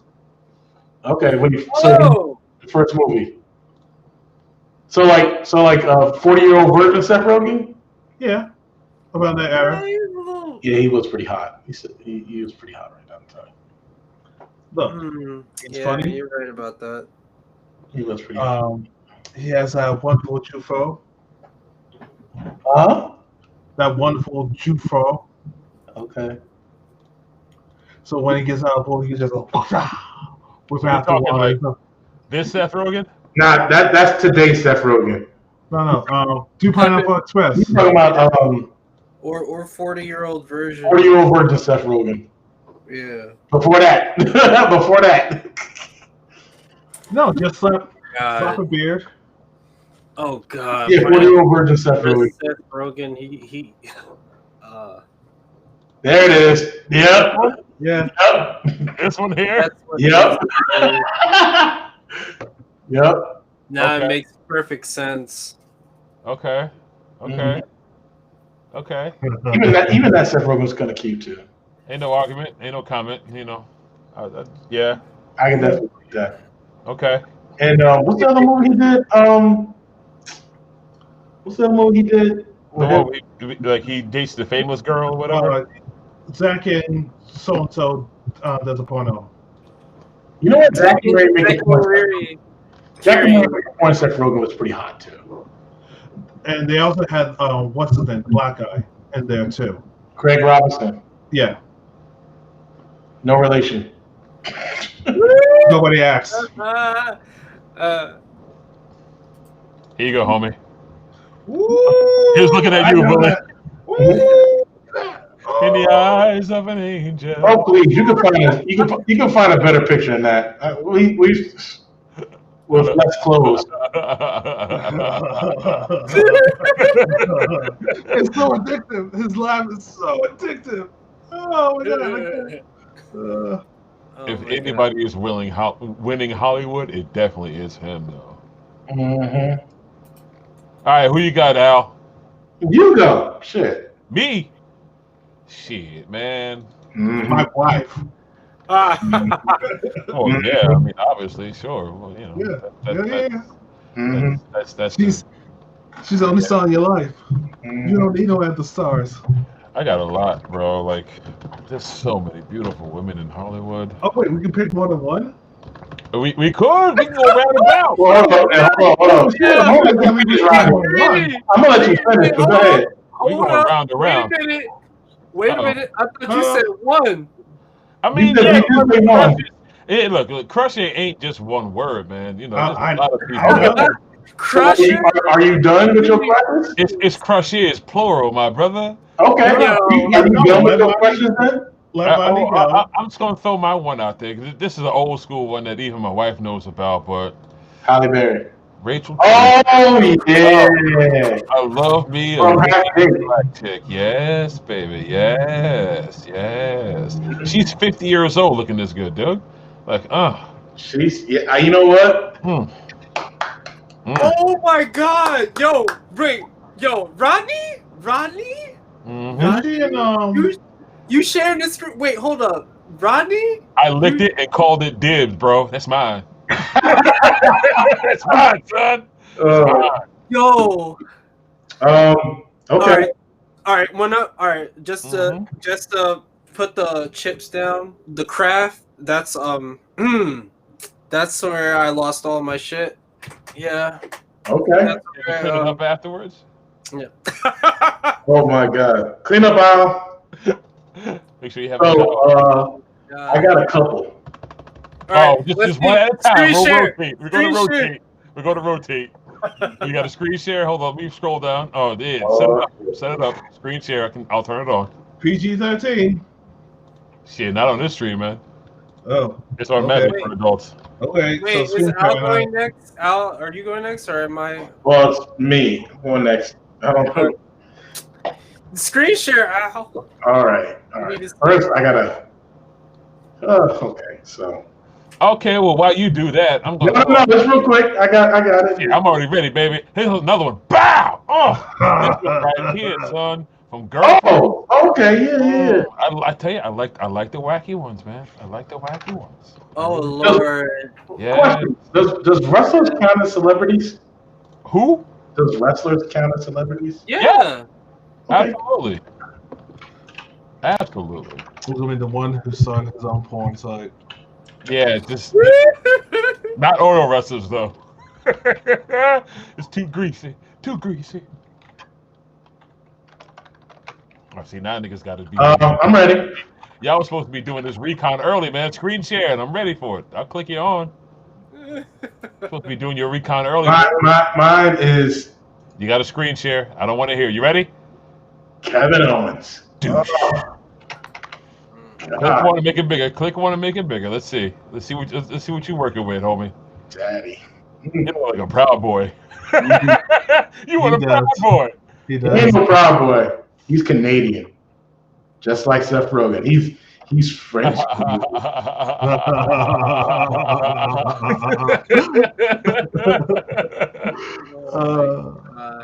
Okay. Poor sexy man. He's so sexy. Okay. No, I can't argue. I can't condone nor condemn. Yeah. There you go. Look at that belly. All right, somebody else got to go. Let's go. Who's next? Who's next? All right. She's very familiar to you guys. You probably seen her in a certain game that we were talking about earlier. Ahsoka? Rosario Dawson. Yeah. I said game. What you mean, Blue Alien from Mass Effect? No. What you got? What you got? When you're ready, let me know. Oh, that's it. That's it. Ooh, shit. God damn. Ooh. All right, I have Rosario Dawson right here. Yeah, but can who's you that? guess? You played Jedi Fallen Order? Jedi Fallen Order. Yeah. She was the apprentice girl. Trilla. Yep. Trilla. Pretty good. Wait, oh, the Night Sister? Yep. No, the Inquisitor. Yeah. Oh. Yeah, okay. And she's in Queens. She lives in Queens, born and raised. Oh shit. All right, easy, man. You don't want to go to right. And everybody knows baby right here. Oh, you got to pull up some old kids video clips. Oh, you talking about kids, Rosario Dawson? Chill, Rodney. What? Yikes! Stop. Oh, Chill. she's legal now, right? That's my old crush back then. Yep. Here we go. Here we go. Problem solved. Here we go. Hold me like Grogu. Hold me like Grogu. Hold me like Grogu. Oh, see that? I got too much alcohol in my system. I can't think of names now. I got to look up movies. I can't think of my crushes anymore. I got to look up movies. Where is she at? Oh, I know. Now I can think of her name. I can't spell that shit though. Give me a second. I'm gonna show you another one. My wife already knows it, so I ain't gonna be too mad. Damn, how many? I got a few, man. Certain ones just be hitting me, man. Certain ones just be hitting me. Hey, Rodney. Yeah, man. My next one. Whenever you're ready. Oh, I see him.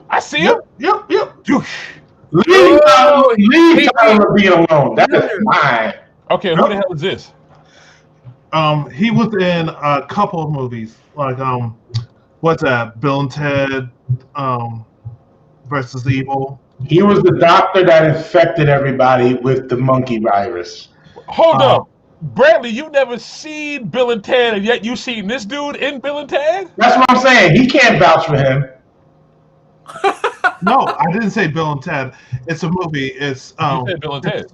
No, you did say Bill and Ted. You said Bill and Ted.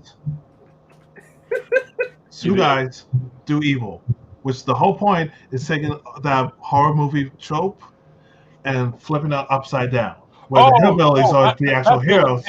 This is Jake and something versus Jake and Tucker. Yeah. That's not Bill and Ted. Okay. Jake and Tucker. Don't even know the damn show. That's a movie, and then he's originally from Reaper. Okay. He's also Canadian. Yes, which I'm trying to remember if it was him or James, what's his face, who fucked the computer. I want to say it was him. Joaquin Phoenix? No. Jim Corden. Huh. He's the host of the late night show, British. Looks like the dude that was running around Mordor with fucking Bilbo Baggins. Oh, Samwise the guy. Samwise Gamgee. Oh. Yeah. It's like Samwise. I meant. It's close. Looks like a broke ass Ricky Schroeder. I thought you meant him. Oh, that dude was on fucking Sliders, son. John Rhys Davis. Sliders, son. Yeah. Oh shit. He's also Gimli. For real? Yeah, in Lord of the Rings. Oh. All right. Well, I'm gonna throw this one out to you. Okay. Props to the Queen, the one and only, Mr. Yes. Yes, Lord. Yes, Lord. Yes, Lord. I'm ready for my next one. I'm ready. All right. You gotta share it so I can turn it on. Yeah. Hold on. Oh shit. Mm-hmm. Probably the one thing that probably the reason why I'm gay. But Oh shit. Oh, Is this the origin story? Bob Hoskins. Here we go. Bob Hoskins from Roger Rabbit. Really? That scene with his shirt off, I was just like, what is wrong with me? it did something to me that I was like, what is going on? Why am I attractive? I mean, God rest his soul. Okay. Wow. I'm ready, but I'll wait for everyone else. No, man. Share it if you're ready. I'll turn it on and Okay. We're good. Woo! Good God. It's getting wild tonight, y'all. Hold on. I see another one. This you, Bully? Yep. This better not be Vin Grames.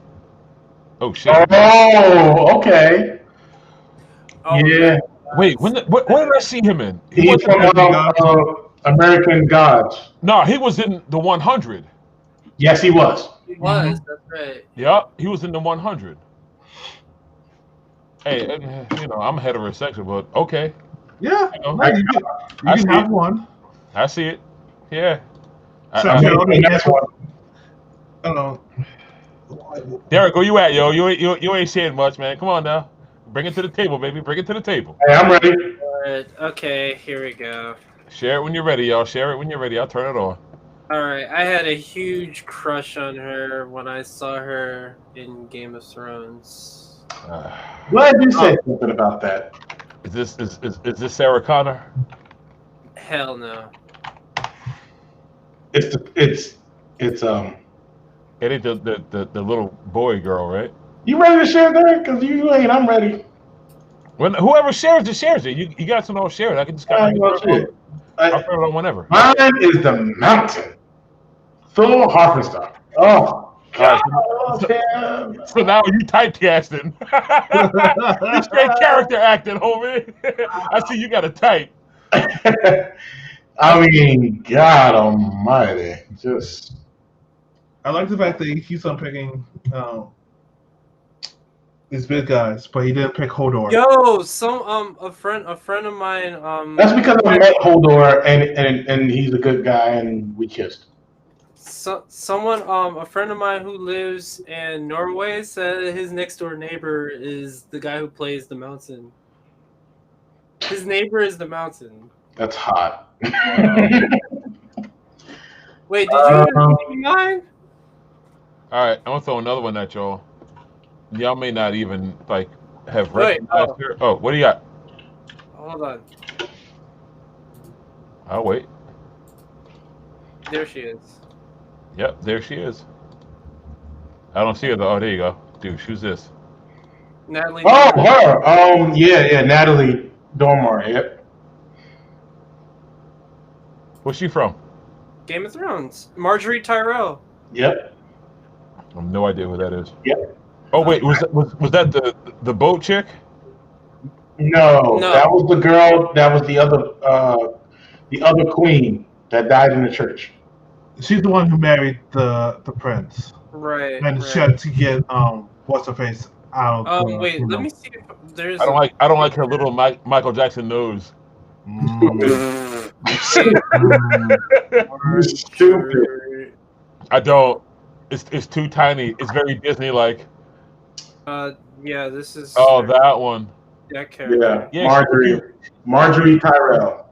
That tiny little nose could break glass, though. Wait, is that a fucking cosplayer? Hold on. You could poke that nose into glass and get your car keys out. I'm ready. You ready, Rodney? All right. Her nose needs a sign that says break glass in case of emergency. Just poke that shit like Woody Woodpecker. Why you do her? So you ready? Yeah, man, share it. I'll turn it on when you're ready. Craig Robinson. He is fine. Yo, my boy. He is fine. Like this. I love the way he is fine as fuck. And he sings too, so I see how you like that. And Matheson. He got he has the tightest Brooklyn in Hollywood when it comes to hairstyle. Word, he does. The tightest Brooklyn. I love this shit with the afro and the beard. Yeah, I'm sold. All right, I'm with you. I see your Kirk Robinson, and I'm gonna raise you to Bria Majors. Yes, sir. Plus size model. Now you may not have seen her in like a lot of publications, but you see her, bro. Like she's like the face of like plus size in Walmart. Beautiful face, beautiful face, body. For real though. Oh, she's thick too, and she New York. Yes, son. Yes, son. Get down with that. Okay. I don't know if you can handle that there, young blood. I don't know if you can handle that there, young blood. I'm good. You can have her. What'd you say? I can have her. Thank you, brother. I appreciate it. I appreciate the coupon. Thanks for the coupon, brother. Appreciate it. Here's my other one. Big E. Who? Big E from WWE. I was about to say Biggie Smalls. Where? Oh, hell no, God no. Big E. Okay. Just beautiful. Where is he? SmackDown, Raw, ECW, SmackDown. Intercontinental Champion. Just beautiful. Wait. Is he? Wait, hold on. Is he in a team, a group in the? Yeah, the New Day. Oh shit! Okay, I remember. All right, so Roundhouse has a thing for wrestlers. I think we can just kind of. How about Hulk Hogan? That racist asshole. Hell what about Junkyard Dog, homeboy? Hell no. Here's one other person. Call it when you're ready. Uh-oh. Who the fuck's that? Oh, Big Pun? No, that's Fat Joe, bro. What? Oh yeah. Yeah. Like Fat Joe, yeah. Wait, Fat Joe, or like? Yeah, like when he was fat, he was really hot. Even when he's like kind of lost weight, he's kind of skinnier now. Yeah. Oh yeah, when he fat, like heavy set Fat Joe, like around. Oh yep, that's him losing weight. No, that's not the one I want. Yeah, Fat Joe, definitely. Okay, ain't no argument. No argument for me whatsoever. Whew. Yeah. I got two. Okay. Oh, we going to the east over here, y'all. Watch out. Bully bringing in the rice.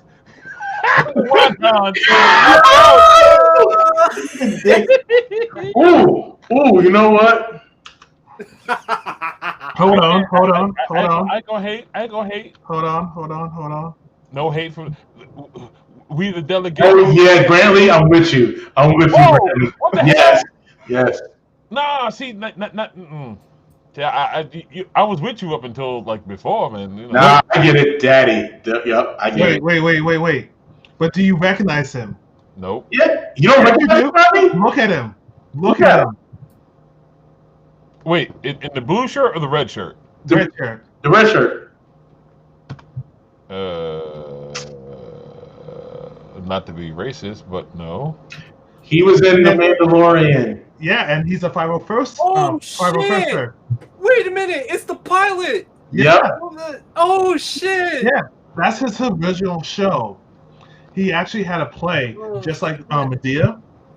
Okay. Where it's about like Korean immigrants coming to Canada and stuff like that, and they turned that into a TV show.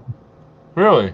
Yeah, if you haven't seen it, it's 100% amazing. And the other guy that I showed, he's going to be on part of the MCU. Ooh. Speaking of MCU, I got one for you. It was really like a turn on for me. Fat Thor. Thor. It's not real, but Benedict Wong is so cute. You ever watch the love him. I love him. Did you ever see I'm obsessed with him too. Did you ever watch Marco Polo? Yes. That was it. That was him in Marco Polo. Yeah. He was I'm obsessed with him. He's funny. He's fine as hell. Like, All right, let's just. I'm going to bring this back to the heterosexual community. I got to throw some thick thighs that save lives. Miss They got thick thighs. Pamela Alexandra, bro. Oh, good God. Yo, I just watch her try to get what some the pants. fuck? Let me watch her try to get some pants on. Barely fits. Dude, talk about women and femininity. She can't do it, but fuck it. I'm glad to see you try. Good Lord. You okay, Rodney? Do you need some time alone? Nah, man. Nah. Word. I'm all good here, bro. I'm just trying to expose the people to the beauty of the feminine body right here. I'm about to say. What are you trying to expose?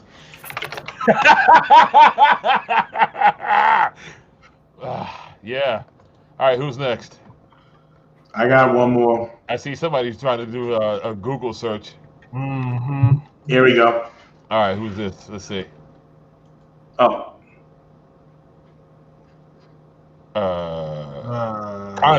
Context.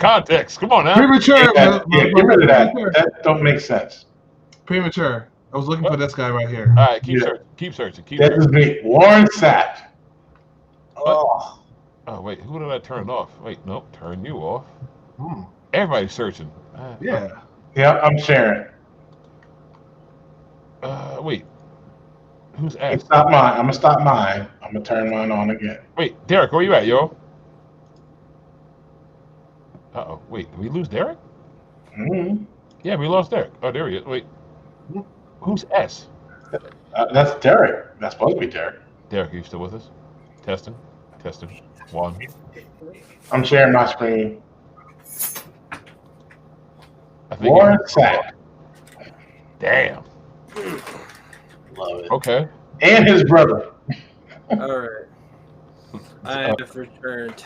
Warren Sapp is amazing. He's always been hot. Always been like, oh, John man. He looks like a beefed up Luke Cage from the TV show. You know what? Yeah. Oh damn! Now you gotta Google that nigga's name now. He's in like 2 movies, like 2 Tyler Perry joints. I just watched him with the Michael Ealy movie, Fatal. Some shit. Thank you for reminding me. Yeah, that dude. Yep, Michael Coulter. Yep. Yeah. He's fine. Is he though? Yes, he is. Yeah. Okay. He's also a part in Halo 5. Oh shit. Well, I mean, okay. Sure. Why not? Mm-hmm. All right. I'm trying to think. Yo, this looks hilarious on everybody else's stream. It's just funny. I'm like watching everybody else's stream too as we do this. It's funny. Let me think. Wait, Who the hell else? Oh, I Derek, found. Derek, who's gonna be in your rap video, man? I got 2 more. I see you searching. All right, here we go. You ready? We are ready. Hold on. Really? Froggy, yeah. I met him. Froggy? Oh Yeah. shit! Yeah, I met him in person. Oh. He's Nice. really like, he's a good-looking guy. You want him to take your legal read? His name is Fulton Reed from Mighty Ducks. Wait, who's the Mighty Ducks? Yes, Fulton Reed. He was the one with the strong kick. He played Fulton Reed in Mighty Ducks. That's him. Whew. Okay. All right. Okay. Who's next? All right. I found it. Okay, I got you guys. Wait, no. Wait, hold on. Better.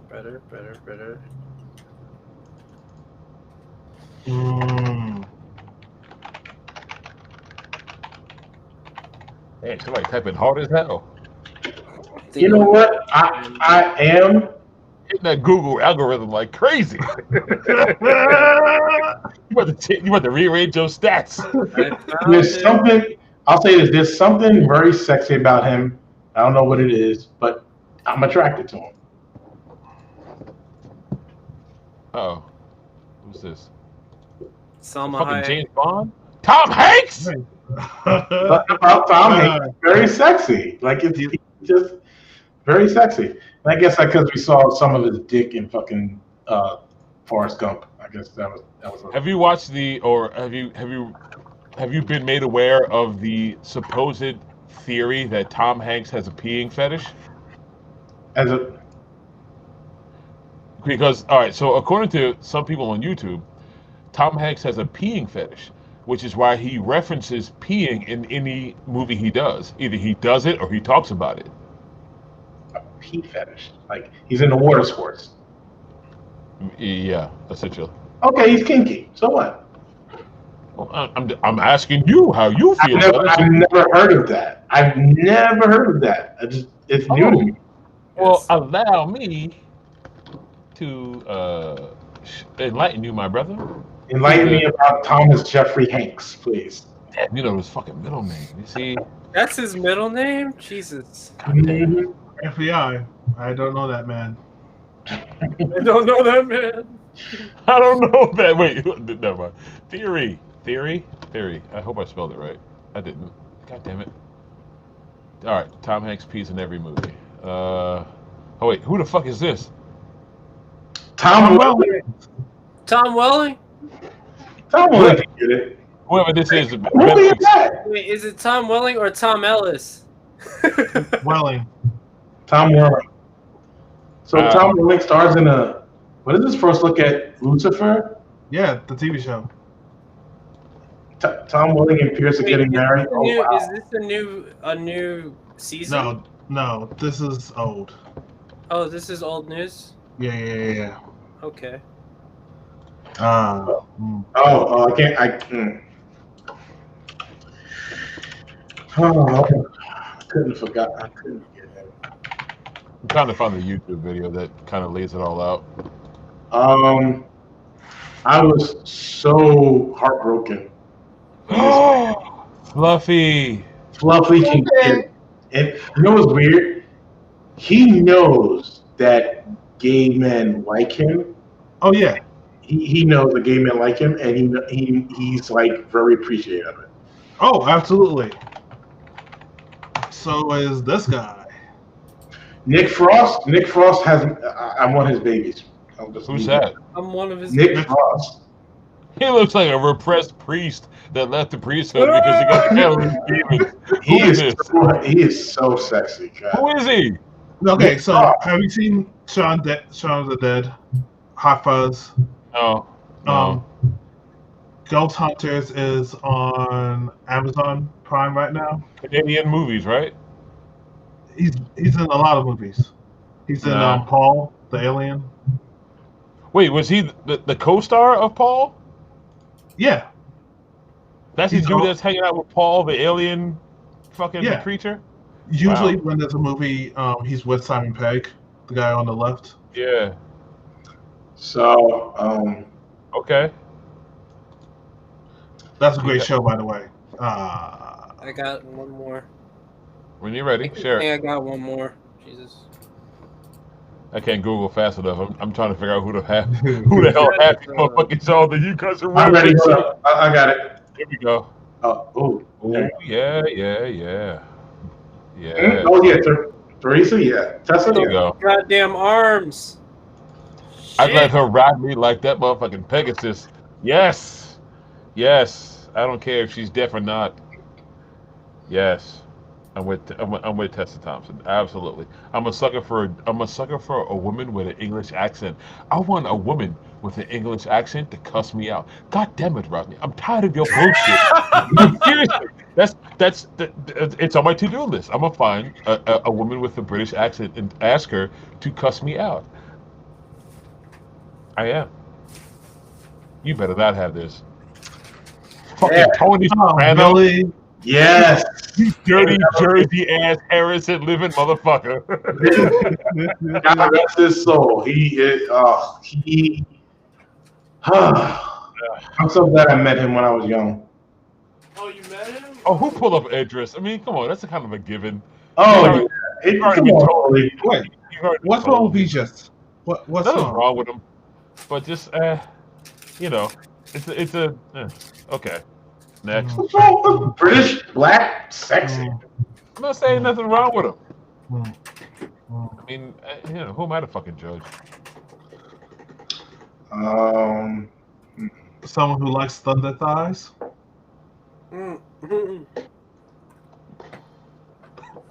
Oh, I got nothing from him. Oh, okay. Everything just came to a screeching halt now. Like, okay, fine. Oh. Everybody's Google searching all their fantasies, going through their Instagram feeds and trying to see who they've been liking and subscribing to and shit. Like, yeah, let me see who I'm looking at. Y'all ain't slick. I tell you, heterosexual or homosexual, dudes are still the goddamn same. They all got the same fucking practices. Y'all ain't slick. You dirty motherfuckers. You know what? Look, this is a question for a later topic for the I think we did all the topics of it too, actually. Yeah, we did. Okay. But this is something maybe for down the line. Give you guys something to think about. But what would be the name of your sex tape if you had one? What? It depends on what I was doing in it and where. Wait, what'd you say? Is it one night in Bangkok, or is it Max Phallus, big in Japan? It all depends on setting and partnership. Mm-hmm.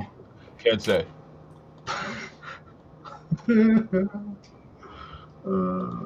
Can't say. Hard to say, I should say. Ooh, there you go. Max Phallus, hard to say.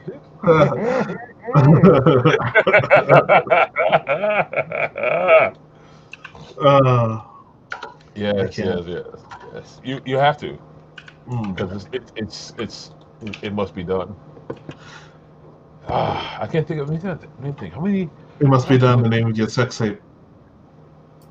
Say again. It must be done. The name of your sex tape. Oh my God. It all depends on what's on the tape. It's like one of those. All right, we'll film it and then name it afterwards. Unless there's a script. If there's a script, then you got to follow the script. That's not how the Force works. It could be anything. This is the way. I'm stupid. I was looking at see if people were submitting ideas. First of all, what the hell is hanging around your neck, yo? What is that? What is your brother black medallion? What is that shit, man? I see the beads, but what is the? A friend of mine made this for me. Okay. Nice little carving of a bull. Oh, it's a bull? Yeah, and he turned it into a necklace. Congratulations. Thank you. I got one more. I got one for y'all. All right, let's see, dude. It's Right down. Idris Where you at? You gotta share it. I did. Action. Fuck out of here. Sorry. That violates our community standards there, Roundhouse. Sorry, sir. What? He has the shirt off. So what? God damn it. We take our cons here, but this motherfucker right here looks like he was at the Proud Boy rally for Trump. Because that's Action Bronson. He's a rapper. Oh shit! Really?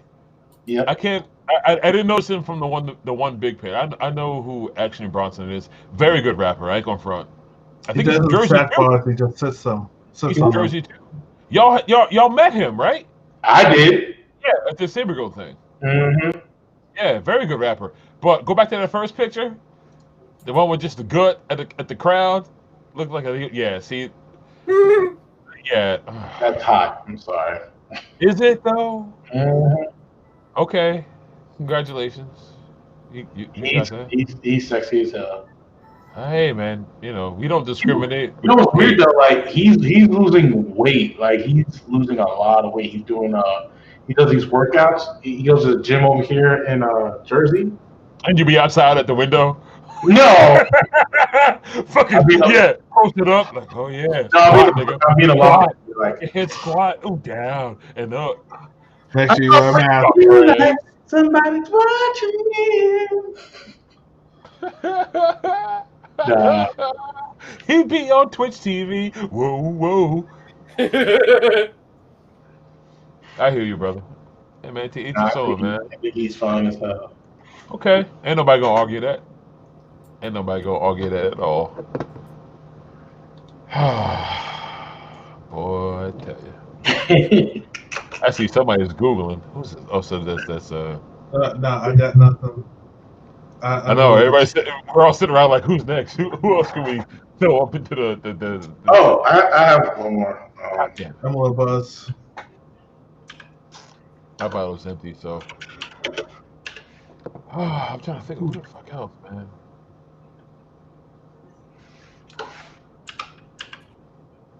Yeah, I can't think of everybody. I don't know if you call him celebrity, but you know, Too picky. I guess. Probably is. You know what? I don't know. It's him and another woman. Actually, I'll put a picture of all three of them together. Fuck all that. The Temptations, Four Tops. Oh my god. Here you go. Who the fuck is this? You like bearded, big white dudes. I like bearded any man. Jesus Christ. Did you put up any black dudes though tonight? I did. If you were paying attention, I put up Craig Robinson. I put up a couple Biggie. Yeah, you're right. Okay. Wait, did Fat you put Joe. Idris Elba or was that Justin? Idris Elba has a beard. Yes, and I like that motherfucker too. So that's the bear thing for you. That's Robert O'Burst. That's Eddie Hall. Who are they? Powerlifters. They're well. Eddie Hall's more famous than I would say all of them, but because Eddie Hall's famous, but they're big strongman dudes. They're pretty famous. All four of them are like famously known. Especially Eddie Hall. Eddie Hall's been known for a long time. That's Brian Shaw, Nick Beast, Eddie Hall, and Robert O'Burst. We got Judge Groovy Man who popped into the chat. Currently, we're discussing celebrity crushes. So we have a mixed bag in the room tonight. So you'll see some dudes and some chicks that we all find to be physically and mentally attractive. Please be respectful to the different tastes of the room. I want to shout out to Judge Groovy Man, longtime follower. Here's the best part. All right, here we go. They were The fuck? Yeah, Axel Bronson and Rob were doing a segment in on one of the shows. So yeah. These niggas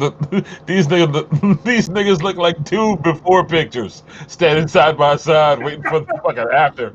I'm sorry. God damn it.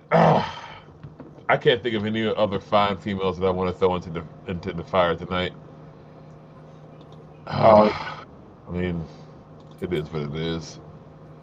I like some of the names I've heard already. Respect. Okay, Judge. Judge is down with some of the names that he's heard. Good. We take all kinds here. We accept. We don't judge, so to speak. All right, who's this? Oh, the arrow. Oh, okay. You trying to shoot straight. We try to shoot straight, baby. Stay on target. What's the black man's Stay on name? target. Oh shit, that's fucked up. What's the black man's name? I can only Bagel. Yeah. Trying to get that Arrow, baby. black man, really? Yeah. Oh my There god. he is. See, that's the smooth pick right there. It's like Yep. Let's see if I can do this real quick. Hold on. Okay. Let me find mine real quick. Hold on. Back to my dig along. Wait. Okay. Trying to think somebody My else. IMDb picture. IMDb. Max Fallis. Okay. Keep that in the log books. Judge, man. Groovy Man, who you got, man? Celebrity crushes, bro. Throw some names out. No judging. Who tickles? Yeah, no judging. Who tickles your pickle, man? We'll Is it Google. B. Arthur? B. Arthur, 99, bro. 99. Fucking Actually, Betty White made it to 99. Oh, you have a list? Yo, Judge Groovy Man, hit us with the list. Let's evaluate your list, Judge. What you got, baby? Throw it up in the chat. Mm-mm. You ready for that, Bully? Yeah, for that. Yeah. Is that Alec Baldwin? Yeah. Oh no, not young Alec Baldwin. I'll take Alec Baldwin now. I met him actually. There you go. Yeah. Fat Alec Baldwin can House needs to wait. Oh wait, you got one right there with the chest hair out. With his shirt off. Al, you have a tendency of meeting people who's famous that you want to bang. Bust out the taco meat over weird, here. You're right. And you know what? Just on that note. Oh goddamn. Y'all about to fuck up the whole algorithm of fucking. Oh, what you eating, Derek? Some ribs and some white rice. Here's someone I met. Late night Chinese order delivery. Yes, sir. That's right. That's consequences. That's county, baby. That's how you do. Here's someone I met in person, and he's like the coolest dude ever, and I was so drawn to him like a moth to a flame.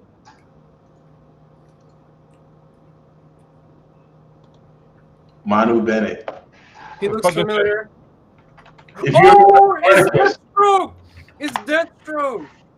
Yep. That's Deathstroke? Shit. Yeah, he plays Deathstroke in Arrow. Arrow, yep. Oh, an Arrow. Yep. He's Manu Bennett. And not for nothing, I was gonna because he's there. Both of them. Both of them. I see. Oh shit. Judge Groovy Man says Manu is definitely on his list, and he did not think that we would know who he is. Oh, I know. I met Manu in person. That just goes to show the eclecticness of the Max Fallis stream here, brother. We take all kinds and accept all kinds because we want to hear exactly what all kinds is thinking and feeling, my brother. So I met him at Wizard World. Yes, yeah. Jason fucking Momoa. Oh God, love him. All right, let me see if I can throw one at y'all. Now you gonna pick his wife, aren't you, Ron? Nah, I was thinking about throwing my wife with me here, but you know what? Yeah. She ain't for the stream. She definitely ain't for the stream. I met Manu Bennett at Wizard World. Now I'm gonna. I met Manu Bennett at Wizard World with he was real quick story. I was at Wizard World where it was me and Stealth. We were going back to the hotel room to change our clothes, and Manu Bennett was down there, and he was like, we're talking to him like I was telling him how much of a fan. Wizard World Philly, and Ray Park came by and was like, "Yo, Manu, what's up?" This and that, and then I was like, "Oh shit!" And it's like Ray Park was there. I was like, "Yo." Next thing you know, I was like Ray Park talking about, "Yo, you got these girls over here." I'm like, "Oh shit!" They went. The next thing you know, they hanging out with some girls. I was like, "All right." I'm going to preface this by saying I'm a heterosexual man. I love women. Some men I can see how other people would find attractive. And I'm going to throw this to y'all and see if y'all could see this man to be attractive. Okay? This is Peter Steele of Type O Negative. Oh, poor him. Why did you kill him for us? He has a fantastic voice. Mind you, he's 6 foot. Well, he was 6'7". This nigga was huge. Yeah. And I think this may fit along the lines of what. Yeah, Peter Steele was a fucking hunk according to Judge Groovy Man. Like from Brooklyn, New York. Like this was a dope, big ass man's man to the point of where like, you know, had I been a person of that persuasion, I could see that as being a masculine, attractive man. You know what? It's the best way I can say it. You know what's funny, Ronnie?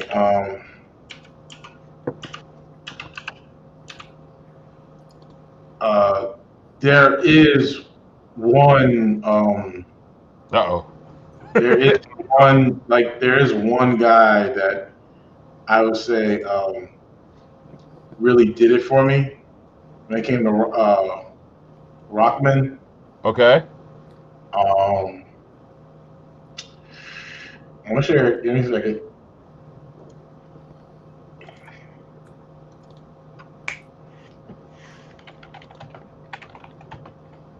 Everybody's typing. Wait, is that James Hetfield? Mm-hmm. It's the mustache. James Hetfield, like, just I don't know. I was Old James Hetfield. old, young, just any era. James Hetfield. He just I don't Yeah. know. Yeah, He gives him fuel, gives him fire. just his aura. Do you want to kill them all? He was just everything. He just want to ride the lightning. Oh my God! Maybe. Ooh. Do you want to be? And nothing else matters. He wants him to be his master of puppets. Do you want to enter his Sandman? And nothing else matters. Oh my God, that's too funny. Mm. All right, I think it's time to wrap this up, guys. Yeah. I think we've definitely accomplished our mission tonight of all of our topics.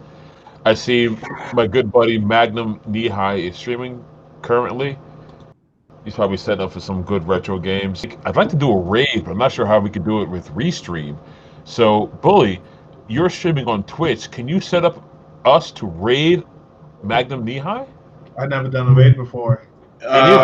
Me neither. I just thought like, hey, you click on the link for everyone to follow that particular person, and then everyone just.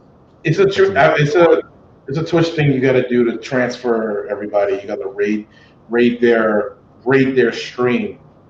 Yeah. I just put the link in the chat here on Restream. It's twitch.tv/Magnum Knee High. MAG as in guy. Why can't NUM. though? That's weird. Yeah, seriously, Judge. Like some dudes, I can seriously say that, yo, that's a beautiful dude. You know, I don't want to be in him or have him in me, but it's a beautiful guy. And Pete Steele is definitely one of the ones that would be on that list, man. Magnum's setting up his stream. I see he's online, but I don't know how to do a raid with Restream, so I'm just going to send him. Hold on. Let me try something. Ooh, Jennifer Aniston? Never done it for me, Judge. I don't know about you guys, but Jennifer Aniston was Robin Wright. Ooh, you know, speaking of superhero and comic books, fucking Gal Gadot is beautiful, man. She is. She's a great actress, in my opinion, but she's beautiful. I gotta pee. I shall return. When I get back, we will raid Magnum Knee High. Be right back. Well, I'm going to get off because I have to go. I have to get off too. All right, well, Bully, bring us in, man, to Magnum Knee High. I put his link in the chat, if you can see it. Yep. But I got to go empty my bladder, so I'll be right back. back. Good night, everyone. See you later. See you later, guys.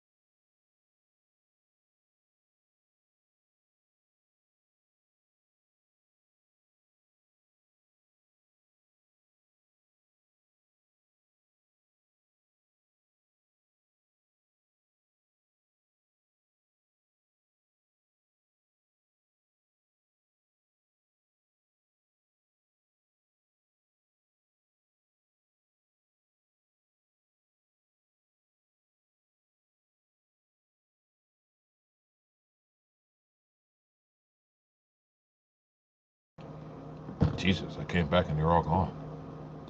Alright. Well, we're going to raid my man Magnum Knee-High. Not sure how this is going to work. But we're going to Mag Knee-High.